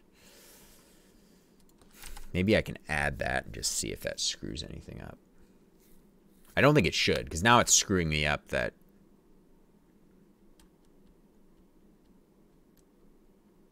Yeah, in fact, let's just try that. Let's try changing that at the timer level. So...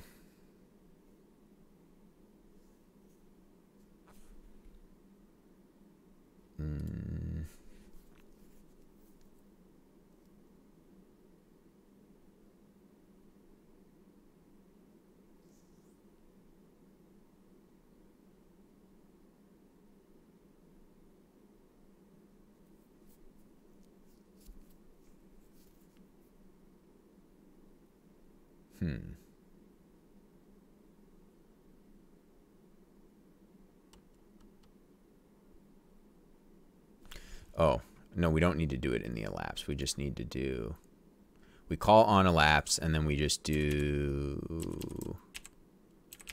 Or we can do this dot paused. That's equals true. That's all we need to do. So this is the condition where the timer has hit its what it was supposed to be timered for. Well, so when you fire up a timer, you pass in a max duration, right? So then every tick of the timer, every frame, it increments its internal duration and then sees if it hits the limit, right? If it reaches that max duration limit. If it does, so regardless, it calls the onTick function every time. And this is the onTick function that you pass to it. Like if you want to have something graphically displaying over time, you would use a timer and you'd pass an onTick function and you'd, update the width of something or whatever to say, I want this thing to change over time. And the animations extend the timer class. So they just add in a couple extra little funky things, but they use just this timer object at the core. So then that's if our timer hasn't expired yet, we just call onTick. If our timer has expired, we call onTick. Don't worry about the one. And then we call the onElapsed function, because like you might just want to have something that fires after the timer expires. Like you don't care about what's happening during. Retro MMO, what have I missed in the last hour or two? Well, actually, right before you left, we got the scaling working, the window resizing working on our boundary circle, like our play boundary circle, play area circle. And I'm testing the bubble resizing right now, and I'm just changing something that I'm not sure of the side effects of with my animation stuff. So I want to test that out quick before we test the resize. So I just want to play the game a little bit and see. Yeah, okay, everything's fine with that, which is good. Okay, so now we're ready to test the resize. So I already know that the boundary is resizing properly, but now we want to see if the bubbles are resizing.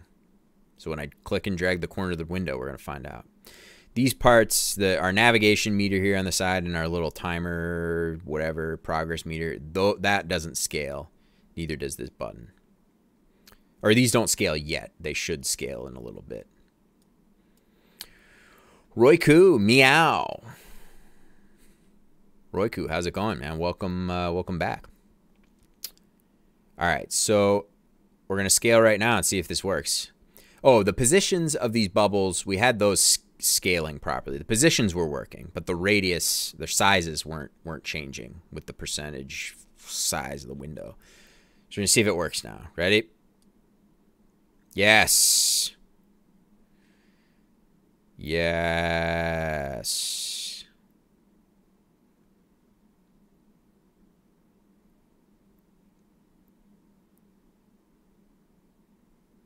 That feels good. All right, then we redo that. Boom. Fantastic. Oh yeah, we need to fix those. Oh, that's a that's a big problem there too. We need to update the animation, timer, counters, everything. Okay. I might have to think of a better way to do that. So we're almost there. Royku, I just finished a 5+ hour stream. Oh, nice, nice. You said you don't have like a formal schedule or anything, right? You just kind of... Oh, that was not good. What happened there?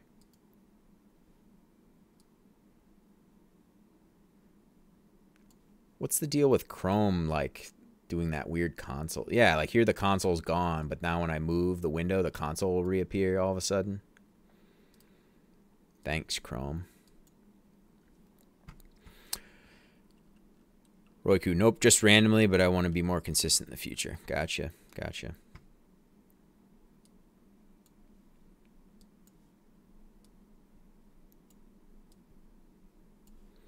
All right.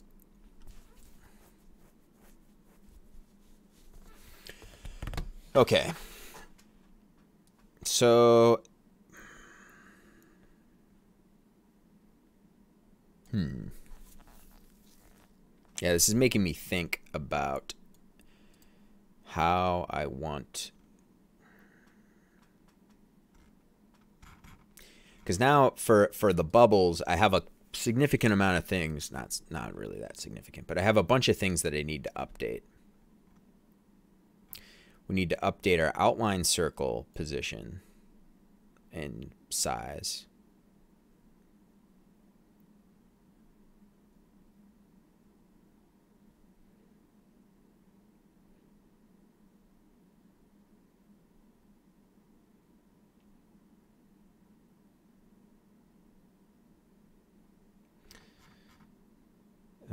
Okay, so in this, we need to do this dot outline circle dot position. Yeah, we can just do a new equals this dot. Whoops.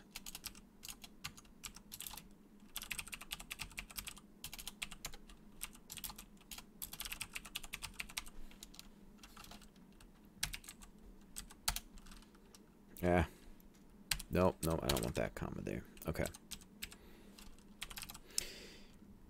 So that should fix the outline positions. I didn't change the radii, but I don't think I need to. So if we make this big, yes, those look fine.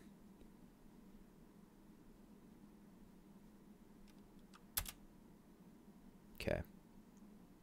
What is this? What is that?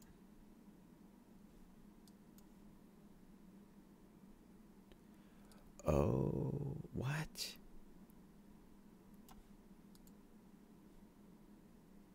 That was really bizarre. Oh!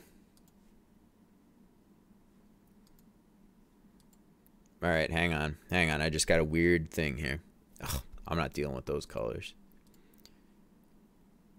Okay. So when I did this, and then I resized the screen, then this. Yeah, okay, so that's wrong right off the bat. Okay. Okay, we gotta fix... We gotta... Is it the animations then that just need that updating? Yeah, I don't think we need to do the radius of the outline circle for when we hover. We don't need to worry about updating that. We do need to do, not pose, not. We have two animations. We have the fade animation and, okay, the fade animation doesn't need to change because all that's animating is the alpha value of the color. That's great. Doesn't have anything to do with size. So it's just the expand animation. So we've got,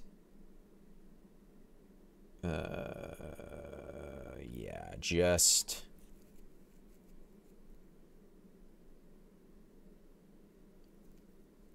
okay, the on tick's fine. We just need to change our start and end values, which I just have a method for that. So we can do this dot expand anim dot set values, update change values, set values, reset values.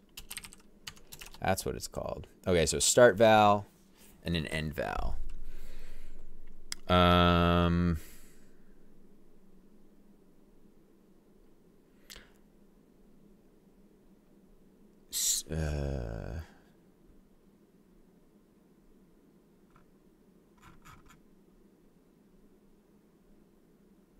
Oh, the start val would just be 0 again, right? Oops. It's always just going to be 0, and the end val is always going to be this dot radius. This is like our read-only radius that never changes. Or sorry, I mean, I shouldn't say that, because it changes here when you update the pixel position, blah, blah, blah, blah. But the size.r, this is the actual drawing size of our thing, but this dot radius is like our recording, our record of what the radius should be. I don't know, I'm not explaining that very well, but that's okay.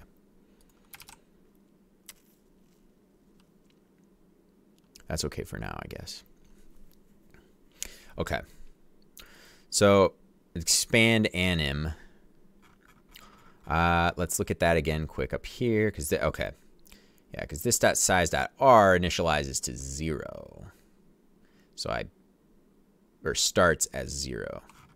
All right, this is all getting kind of convoluted here, but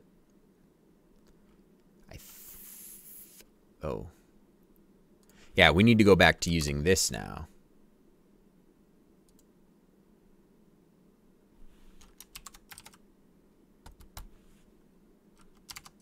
Okay. Let's see. Okay, let's check the resizing here. Okay, beautiful. Beautiful, beautiful, beautiful. Okay, and now let's check the outline. So it was small. There we go. And what's our first? There we go. All right, so that's weird.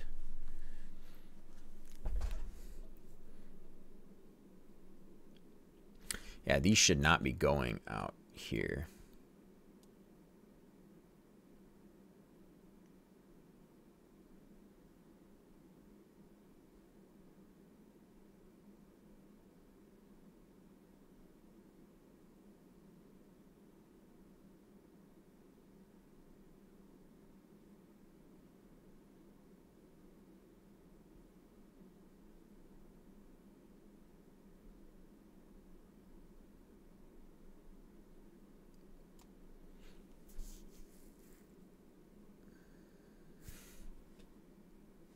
Let's try that again. So we play, we do this, pop the first bubble, but then we do that, and now that like snaps in and it's visible. Okay, so why do those initialize to the wrong positions? Oh, because they're not.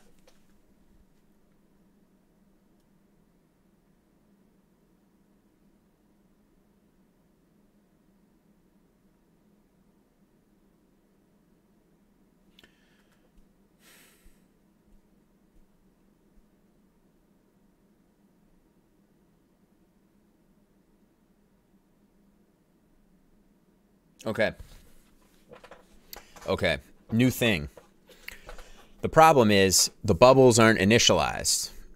So, okay, so let me explain. So right now, the only bubbles that have been initialized, and by initialization, I mean they're actually listening to events, to game events. The only ones that are currently doing that of our whatever many bubbles that we generated are these 4. So if I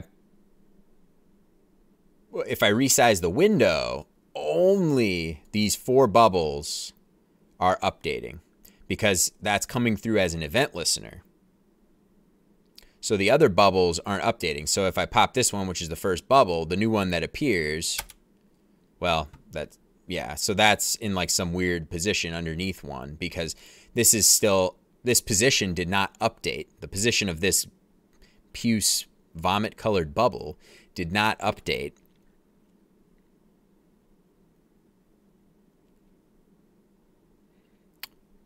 On the when that game event fired.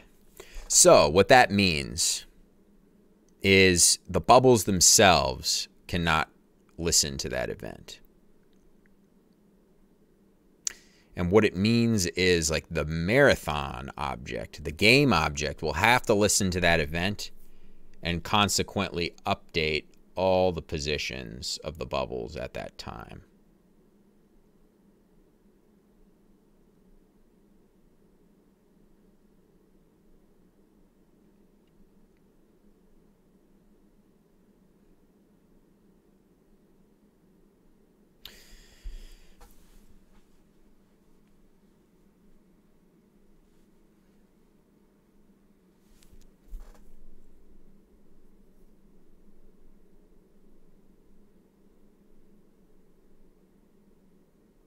Yes, yes.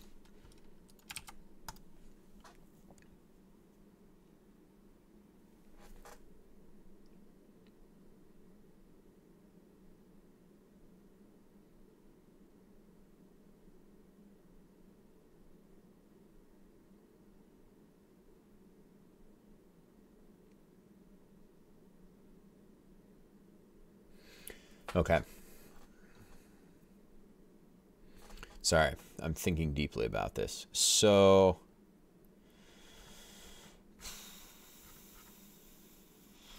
yes. Okay, so we need to go to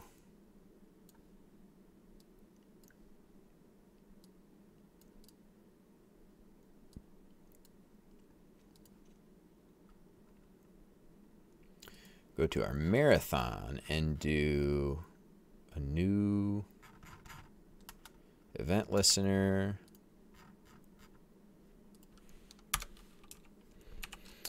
So this will be called, oops, event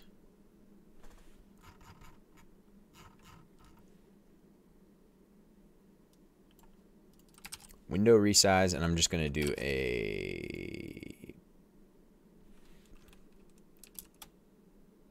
I'm just going to do a anonymous function here. Okay.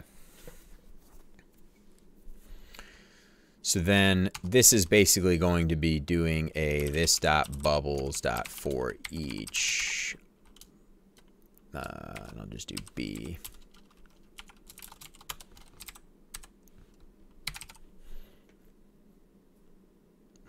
And it's going to have to update every bubble.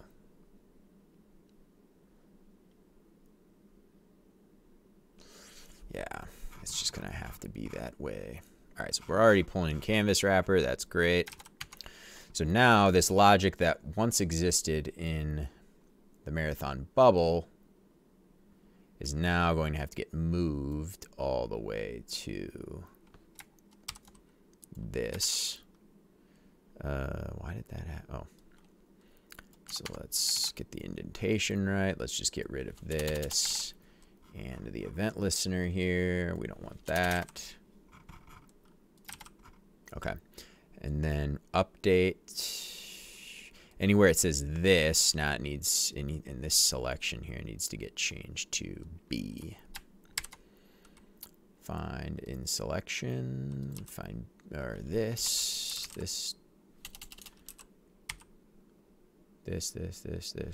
Okay. And we just replace it with B. Okay, so now in theory, so now the marathon, the game object itself, which is the thing that has the array of all the bubbles, right? It's kind of managing that. So now that object is listening to the window resize event. And then it will then update all of the bubbles upon window resize.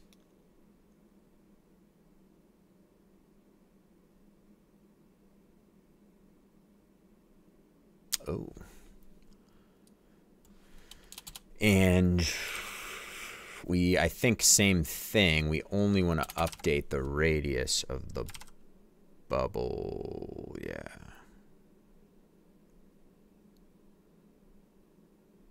Okay. All right. Let's give that a shot here. Nope, actually, that's not what I wanted to do. Let's open this first, just real small. Play. Let's pop a couple. Okay, so we'll expand, and then we want to see what the bubbles look like that come after, right? Okay, so everything's working there. And now let's pop a bubble, and it should pop up now in the correct size and everything in here. There we go.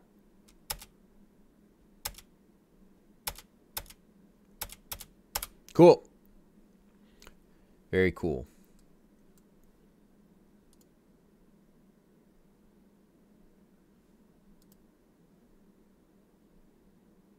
Hey. Oh. Oh, yeah, those elements, you know what? Those probably don't. I can probably get away with a few things here. Like, this thing doesn't need to update on resize. That'll be nice. Like, that thing doesn't need to update on resize. Only, you know what? Maybe none of this stuff needs to update on resize.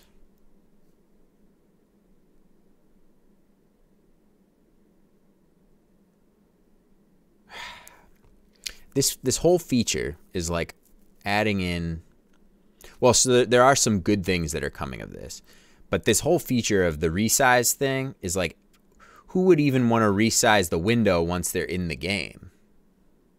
Like, you don't want to take that time. Like, I mean, maybe if it's the first time you play, and maybe that's all it takes. It's like the first time you play, you want it to resize like this.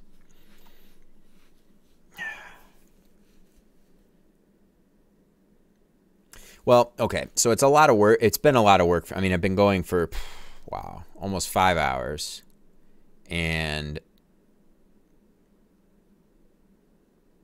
I've been going for almost 5 hours. And,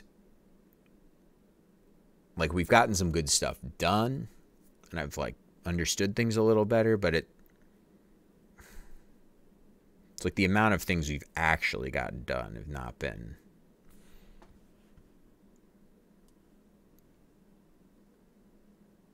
Yeah, I don't know. I mean, it's cool that this resizes and all, but it's kind of like, is it? It's like, now that I'm thinking about it, is it really worth it?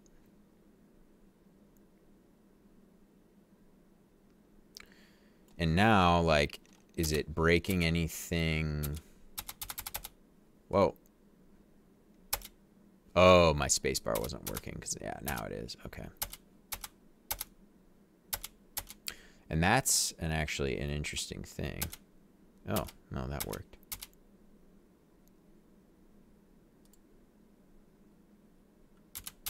Never mind. Oh. Let's test screwing up.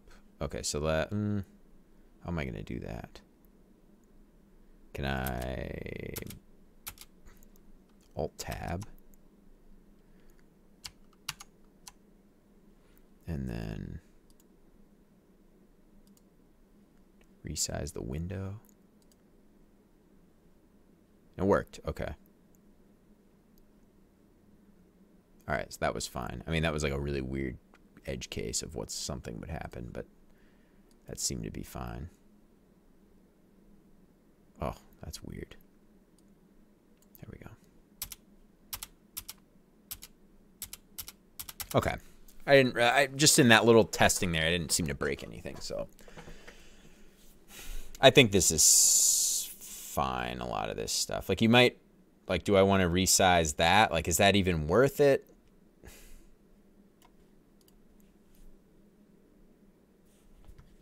Never really thought.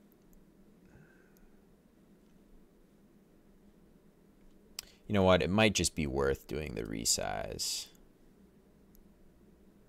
Doing the resize, at least for this, for the menus. The menus. Yeah. I think it'll be worth it doing that.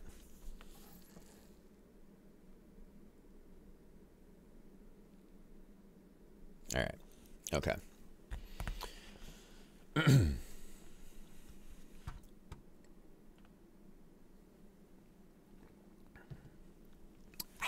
Okay. Okay. Okay.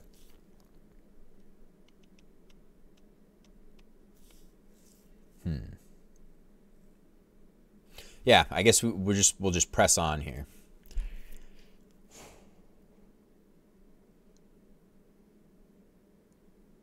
And it didn't seem that that animation, that timer change, broke anything. If anything, that might have helped clean stuff up. So at some point, I'm going to have to do like a little cleanup / just test the animation setup. Because there might be some things we can clean up now by making it pause when making a timer pause when it hits its end.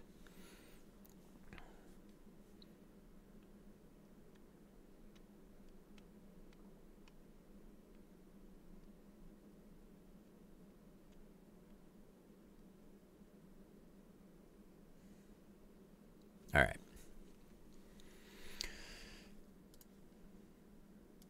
I'll stop thinking off in the distance here. So let's do... I guess we're going right down the list here of things. Well, actually, maybe we can jump in and do whatever it was we were trying to do originally when we started the day here. We can do the on-demand bubble generation. Maybe we can go back and look at that real quick. But first, I'm going to hit the bathroom. But otherwise, stuff's looking pretty good for right now. But don't go anywhere. I'll be back in a sec.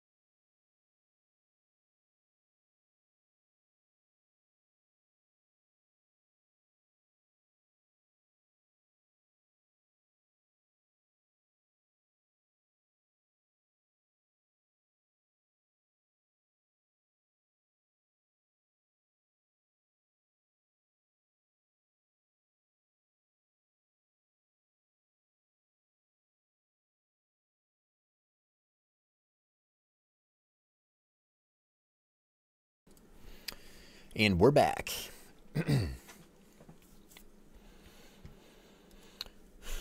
All right, so do I want to look at our on-demand bubble generation right now? Or would I rather just fix the rest of this screen resizing stuff? Let's move these. Oh, I'm in my public Trello there. So let's move this and this there. Perfect. All right.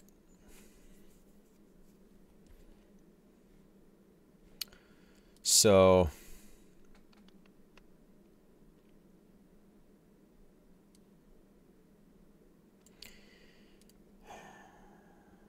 just because I'm doing the in the middle, I kind of forget what we were doing with the bubble generation stuff just off the top of my head, and like the resizing stuff just fresh in my head. So I kind of want to just press on with that.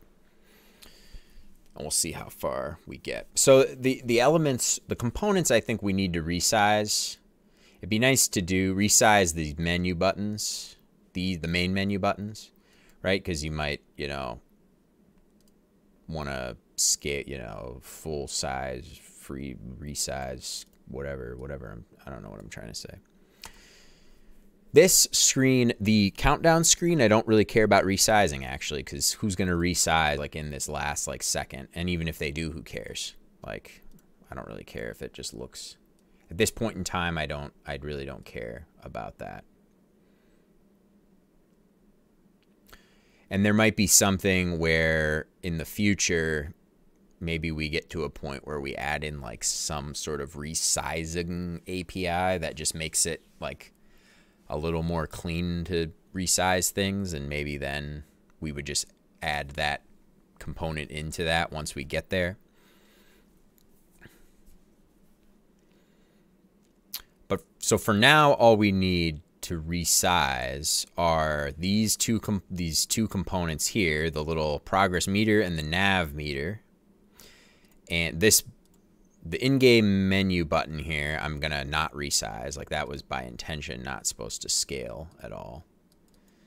I don't even have that scale. Like if you do this, right?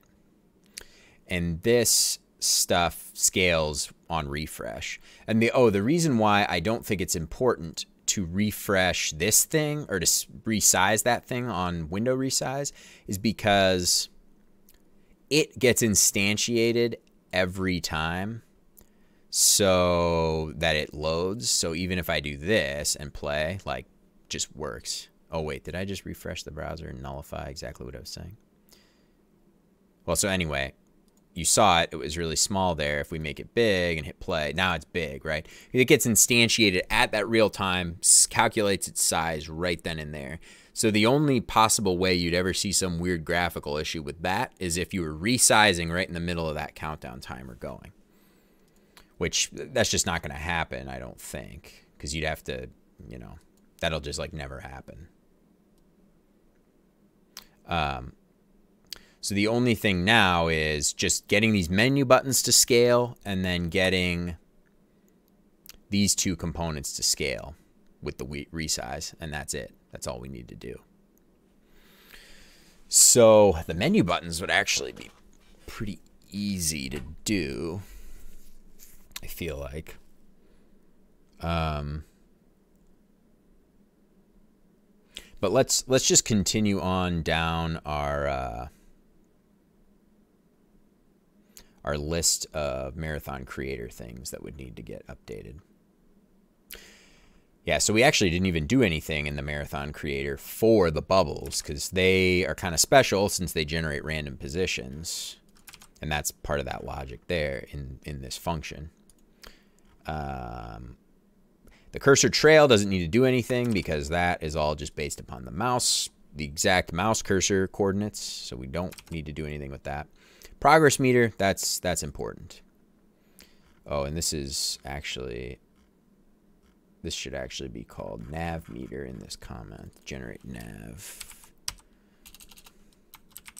nav meter. So the nav meter is this thing, is what I'm calling this thing. So it's the object that kind of keeps track of these bubbles and everything.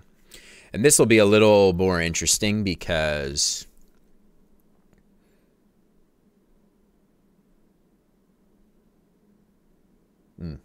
yeah, this will be interesting. This will be interesting to say the least. So there might be a lot of things that need to get updated to accommodate that. Oh, and the stats screen. I was going to have the stats screen resized too. Just this is probably not going to be this screen here. So it'd be nice if like all of that scaled and everything as well.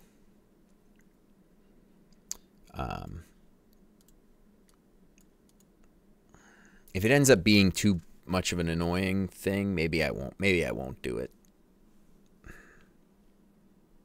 Because the stat screen is also another thing that, you know, gets generated kind of on the as it's needed. So like there, it's like that. But then if we grow the screen, that doesn't change. But then if we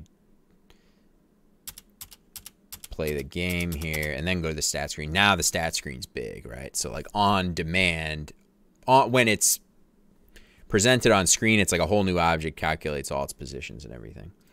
So that's also something that maybe doesn't need to be doing real-time screen resizing. I don't know. Maybe this whole thing was just a terrible idea.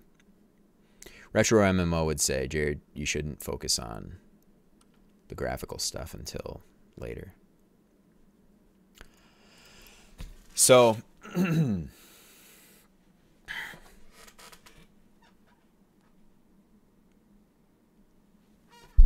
oops.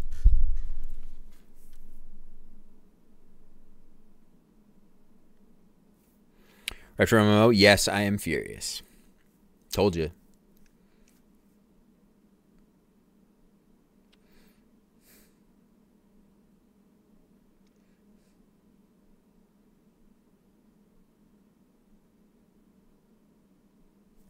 How was the lunch retro, by the way? Evan. You could say Evan. What'd you have for lunch?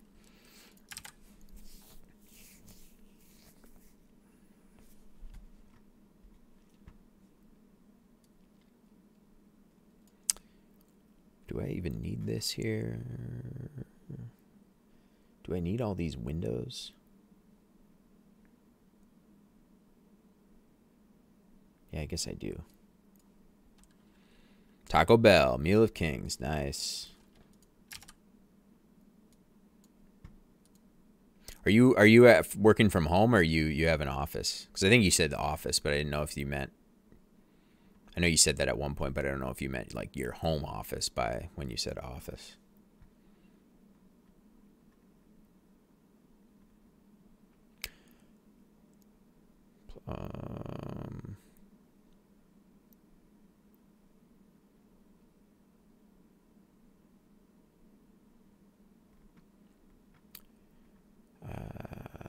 What do we want here? We want the nav meter, right? Because that's what we're going to be updating. Okay. And the nav bubbles, are those just circles? Marathon bubble. Nav meter. Nav bubble. Ah, there actually is a nav bubble. Okay. All right. This part is going to be a little tricky, I think. I am assuming this will be tricky. Monday through Thursday, I am here in person. Fridays at home. Gotcha.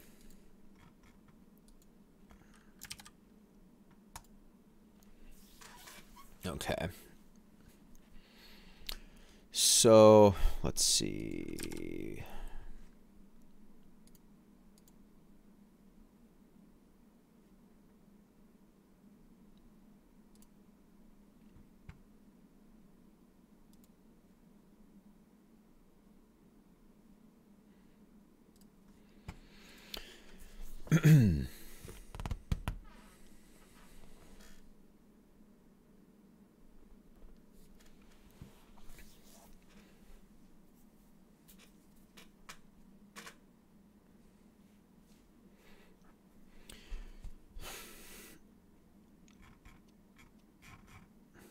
All right. So we've got our code to generate the nav meter. Once again, the nav meter is telling you what, it's the thing that's telling you what bubbles you're supposed to pop, right? So that's this thing here.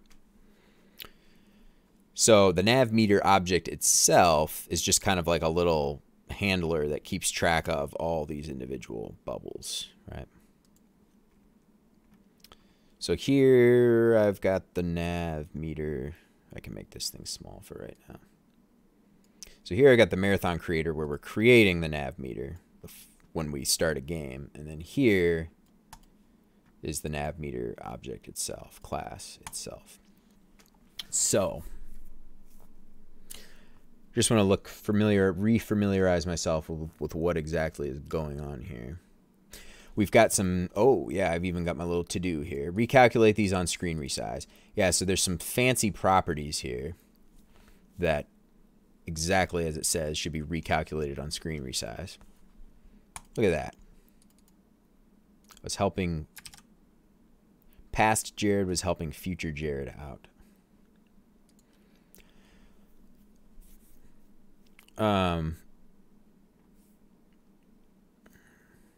So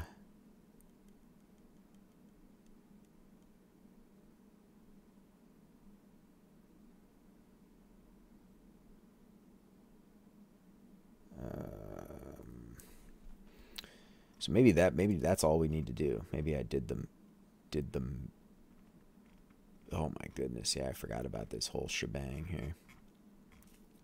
It's a big deal. So oh yeah, the nav bubble props are kind of the important thing. But this, similar to our marathon object, is going to have to do the listening to the resize event. And then it will have to,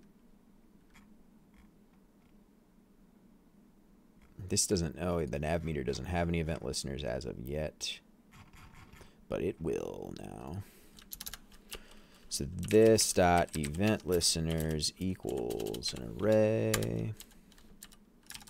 And then we have an event that is window resized. And then the listener.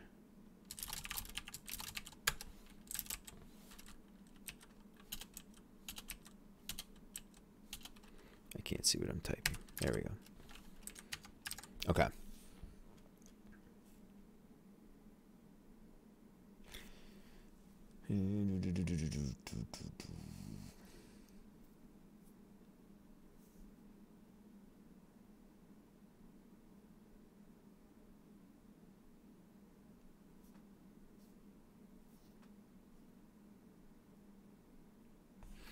Anim. What is this one? Is this for the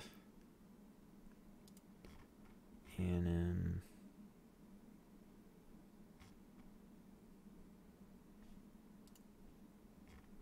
What does that even do? 300 milliseconds. Start value from 1 to 0.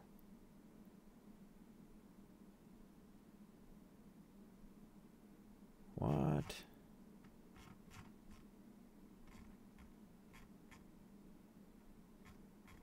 Does this get set from somewhere else? All right, hang on.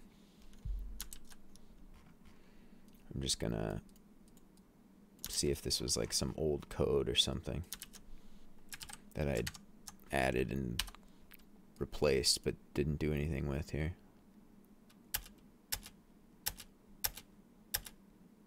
Yeah, that doesn't do anything. I must have thought I was going to do something with that animation, but then never did. Yeah, no errors, no anything, so I'm just going to get rid of that. Because unless something externally was doing something to control that animation, but that, I wouldn't have done that anyway. Because, yeah, that's nice. We can get rid of that. Awesome. All right, so I don't know why this is such a big deal. Nav bubble props offset. That's the checkpoint interval negated. That doesn't need to be recalculated. Because that's just, that doesn't change on screen resize. destructed y, that would change on screen resize. So the nav, all of the nav bubble props need to be recalculated. And the nav bubble props is like this, it's an object that just stores like the positions of where these bubbles should be, right? So like as I'm popping bubbles and they're sliding and everything, there's like a fixed set of properties of positions and sizes and like alpha values for all these, so that bubbles can just animate into these positions from one position to another, right? It's just like a nice little way to like, I'm just like smashing those bubbles up through this little set of properties, if that makes sense. Or going back, or like when you mess up, you go back and then it unwinds those back, animates them back to those other positions, right? So it's like a fixed set of like this radius, this position, this radius, this position, this radius, this position, and then like these faded out ones are also up there, which is nice because I can actually just tweak those properties and just have this whole system work, will just fit with that just by changing those properties. Like I could just say one of the alpha values is, you know, for example, we could go into our marathon creator and then just make it nav bubble props. Actually, never mind. I'm not gonna do that example because I'd really have to look at it a little more to figure it out. But that thing took a while to figure out how we were gonna do that.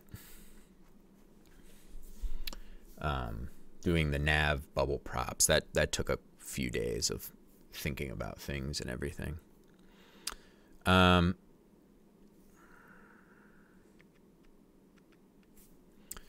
Yeah, so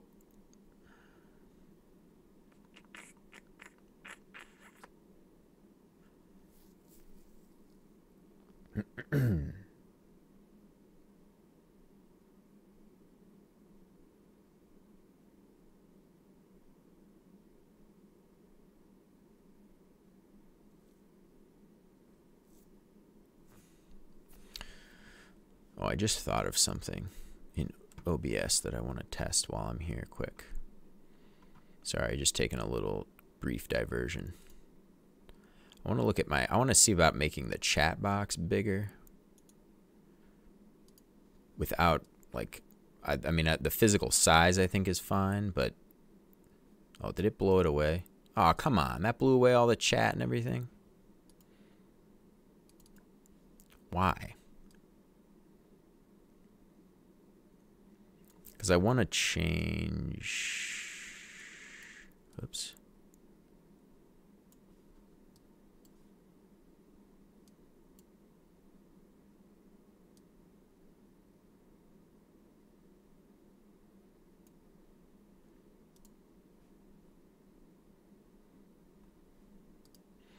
If somebody's there, if they could type something in the chat just to test.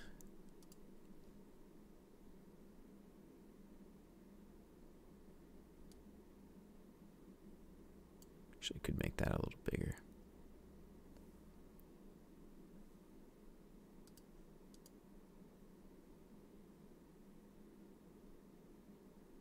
Because changing the chat box live just blew away all the chats that were in there. I thought it was going to keep them. And I think I just changed it so that there's only 7 messages showing, so maybe each message will be a little bigger. Because I think it was like scaling the messages sizes based upon like fitting 10 messages. It was like set to 10 messages in here. I could be wrong, but we'll see what happens. I made the physical box a little bigger too, so. Anyway.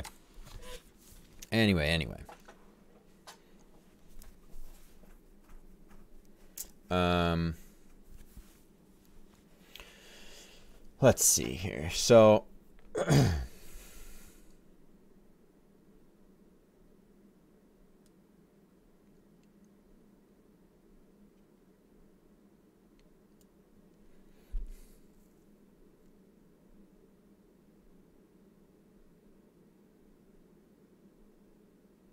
oh, cool. Okay. All right, so this is one of those cases where what we have here is fine. We've got a units X position in, or the position of X units of our nav bubbles. We've got that in our config file, and we're multiplying it by our pixels per unit, right? So we're converting that down, and then we're offsetting it by the play area. And it might be better. So in other words, what that means is we're doing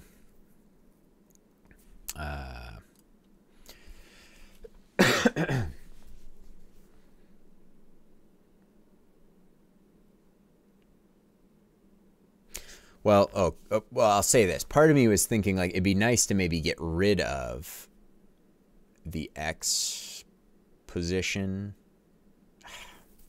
You know what? I'd have to like think harder to do that.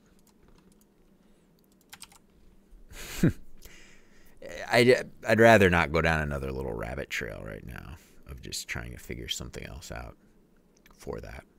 So I think we're going to keep this as it is, and this is good. So in other words, what I'm saying is this nav meter is kind of orientated off of the play area, which is fine, I guess. And that is really what I want, because yeah, that's fine. It's fine. So anyway,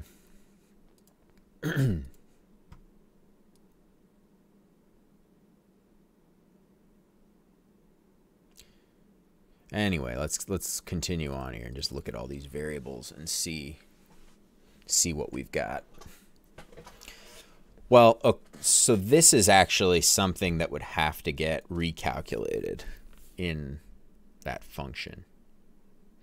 So now we're getting to a point where maybe we can start to have this function be just like we did with the play area up here, where instead of calculating the size and the position, we just called the update size and pose method, and that set the sizes and the positions of everything. So that's kind of nice, because we're getting, we're not repeating ourselves at all. And it doesn't work for the bubbles, because this function is special because it generates the random positions of the bubbles and whatnot. But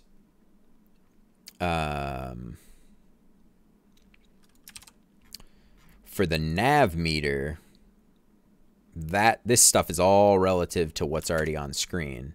So this stuff, the nav meter stuff, can all probably get generated in the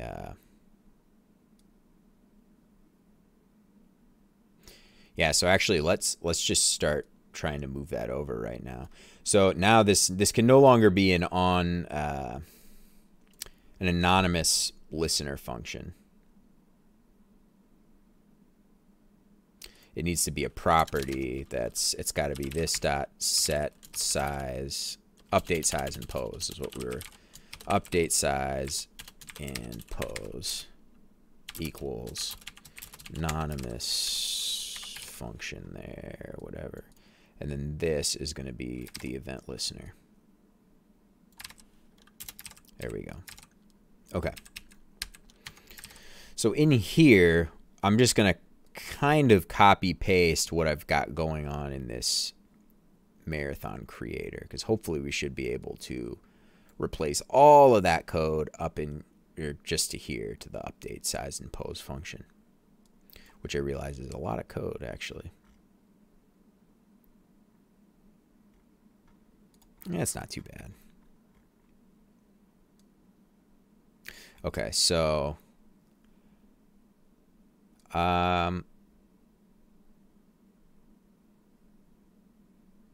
okay. So the nav bubbles, oof, actually this might be.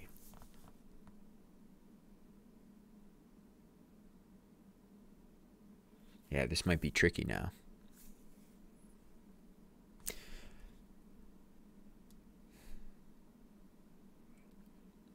Well, let's try this. So I'm going to copy these over. init nav bubble radius.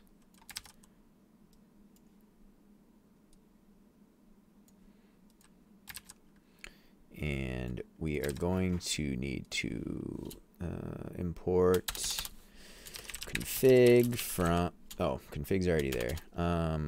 Canvas wrapper from canvas wrapper.js. Brilliant. I think that's all we need. Play area position dot x. That's going to need to be canvas wrapper dot sizes dot, or no, canvas wrapper dot half width. This is another thing that's not orientated to the, not oriented to the center of our.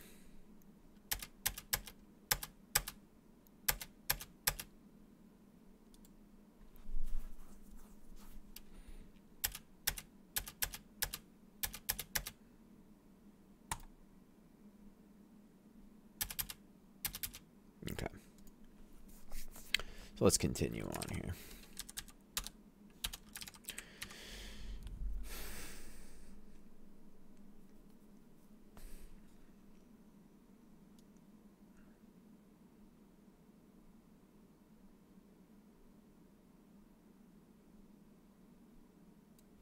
Init nav bubble radius.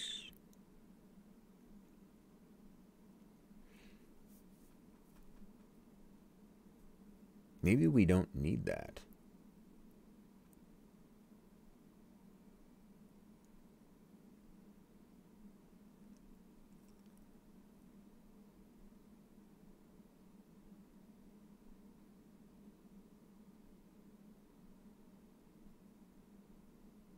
What is the initial radius?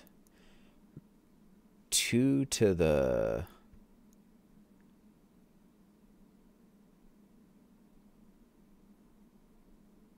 shrink rate.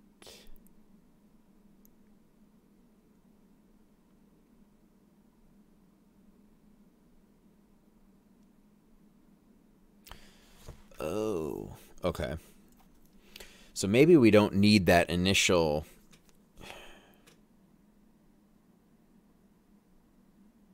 Okay. That must be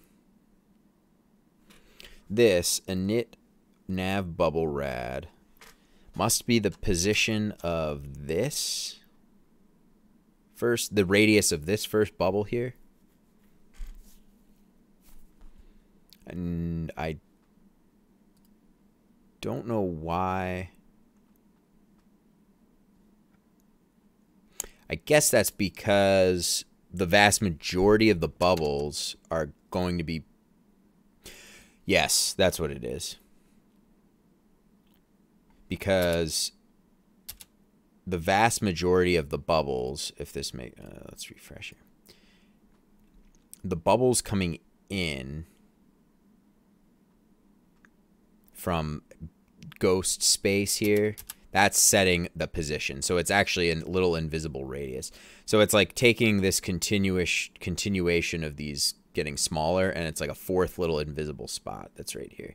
That's what this init nav bubble rad is.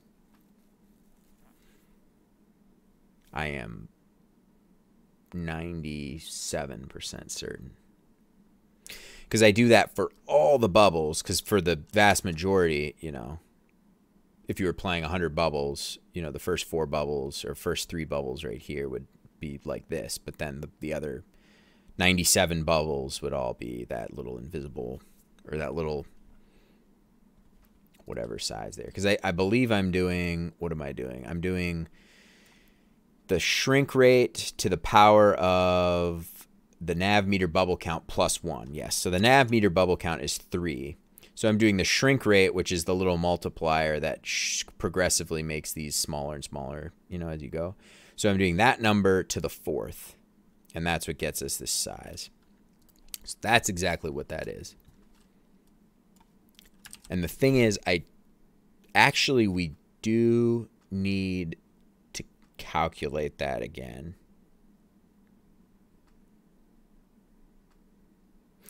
Okay, so we're just initializing every bubble to that position.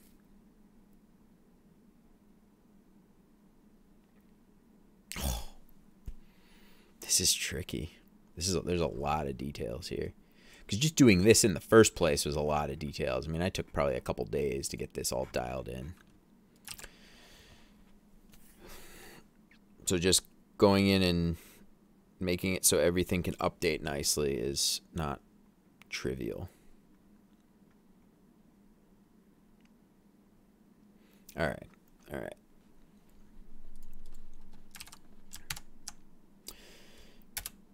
Okay, so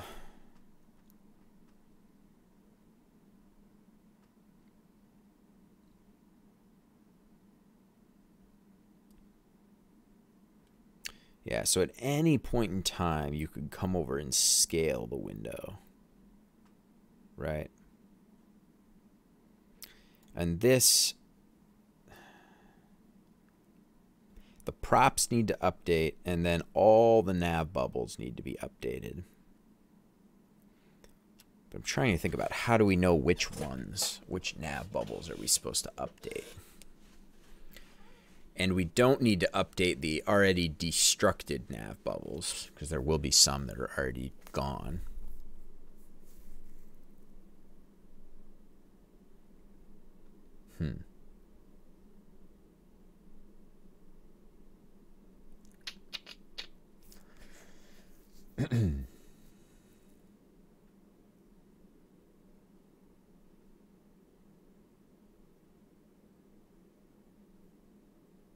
Our 200-second timer ran out there. Okay.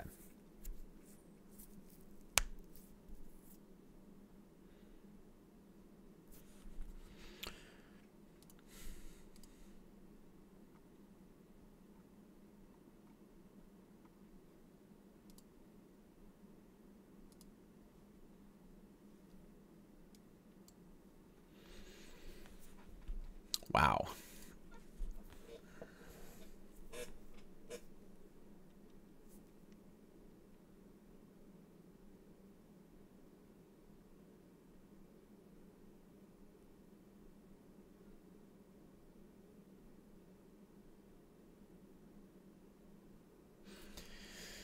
All right, all right, all right. Now, why? Okay, this is the shrink rate. Why would that to the this doesn't make sense. Bubble radius shrink rate, which should be like just a multiplier. It's like 0.7 or something. It's like every bubble should be 70% of the last size. Where is that? Progress meter, shrink rate, nav meter, bubble radius shrink rate. So each bubble is 70% of what it was. But that doesn't make sense because I'm not like multiplying that times anything to get the actual.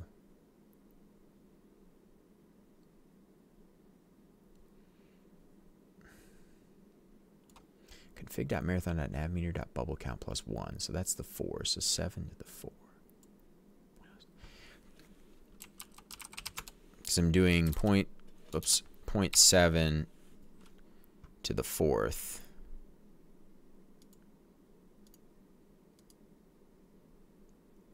Yeah.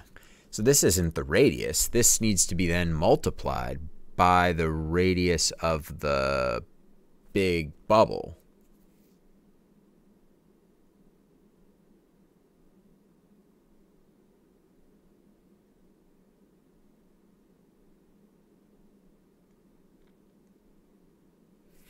Yeah, so why do we do that? Because that would come out at just 0.2401 all the time. This is not relative to the size of the screen or anything. Do I do something? It's kind of just a waste doing that right here.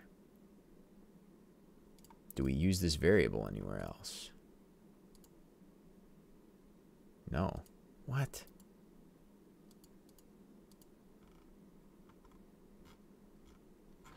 Unless what I do is we do nav bubbles.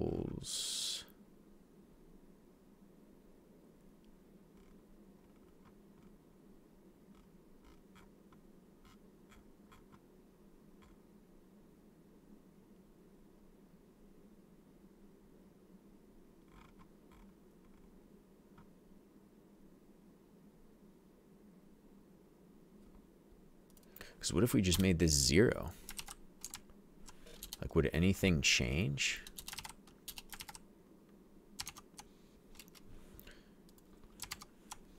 All right, let's see what we got here. No.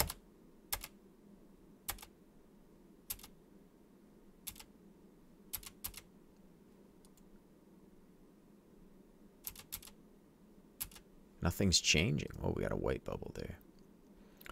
Let's just change this back.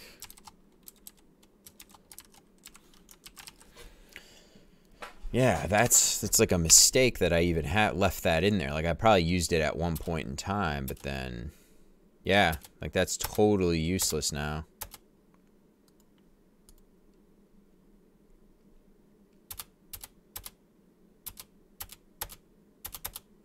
Okay, and then if we change it back to 0, because it's basically 0. That number that came out was like 0.2 something. That would be pixels. So that would be 0.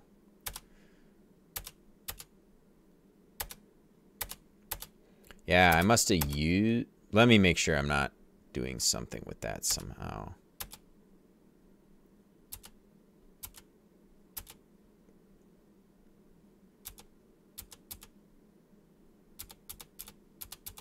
Yeah, that's...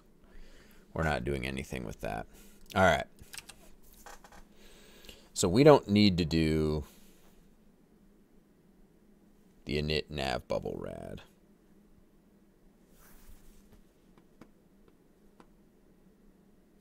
Wait, let's make it like let's make it like 500.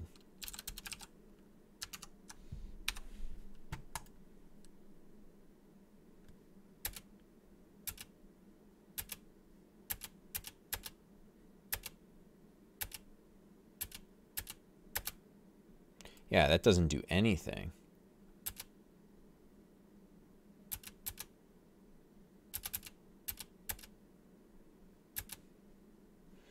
It's doing diddly. Okay. Because at some point we must be doing nav bubbles, calculate unpopped bubble props. Yeah, we do it right there. So R is first unpopped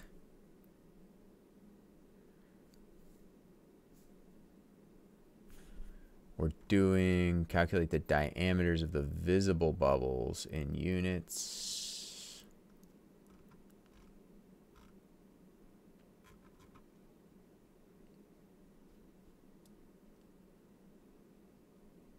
That's doing the shrink rate. Nav meter to bubble count. I is less than nav meter to bubble count. Okay.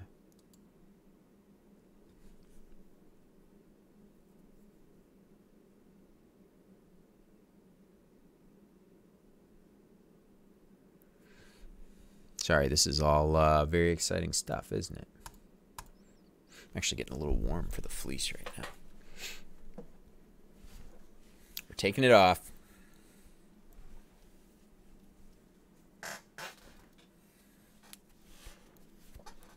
Okay.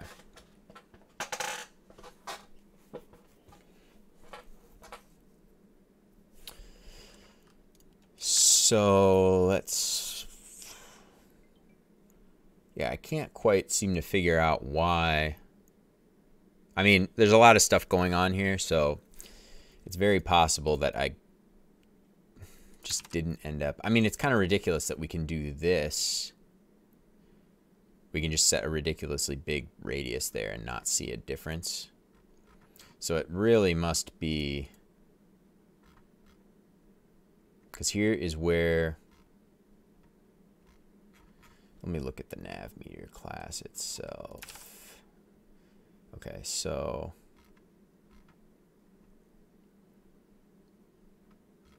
Yeah, that won't be doing anything there. All right. Okay, so we don't need that variable for whatever reason. We took a bunch of time to figure out that we didn't even need it. So let's just get rid of it. I'm not even going to mess with it then. Yeah, because really we set, let me just test it again because just to make sure I didn't do something dumb. So we set the initial size to 500 pixels. You know what I think it actually might be? It might be that the bubbles sliding in up here, where was that? Let's make this like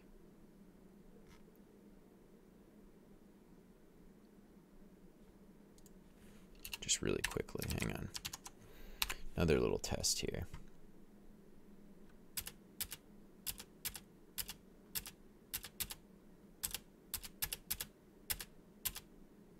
Okay. All right.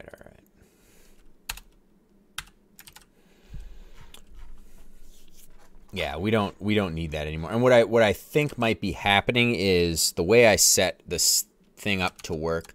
So as bubbles slide around in here, so like if we pop the first bubble, so what I set the 500 pixel radius right here, right? So what this initially does is for every single navigation bubble, which is all the bubbles that represent along here that represent these bubbles, their initial size was set to 500 pixels. But what I'm thinking is the way that I have our whole little bubble props thing set up with all of these sizes, like whatever's happening, like when you pop that bubble, it's not animating in, like the blue one.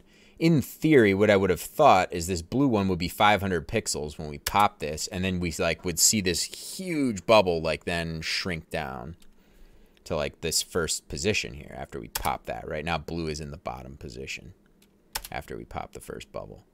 And I would have thought on that first time it would have been, you know, really big, 500 pixels.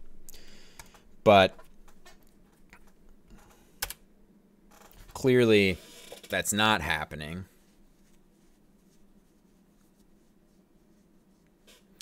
And I'm guessing it's just has something to do with the way we've got the nav meter set up, the logic that's sliding the bubbles through that whole property thing. Is that, you know, those aren't actually ending up with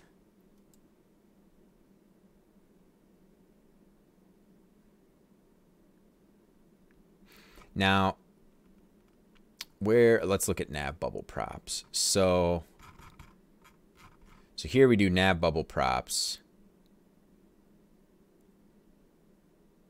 And I might have just did this originally at one point in time to just think I was safe. So looking at the nav bubble props, we've got, I don't have like a little nav bubble props. Okay.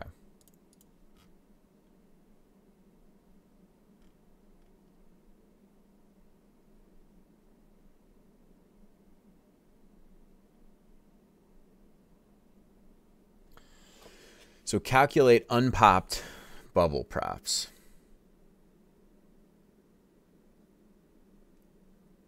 So the unpopped props are these ones, these three, right?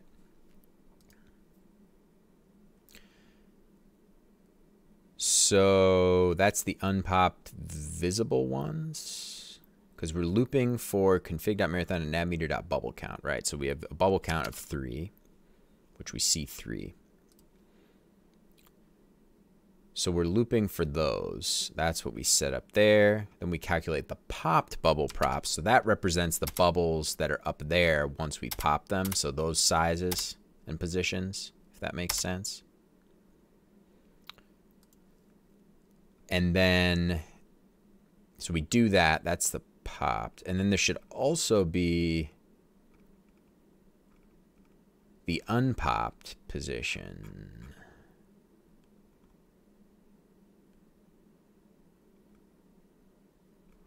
Wow.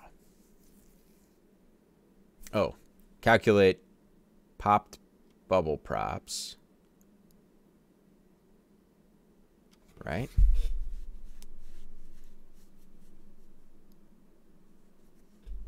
Yeah, and we're doing unshift to shift those on the end. And then here is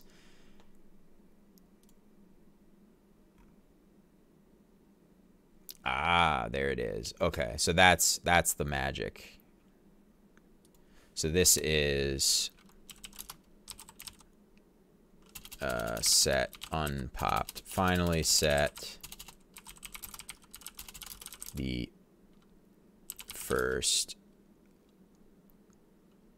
unpopped. Oops. Unpopped and invisible bubble prop. Man, I can't type. Okay. All right. So I think that's good.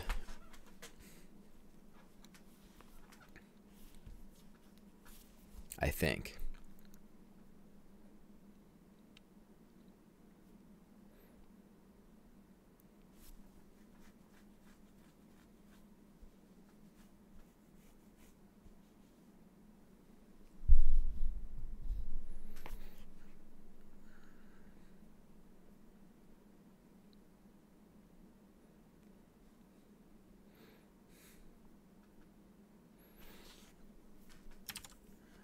Yeah, and obviously this deal here wasn't making a difference, so I'm just gonna get rid of it.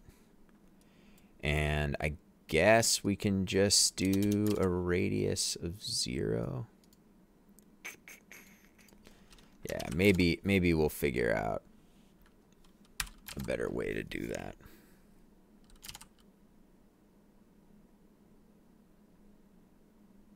Or can we just not? What happens if we just don't set a size radius there? What will happen?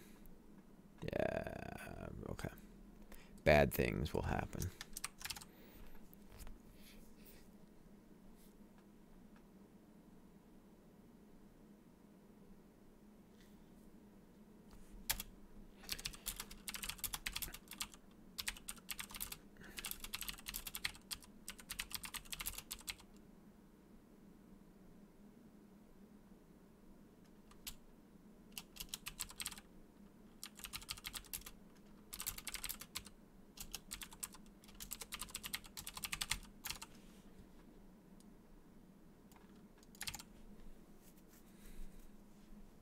Arbitrary.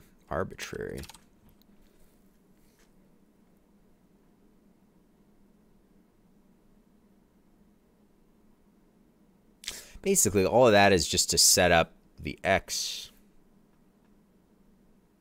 picks. That's all that happens. And the colors, I guess it loops over the colors for all those bubbles. But maybe we can move this around. Maybe we can move it around and fix all of that. Because we need to update all of these positions. It's kind of the interesting challenge.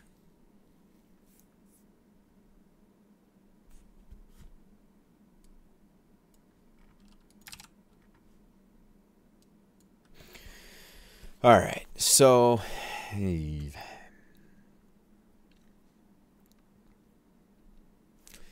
nav bubble props. Nav bubble Y between picks.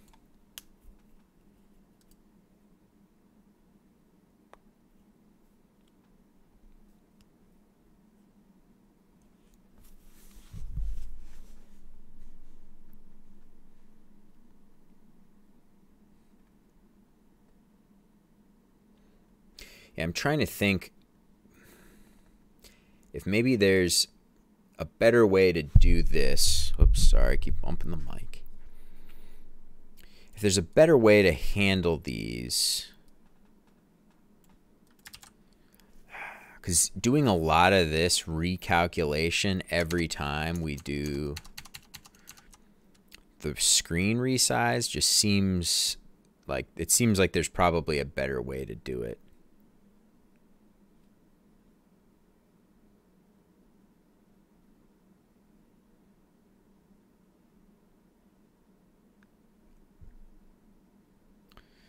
Seems like there's probably a better way to do it.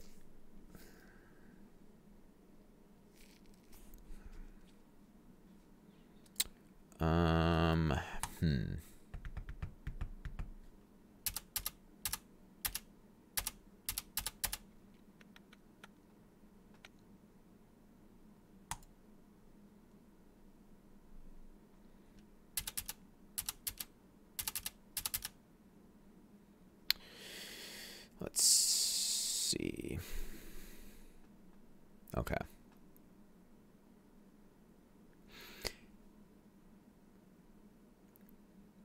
Like I wish what I did for all of these bubbles, for these, to get these scaling, if you recall what we did, was we stored their unit position. We stored their position in units. And then we just simply multiplied the unit position by the new pixel position value. And then offset that by the play area center, or the center of the screen. So maybe we could do the same thing with these bubbles. So we just do the nav bubble props. We store the unit positions for all of those. So we have our nav bubble props array,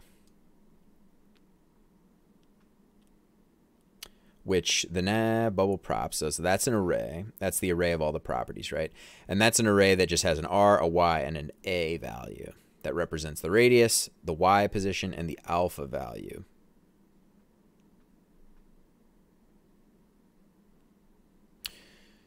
It doesn't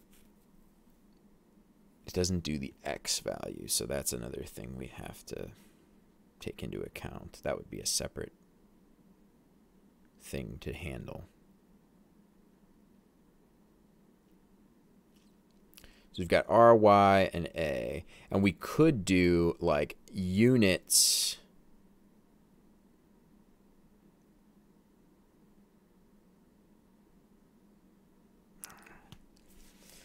We could do units X.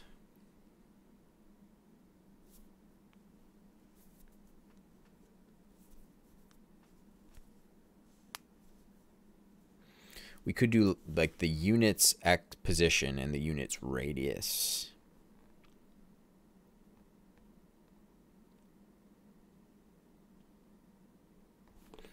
Oof.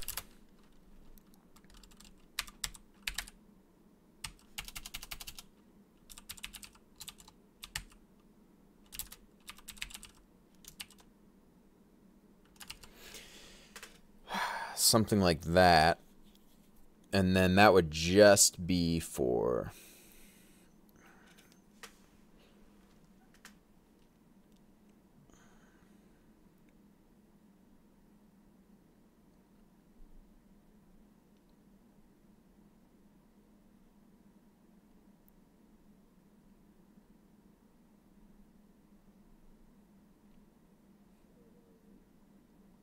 my stomach's making some noise. Whoa.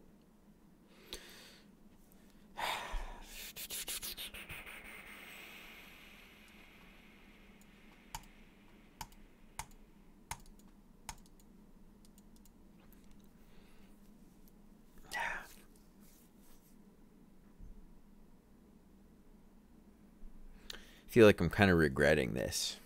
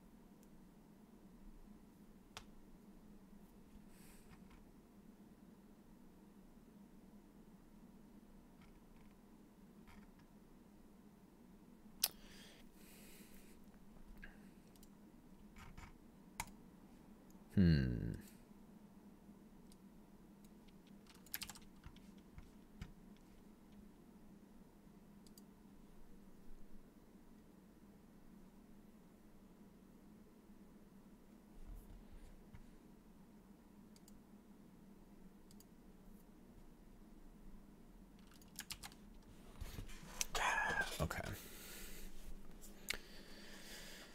All right.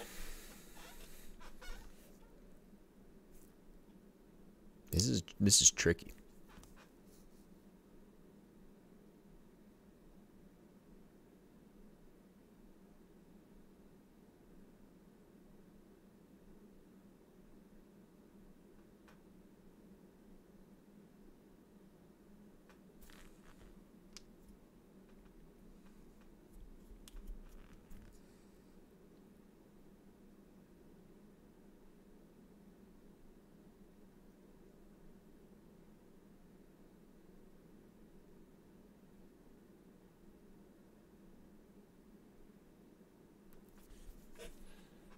All right, all right.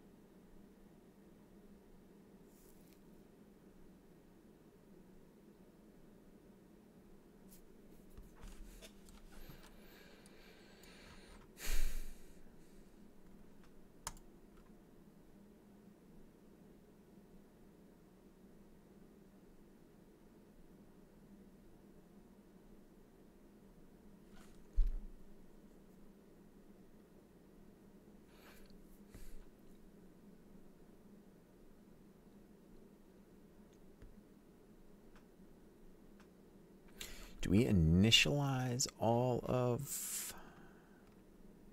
Yeah, I think we initialize every single nav bubble. No, maybe we don't. No. No, we initialize it here. If the bubble isn't initialized and isn't a pop bubble from the past checkpoint. Yeah, okay. So we're initializing them on the fly there. On demand.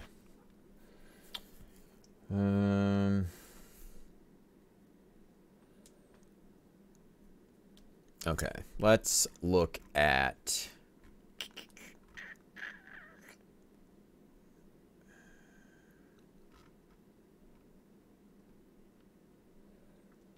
Let's just look at where we're setting the nav bubble props. Because like I was saying, I think we could do the unit position for those, unit parameters for those.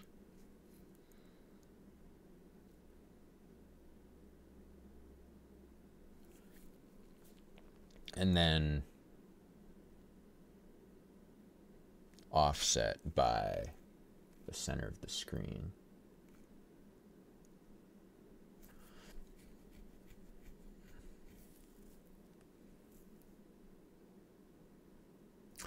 And then, so we would just then recalculate just those props, just the nav bubble props, and then loop over all the nav bubbles, and then just whichever props they would correspond to, we just like reapply those positions.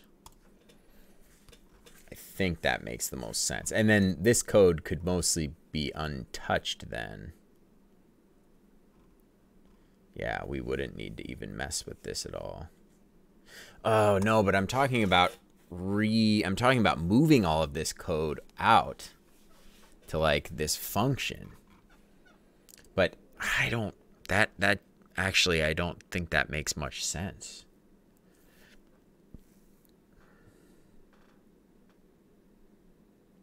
Yeah, because it's just too like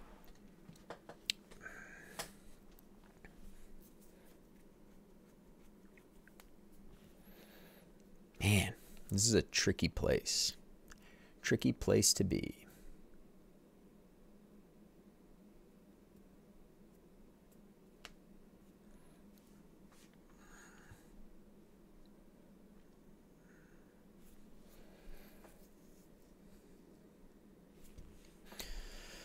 All right, so let's do, let's just try doing that. I was doing this unit pose, units are.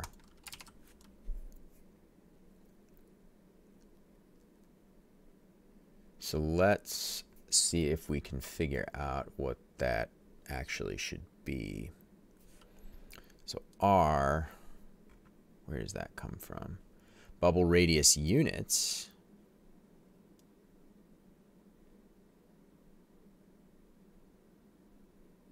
Okay, that's something.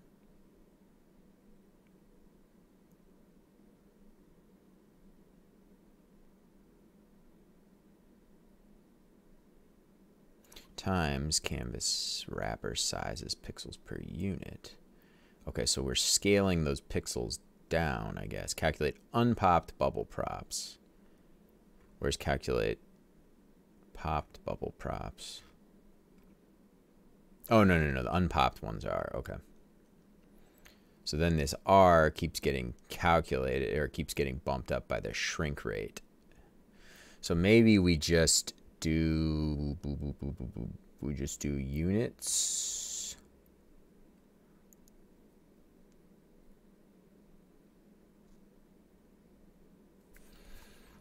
So we do R.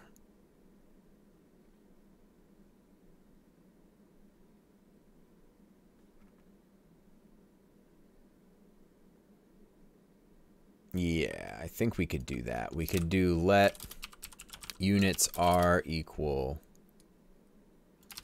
this to start, right? And then maybe we, well, yeah, actually that's fine. We'll do that. We'll do units R, and then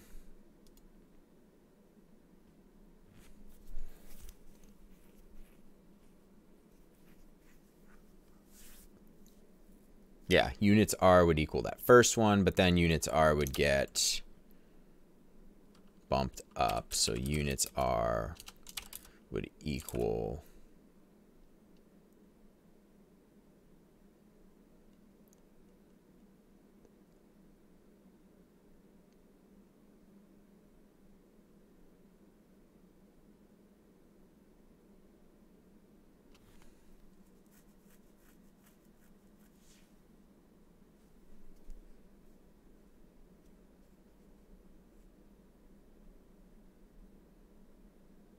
okay. Units R would then equal, would just times equal the shrink rate. So we're just scaling it down. We're scaling it down 70% every iteration. So that takes care of the units R, our radius in units.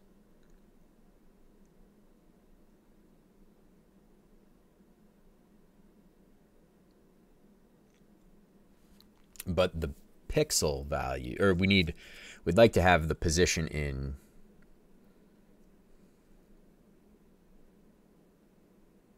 units, which I believe we just have X offset in units, right? Isn't that just a bubble pose X units? Okay, we can, yeah.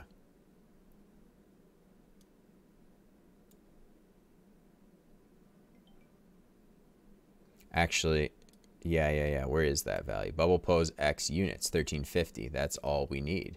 That's all we need.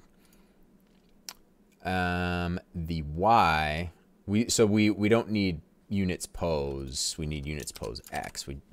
Units pose Y. We just need the Y position in units, because the X position is already in our config file. We're dealing with 1350.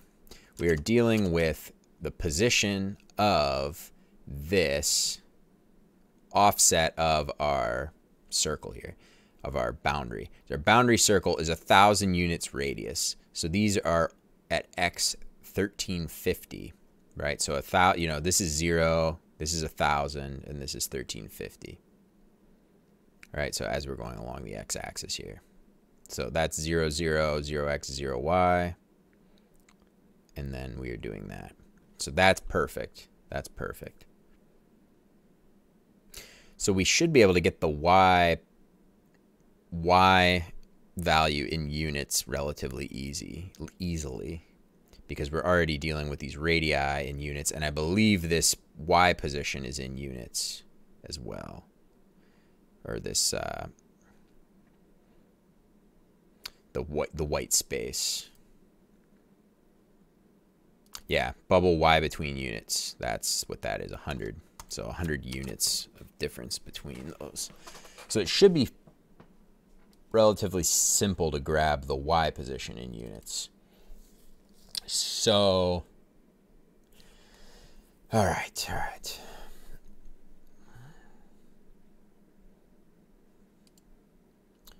Okay, so we're gonna have to kind of go back up the tree here a bit. Nav bubble y picks. First unpopped nav bubble y picks. What we're doing, the play area position y. Finally, the first unpopped bubble y picks. Add in all the y between units as well. Yeah, this is just kind of... We're doing all of this in pixels, so it's like I have to chase up the tree here to get to units. So... nav bubble props. Units are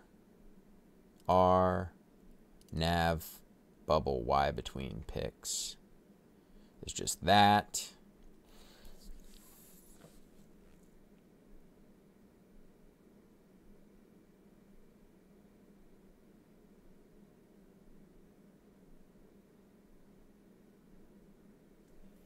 You know what? I feel like there maybe is an easier way to do it.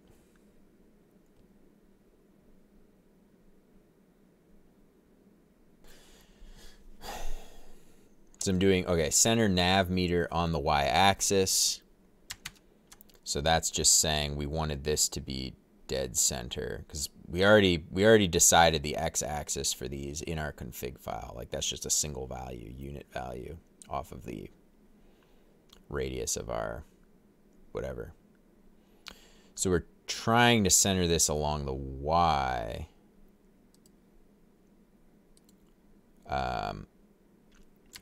Along the y. So in other words, we need to calculate the height, what this height would be.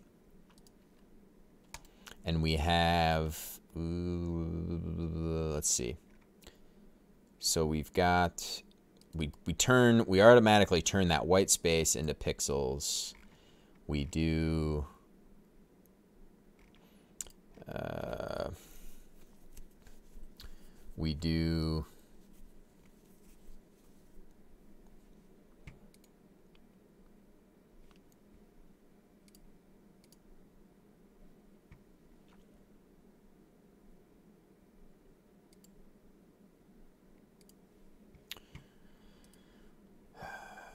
okay, so I commented this out actually pretty well as I do each step here.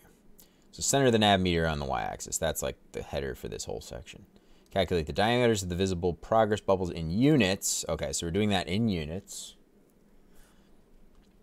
So that's the diameters of the visible progress bubbles. We loop for all those progress bubbles. So maybe we can just calculate, add in the y between units as well, nav meter height units. Oh, so we do all that in units actually first. Nav meter height units. That's nice. Then we subtract. Okay, so we turn that into pixels then. So we do everything in units, then we multiply simply by our pixels per unit value. That gives us the height. There we go. That gives us the height. I'll refresh so we get rid of those WebSocket errors. Nope, everything's broken now. Okay. Reference area units pose y is not defined. Marathon creator 153. What did I do? Oh, yeah, we haven't defined that yet. Well, anyway, we're calculating the height of that thing. If everything wasn't broken right now, we're calculating the height of that in units first, then in pixels. And then, oh, so the initial Y position of that would be half of that unit. Because once again, the Y-axis in units is half the screen. So our unit space is like divided the screen like right down the center. So 0 in our 0, 0 position of pixels is oriented from right up here in the top corner, right? So X goes up this way, Y goes up this way. That's the opposite of what you learned in school, right? Well, the Y-axis is flipped, but whatever. But for our unit, well, so we're still doing that for pixel space, but for the unit space, we are doing that, we're centering that here at the center of the screen with our play area, right? So we're doing X goes up this way and down this way, and Y goes up this way, you know, same thing as the screen, but it's just we're orientated here. And the number of pixels per unit is not 1-to-1 either, but that's whatever. This is 1,000 units, right? So the radius of our play area here is 1,000 units. So from here to there is 1,000. So what we could say is that our Y,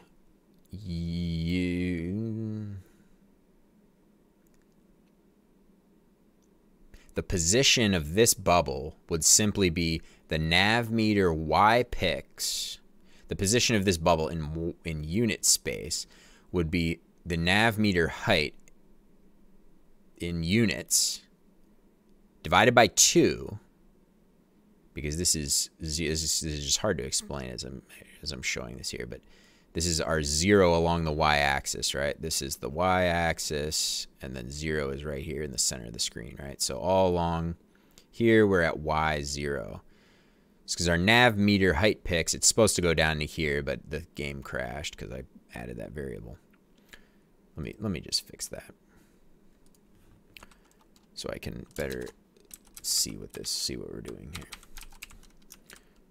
So we go back here, we play. Okay. So this is 0, 0 in unit space, right? So X is going up this way, Y is at 0, Y is going up this way, X is at 0. So we know our nav meter height, the nav meter height is from the top of this bubble here all the way to the bottom of this bubble. That's the nav meter height. And we're using that to center it up on the screen. But to figure out what that needs to be in units, the unit space, it's basically just this divided by 2. The height divided by 2, because this is our 0. This is our 0 Y point, right? So we divide our height by 2, and that'll give us this unit position right here. And then our first bubble would just be simply plus the radius of the first bubble, which we already know, which is 100. I believe this is 100, right? Our first bubble radius is 100 units. No, that's not what it is. Well, we figured that out. We figured that out, I think. All right, so, man, this is complicated. I'm sorry, folks. It's probably a boring stream. I wasn't expecting this to be quite this challenging. So it's hard for me to explain things and, you know, keep my thoughts straight.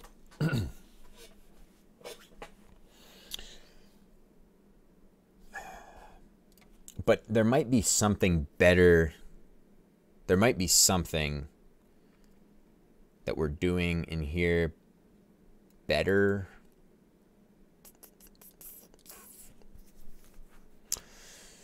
Retro MMO, it's all good. You were hard on yourself. Haha. Well, thanks. Thanks, man.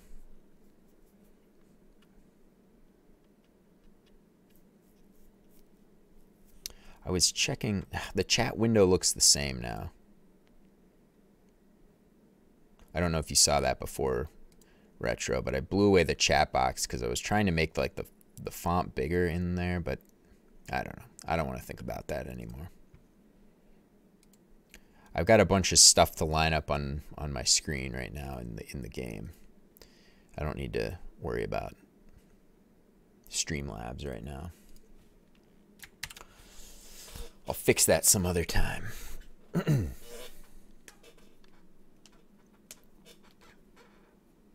Okay. So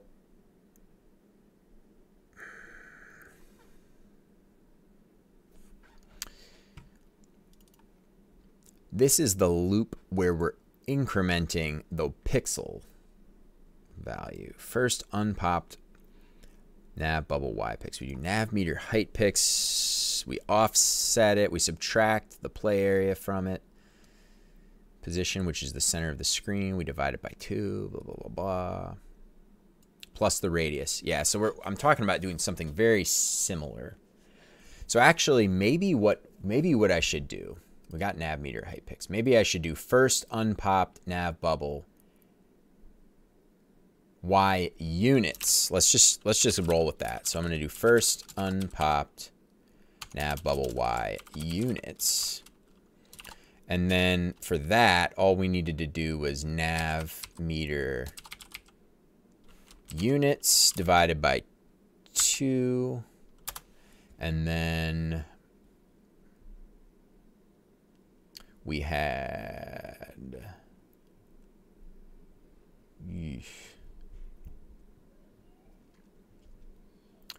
nav meter height units divided by 2 times, or plus, where does this first R come from?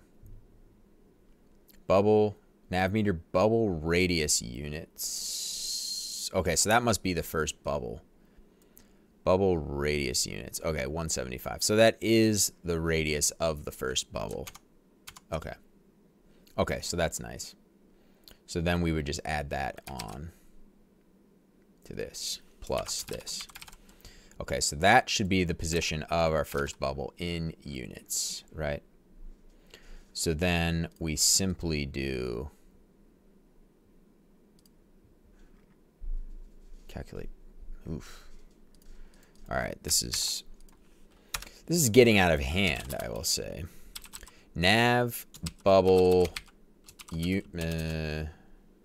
y units is going to equal first. Yes, okay. And then this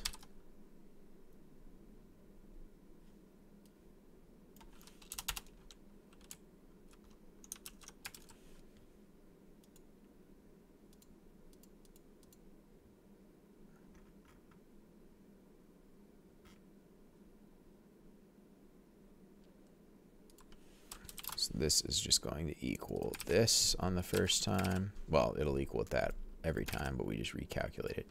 So now, whatever we do, next R is just R times, next Y pix is R plus. Okay, so this will be nav bubble units equals,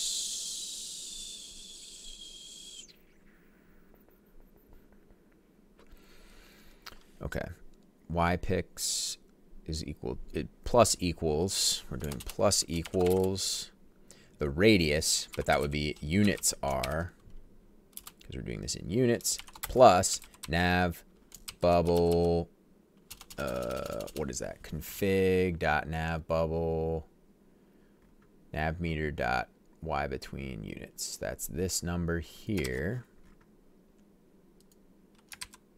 plus that,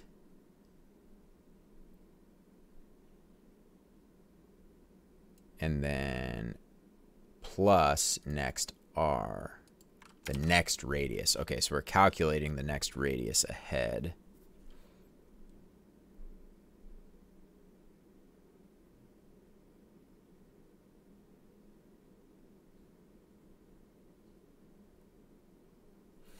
Okay, so I have to do that same thing. I have to do const next units R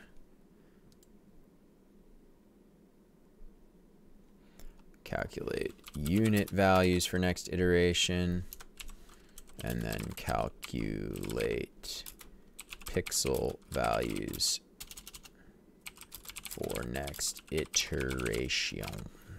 Okay.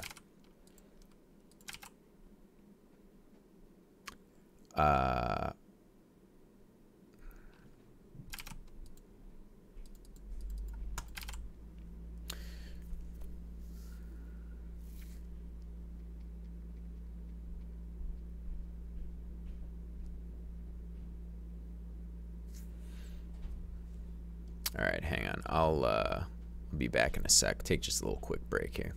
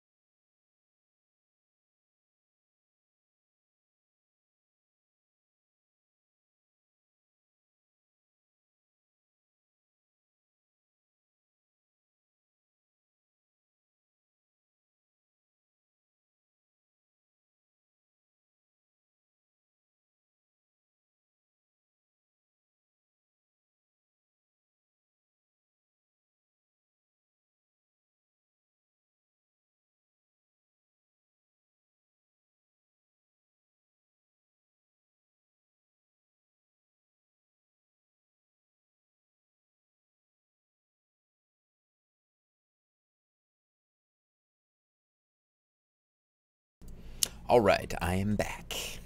Okay. All right, we got to fix this. We got to figure this out here.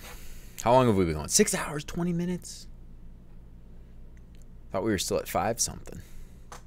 Thought we were like 5.5 maybe. All right, well, we're gonna plow through this. This is an ugly thing that just has to be done. It's annoying, but yeah, I don't really see a better way right now.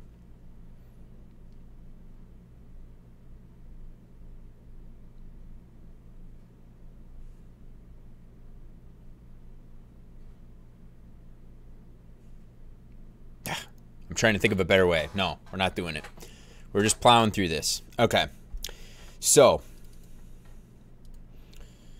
yes, we now have, I need to kind of basically match. So right here, we've got our this is what we had before. We've got the calculate pixel values for next iteration. Now I just basically am going to line this up one-to-one, but for the unit values.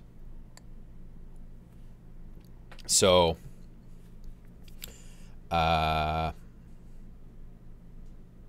this next units R is going to be equal to the units R times the shrink rate, and then this part's already done, I think, and then it's just a matter of doing units R equals next units R.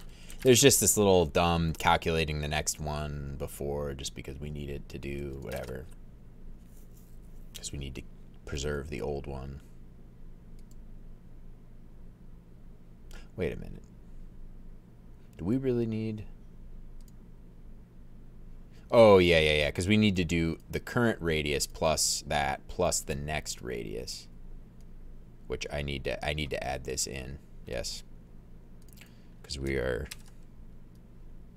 Okay, yes, so that needs to be there we go. All right, so in theory then, we now have our units. Oh, well, that was nav bubble Y. Okay. In theory, we should be good now with our... I don't know why I'm playing this yet, because we don't actually... We haven't even done anything with it yet. But in theory now, I can... And maybe we can at least just get these visible ones to change first. Okay.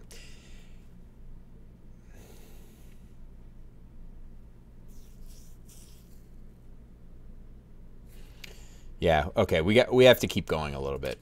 We have to keep going a little bit first before we can see something on screen, unfortunately. Okay, so we just handled the props for these visible bubbles, right? So the radius and the position for this bubble, right? But then we need to handle the positions for the little invisible, the little like bubble there. We need to figure out the radius and the Y position in units for those, for each of those. So there should be 4 of them. Yeah, there's 4 of them that go stack up above, right? So we got the 3 here. We're good with these. In theory, we should be good with these. And we got the 4 up on top. And then there should be the one little invisible set of properties here that will also update. Okay, so that's what we handled here. Calculate unpopped bubble props. So that is these 3. So we're good with those, in theory. So now we've got the popped bubble props. And then the final first unpopped invisible prop. Bubble prop, which it represents this little one, the invisible ones here that fade in from nothing, right? So we've got the popped bubble props. So let's see what we do here that does we do anything with... Because once again, this is all pixel dealings. We're all dealing with pixels here. Oops, I don't know what happened there. We're dealing with pixels here, but we want to, where we're doing this unshift, nav bubble props unshift, we want to be putting in our 2 new properties that we are calling units pose Y and units R. So,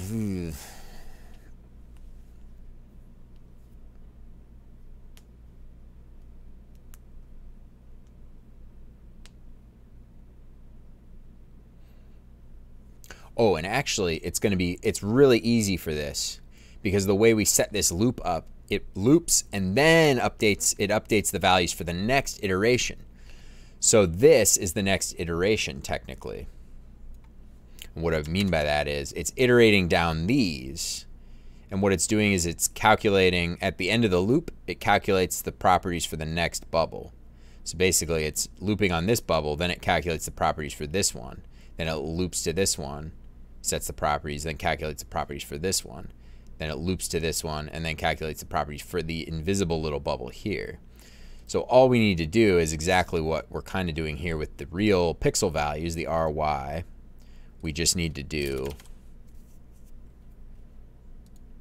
the units. Units are in nav bubble Y units, right? Yes. Or so I'll do it. I'll follow the way I did it up here, which was right here. Okay, units pose Y. We just copy this, basically. This same line applies. There we go. Okay. That's all well and good.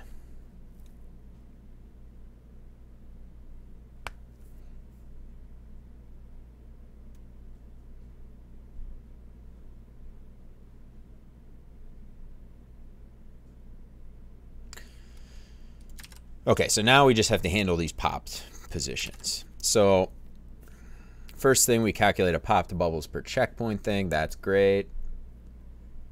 So we're just looping for doing some weird little loop. Oh, we're like looping down. Oh, and unshifting bubbles onto the top. Okay, so we're kind of like backwards looping, whatever. Yeah, a bunch of weird stuff there. And then how... Okay, so what do we do to get this first thing going? Okay, so we do unpopped Y pix, and we do unpopped first R. So we can do also let unpopped Y units, and we unpopped Y units. Please don't, VS Code, don't do anything else. Okay, thank you. And then we have let unpopped first R units. Okay, so we need two variables like that. And then now those are simply going to equal, what was this? This is units pose Y is going to equal that. And then units R is going to equal, oh, wait a minute. Oh, okay. Okay, okay. Units R is going to equal, we're going to do const units R. We can, yeah, that'll be good. Okay.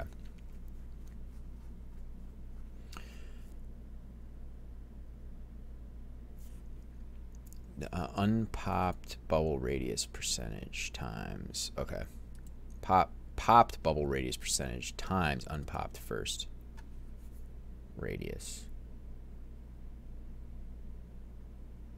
Okay, so unpopped first radius units is going to equal nav bubble props 0 dot units R. Okay, excellent. And then we'll calculate that one in a minute. So then this thing is going to be just this times unpopped.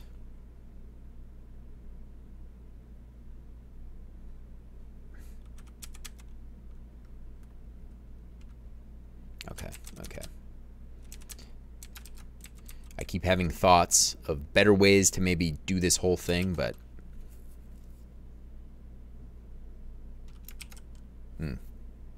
not right now, not right now. I'm just gonna dig myself down a huge another rabbit trail. Okay, so units are that times, but this is not unpopped. This should be unpopped first R units. Yes. Okay, so unpopped. Oh, units. There we go. This one here. Yep. And this is the same. This is just a percentage thing. That's perfect.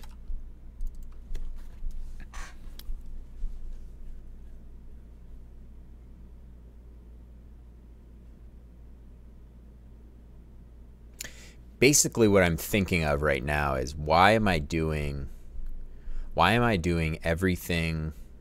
I calculated everything in pixels, right? Like I calculated all the positions of these things in pixels. And all of that right away went in pixels. And then now I'm like kind of backwards calculating to get to units. Well, not exactly. But what I'm thinking is like maybe I should have just did everything in units first and then just did the multiply times the pixels per units to get everything. So maybe I'll at some point refactor all of that to do that. But right now, yeah, not going to worry about it. And as messy as this code kind of looks, it's actually not that bad. I mean, yeah, it's fresh in my mind still from, you know, a couple weeks ago or whatever, but I just feel like this isn't like it's kind of straightforward, like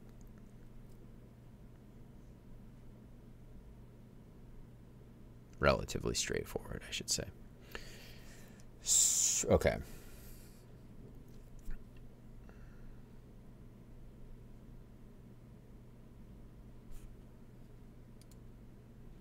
Okay. So that's good. We're going to need to we're going to need to do unpopped y units here.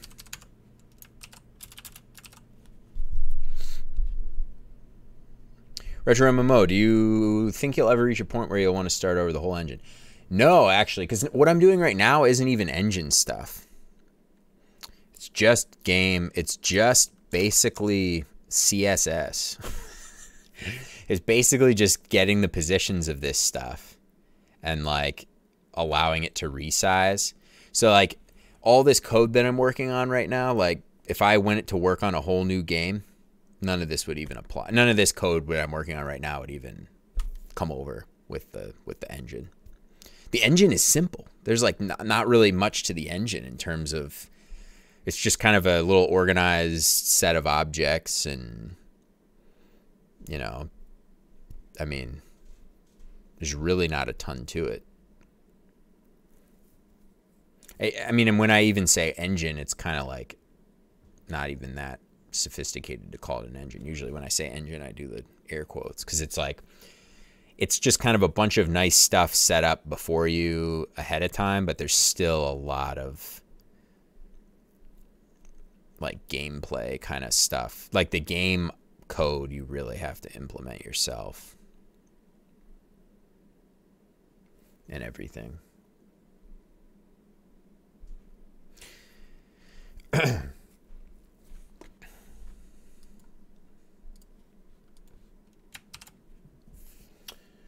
Okay, so unpop. Yeah, so when I was talking about like refactoring this, it's really, I mean, this is really just like this just chunk of code that chunks through and calculates all, you know, the exact positions of everything.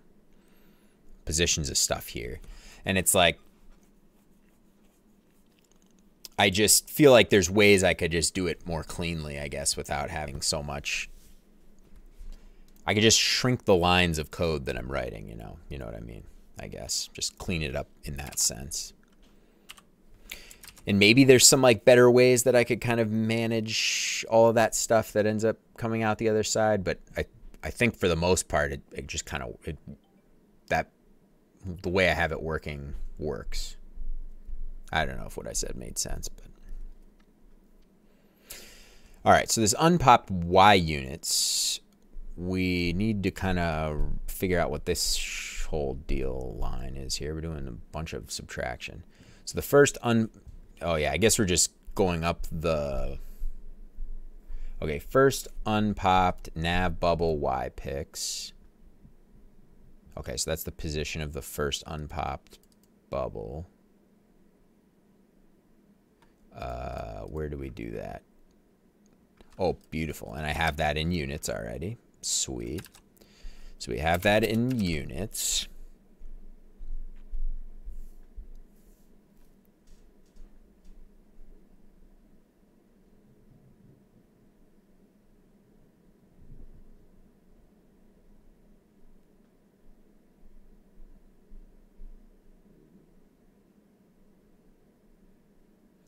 nav bubble props O. Okay, so then this would be O dot unit R units, or units R. What is it called? Units R. Okay. Minus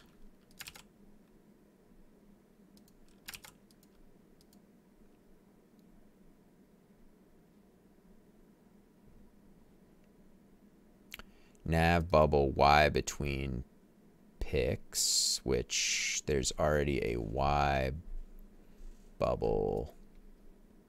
Oh, that's this. That's literally that config value. Yes, beautiful. So minus that. Minus 10. I got a magic number in here? Come on. That slipped through the radar. What is the 10? I got it. All right. Where are we? Where are we here? Okay. All right. Let me diagnose whatever this little magic 10 is. Another unexpected token? Oh, there we go. Okay. None of that stuff matters anyway. All right. So unpopped Y units is not defined. Okay. Where are we doing that? Oh. Unpop. Ah.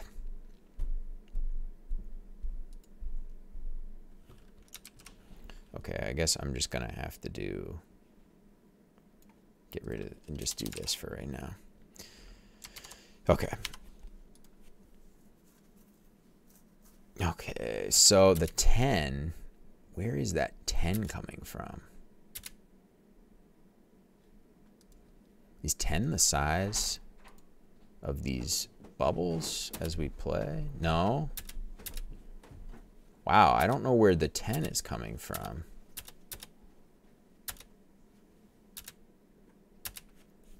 I really don't. Getting more books back there? Yeah.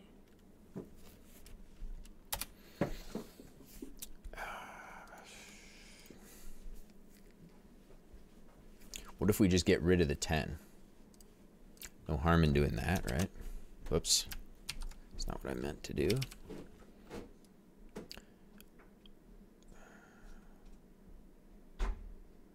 Unpopped Y picks. Yeah, I really don't get it.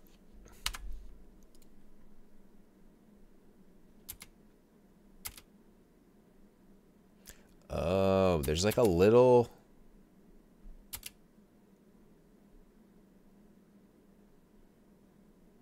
There's like a little bit of a, like that, the distance from the green one here and then the blue above there is like short. It's not our, but that, why would that?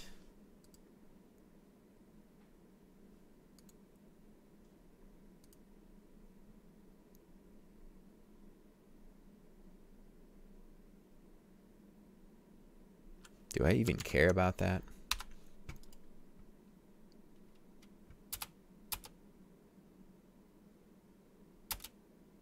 I feel like that was some magic number that I used for testing, and then it...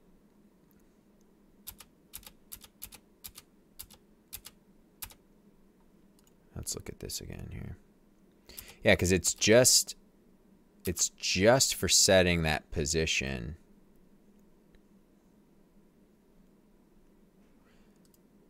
Oh, wait a minute.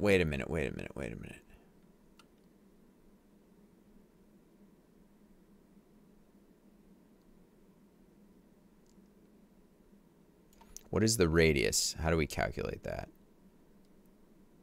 Popped bubble radius percentage. So it should be unpopped first R. What? Oh, that's the fixed radius. Uh-oh. Rudy the kitten is down here now.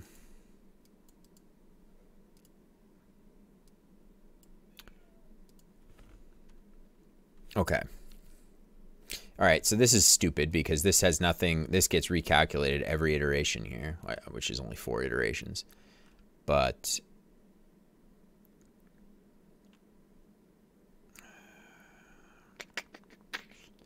Yeah, I wonder why I did that. Okay, so let's move this up. We'll just call this, well, this is good. We're figuring out some popped R.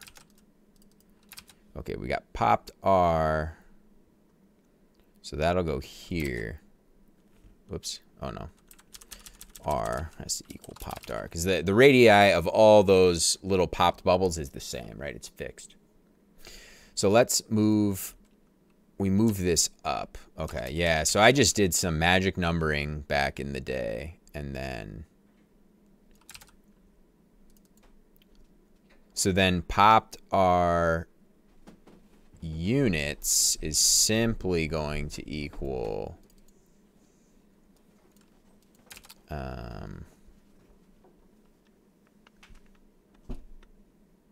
unit. Okay, what am I? Let's see what I'm doing here. Units.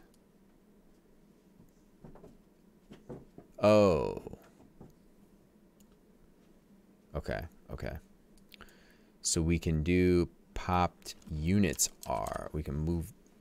That's not what I wanted to do. Whoa, boy. Thanks for grabbing him.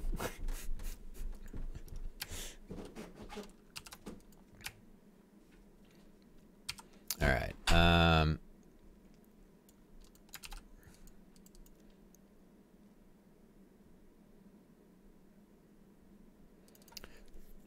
Okay, this needs to go up.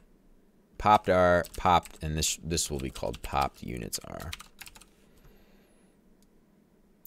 Okay, so then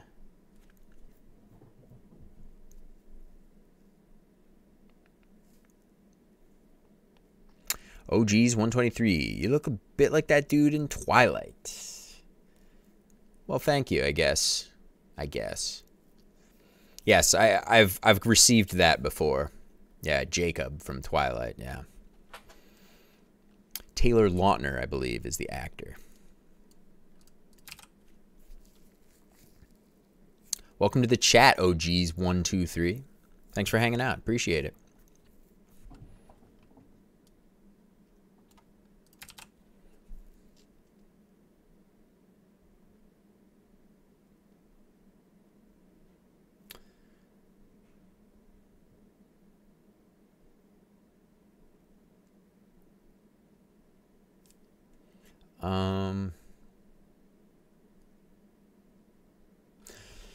All right, this is getting out of hand.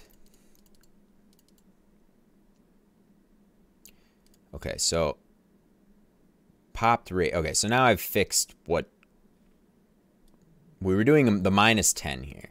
So this shouldn't be -10 now. This should be minus popped radius, popped R. Right? Okay.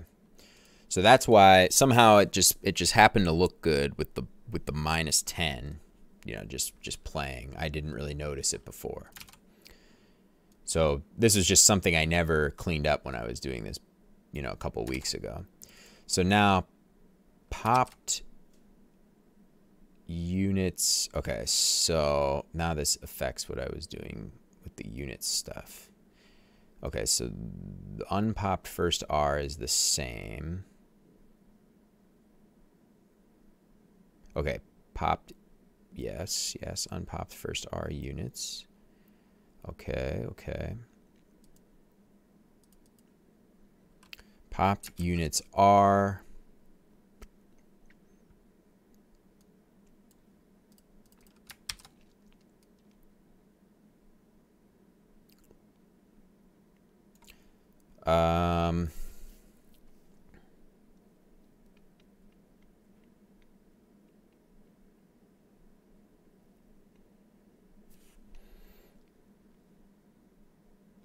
Unpopped Y picks.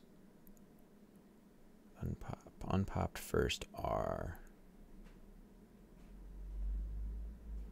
Wait a minute. No, we can't do that because... Oh, now we don't need that. Oh, this is... Okay, this is great. This is great here.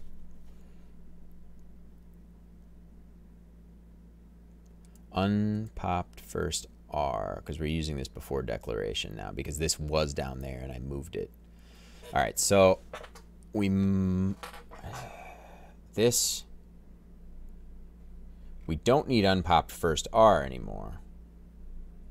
We just need popped R is going to equal, yeah. That's good. We can get rid of that unpopped first R. Popped R. Yes, we're just scaling that back there. Popped units R. We do the same thing. We get rid of this as well. Okay. There we go. We're getting somewhere here. Cleaning some stuff up. Popped units R. We're not ready to do anything with that yet. No, we are. We're already done with this. Units R. Unpopped units R. Because the popped bubbles all have the same radius. All right, I can't refresh this now. This is going to break everything. The popped bubbles on our little nav bar all have the same radius. So before that was inside of the loop, it was like recalculating that every time. It was just recalculating the same value every time. So that was just a mistake that I just left in there. I didn't catch when I had done this, when I worked on this a couple weeks ago. Okay, so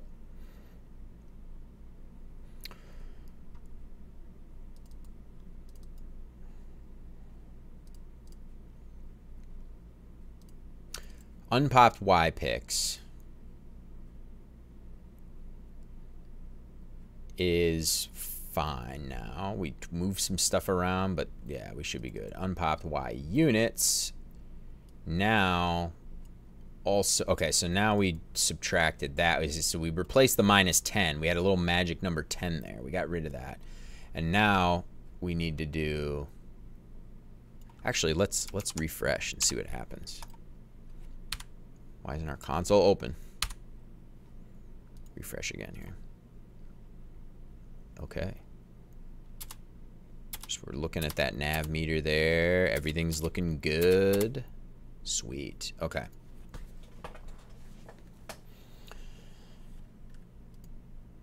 All right. So, yeah. So then this one is simply just going to be minus unpopped R.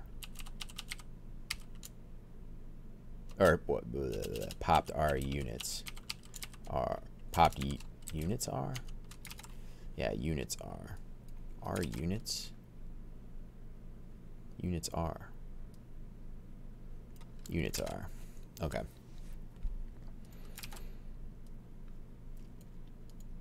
Yeah, so that's basically the popped R unit, the radius of that, of those popped little bubbles up here. We've got the radius of the popped little bubbles, so that little ghost blue bubble up there, if I move my mouse cursor outside of the boundary to show it, you know, that little one up there, right? Those, now it's those two, right? They have the same radius. So now we officially have, we have the official units. Not only do we have that in pixels, but we've got it in the unit space as well. So we've got the pixel radius value of those, and we've got the unit value of those. Okay. So now, then, okay, and the units, yeah, that the unpopped Y units should be good. So we just need to fix this. So we do unpopped Y units equals unpopped Y units minus. Hey, Y.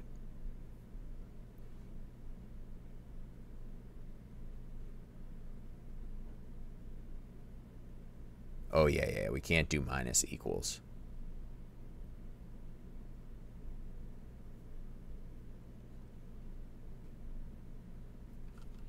Wait a minute. Nav bubble Y between units, which is this. That's in config. Nav bubble Y between units minus, what is R?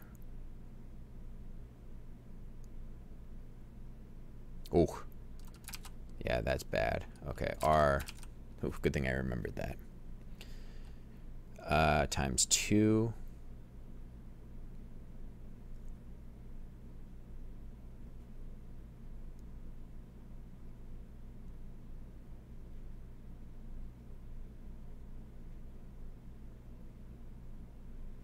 And this, okay, so that minus unpopped units are times 2. Okay. All right, so let's make sure everything is still comprende. Nice. Okay. Looking good. Looking good. All right, we are almost ready to check the scaling on this now. Okay. But first things first. There's something else I was going to do, but I just lost my train of thought.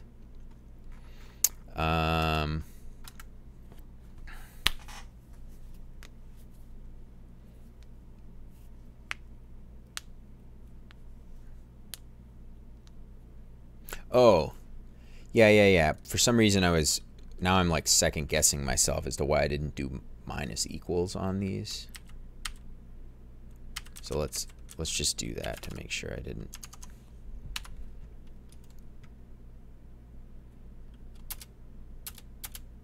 Oh, yeah, look at that.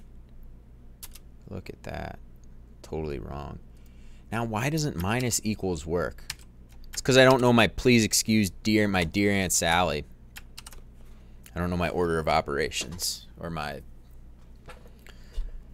Yeah, this bit me before. This was one of the things. So that's why I have it like this. Why doesn't minus equals work? It's self minus that. Oh, yeah, okay, because it would be doing this minus this. Okay, so this gets calculated first. Then this minus that. And equals that.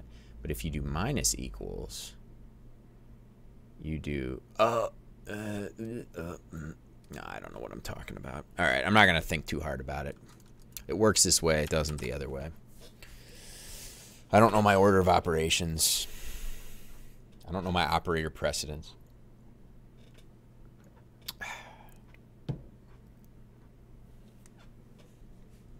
Okay. So we are at a point now where we can at least. Okay, I'm going to get rid of this.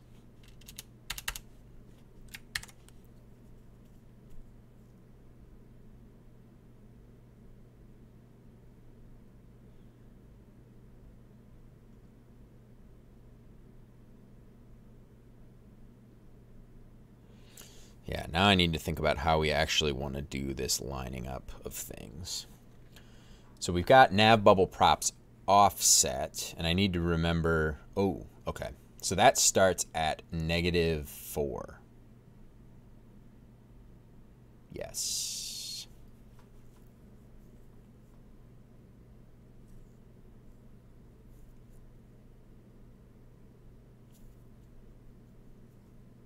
Ooh, there's nav bubble destructed Y too.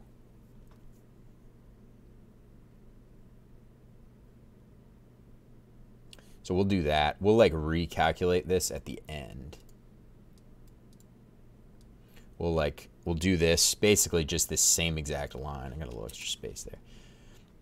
We'll do this same exact line at the very end because nav bubble props will have been updated at this point. So let's do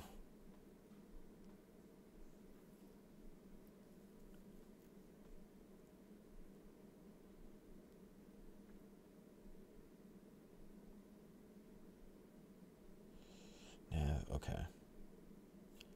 So first things first, we update the nav bubble props. Okay, so this function I'm inside of now is the function that runs when you resize the screen. So it's the function that will be running here, right?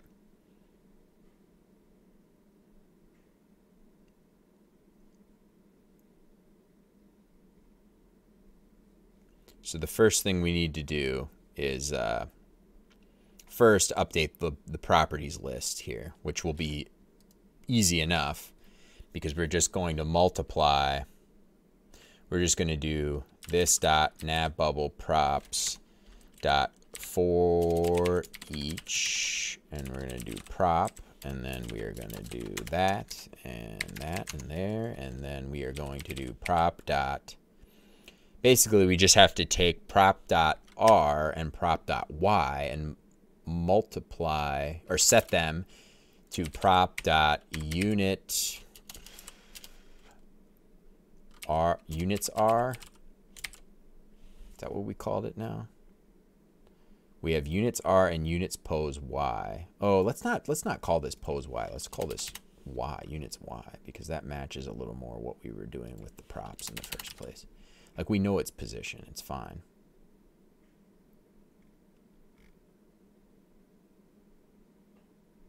Okay, and then there's one more spot right here. Right? Yeah. Okay. So we're taking the prop radius, multiplying it, or taking the units and then multiplying it times our new pixel, whatever. So canvas wrapper dot. Did we already import that? If so, nice. Okay, yeah, I guess I already did. Sizes dot pixels per unit. Okay, beautiful. And we do the same thing for the y.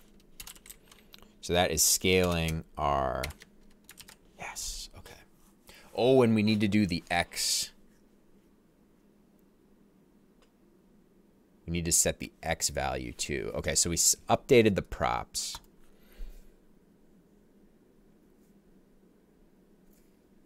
And then we need to update this dot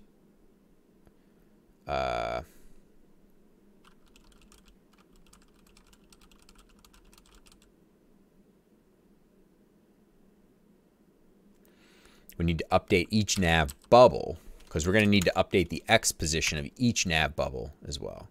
This dot nav bubbles dot for each. So we do need to go over each bubble. And we'll just do that. We'll do bubble. And then we're going to line them up. We're going to sync them up with the props. Well, we're going to update the x position on every single one. So b.x, b.pose.x is going to equal, what do we have? We have config here. It's config dot, what was that property called? Config dot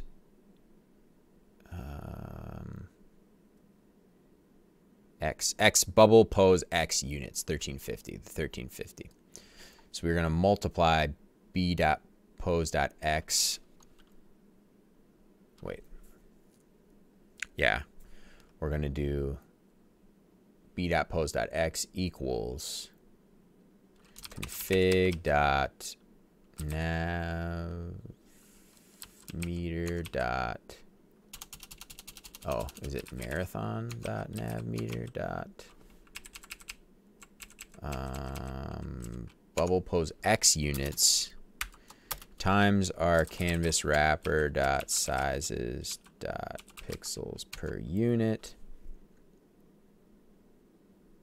and then plus half the screen plus canvas wrapper dot half width. Okay, half of the width. Okay, so that's it. That's what we got for our x position here. Okay. So for the last thing here,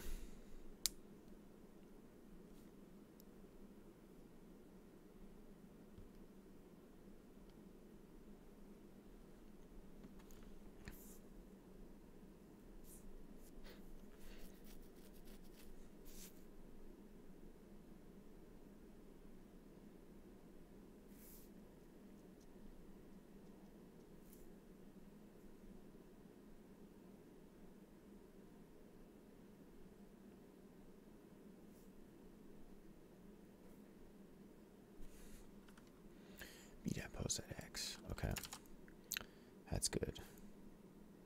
We want that to update every single bubble, on every single bubble.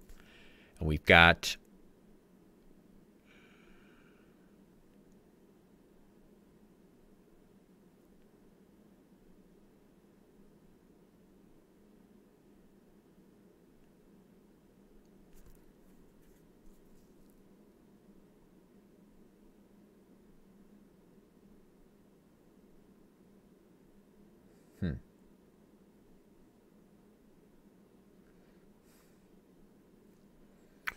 okay. We need to sync up with this nav bubble props offset, because we've got our list of navigation bubbles in an array. That's all of these. And then they sync up with these props, right? So like when I pop this one, the green one slid up to a different position, right? And the pink one slid up here, right? So there's the nav bubbles array that doesn't change. And then each of the props has to slide around it. Retro, gotta run. Have a nice night. Hey, thanks, man. Thanks again for hanging out and watching. Yeah, we'll catch you later. Maybe on your stream tonight. Have a good one. Thanks again. Thanks for the sub, man, too. I appreciate that. Really appreciate that. Okay.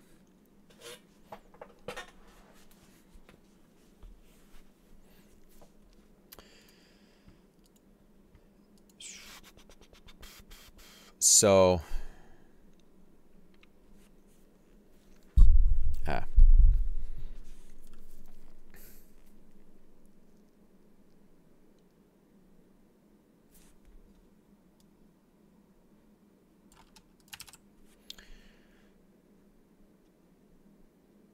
so we need to get,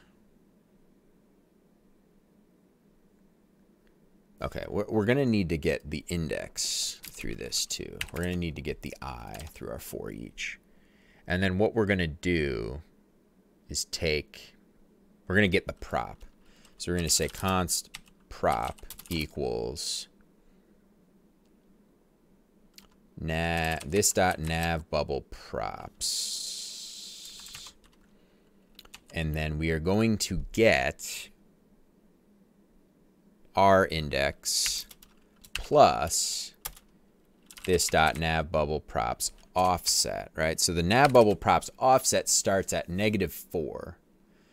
So for bubble 0, oh, wait a minute. No, bubble 0 needs to be at prop.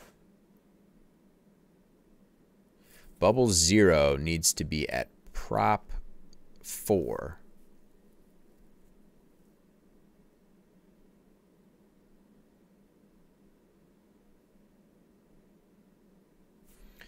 Because I'll use my little thing here to demonstrate. This doesn't exactly line up, but pretend that's bubble 0. There's 4 hidden props above it. So bubble 0, nav bubble 0 needs to correspond with prop 4. So in other words, that means, so for each bubble where index is 0, 0 plus nav bubble props offset would put us at -4, but we need to somehow be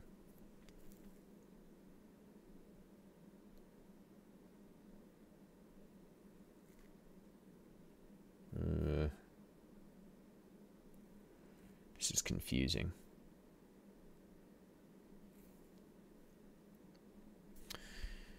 Confusing how this will actually line up here.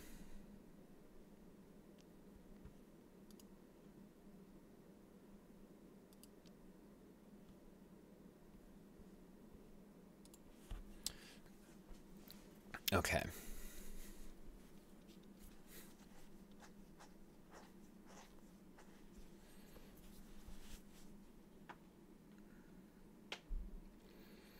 This dot nav bubbles dot for each B and I.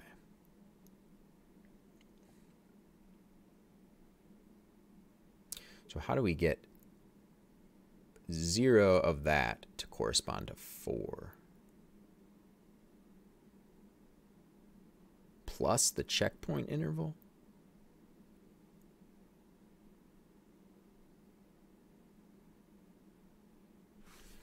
I plus the checkpoint interval. Does that make sense?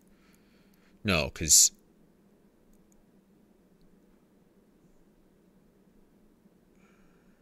wow.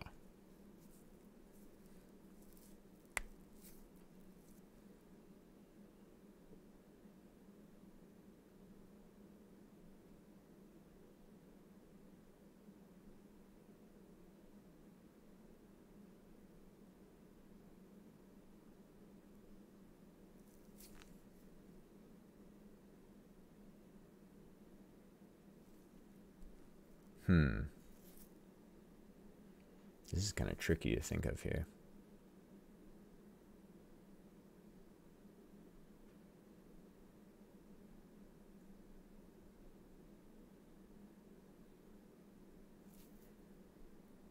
All right, I've been going 7 hours, but I really want to finish this.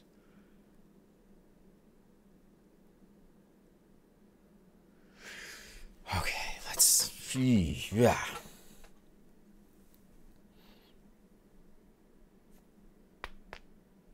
This part, it's just like my brain's kind of fried.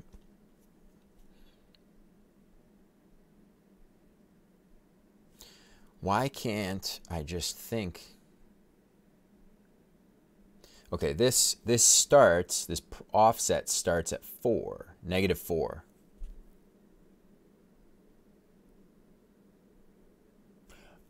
Wait a minute. No.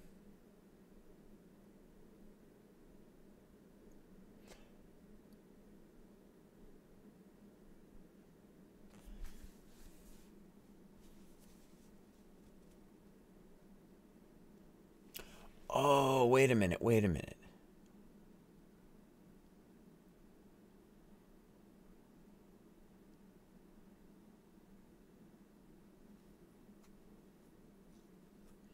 We somehow need to get the number 4 to spit in here for our first iteration. So this I is going to be 0 on the first iteration.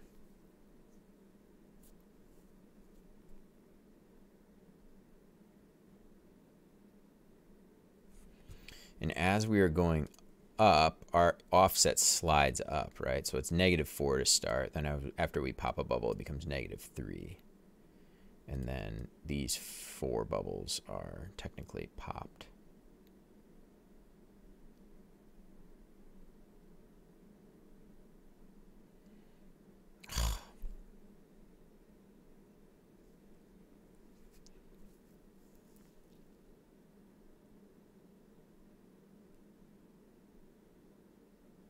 All right.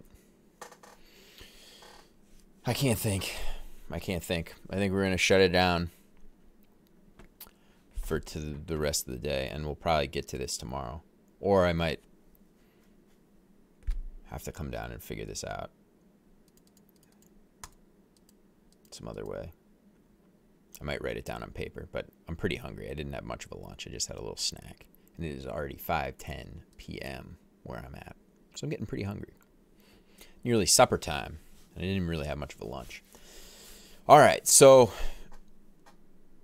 everybody, which I'm only seeing 2 viewers right now. One of them's probably my wife.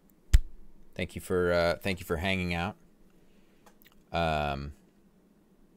Yeah, we reached affiliate. It's all on you guys. It's all on the viewers. So thank you very much for that.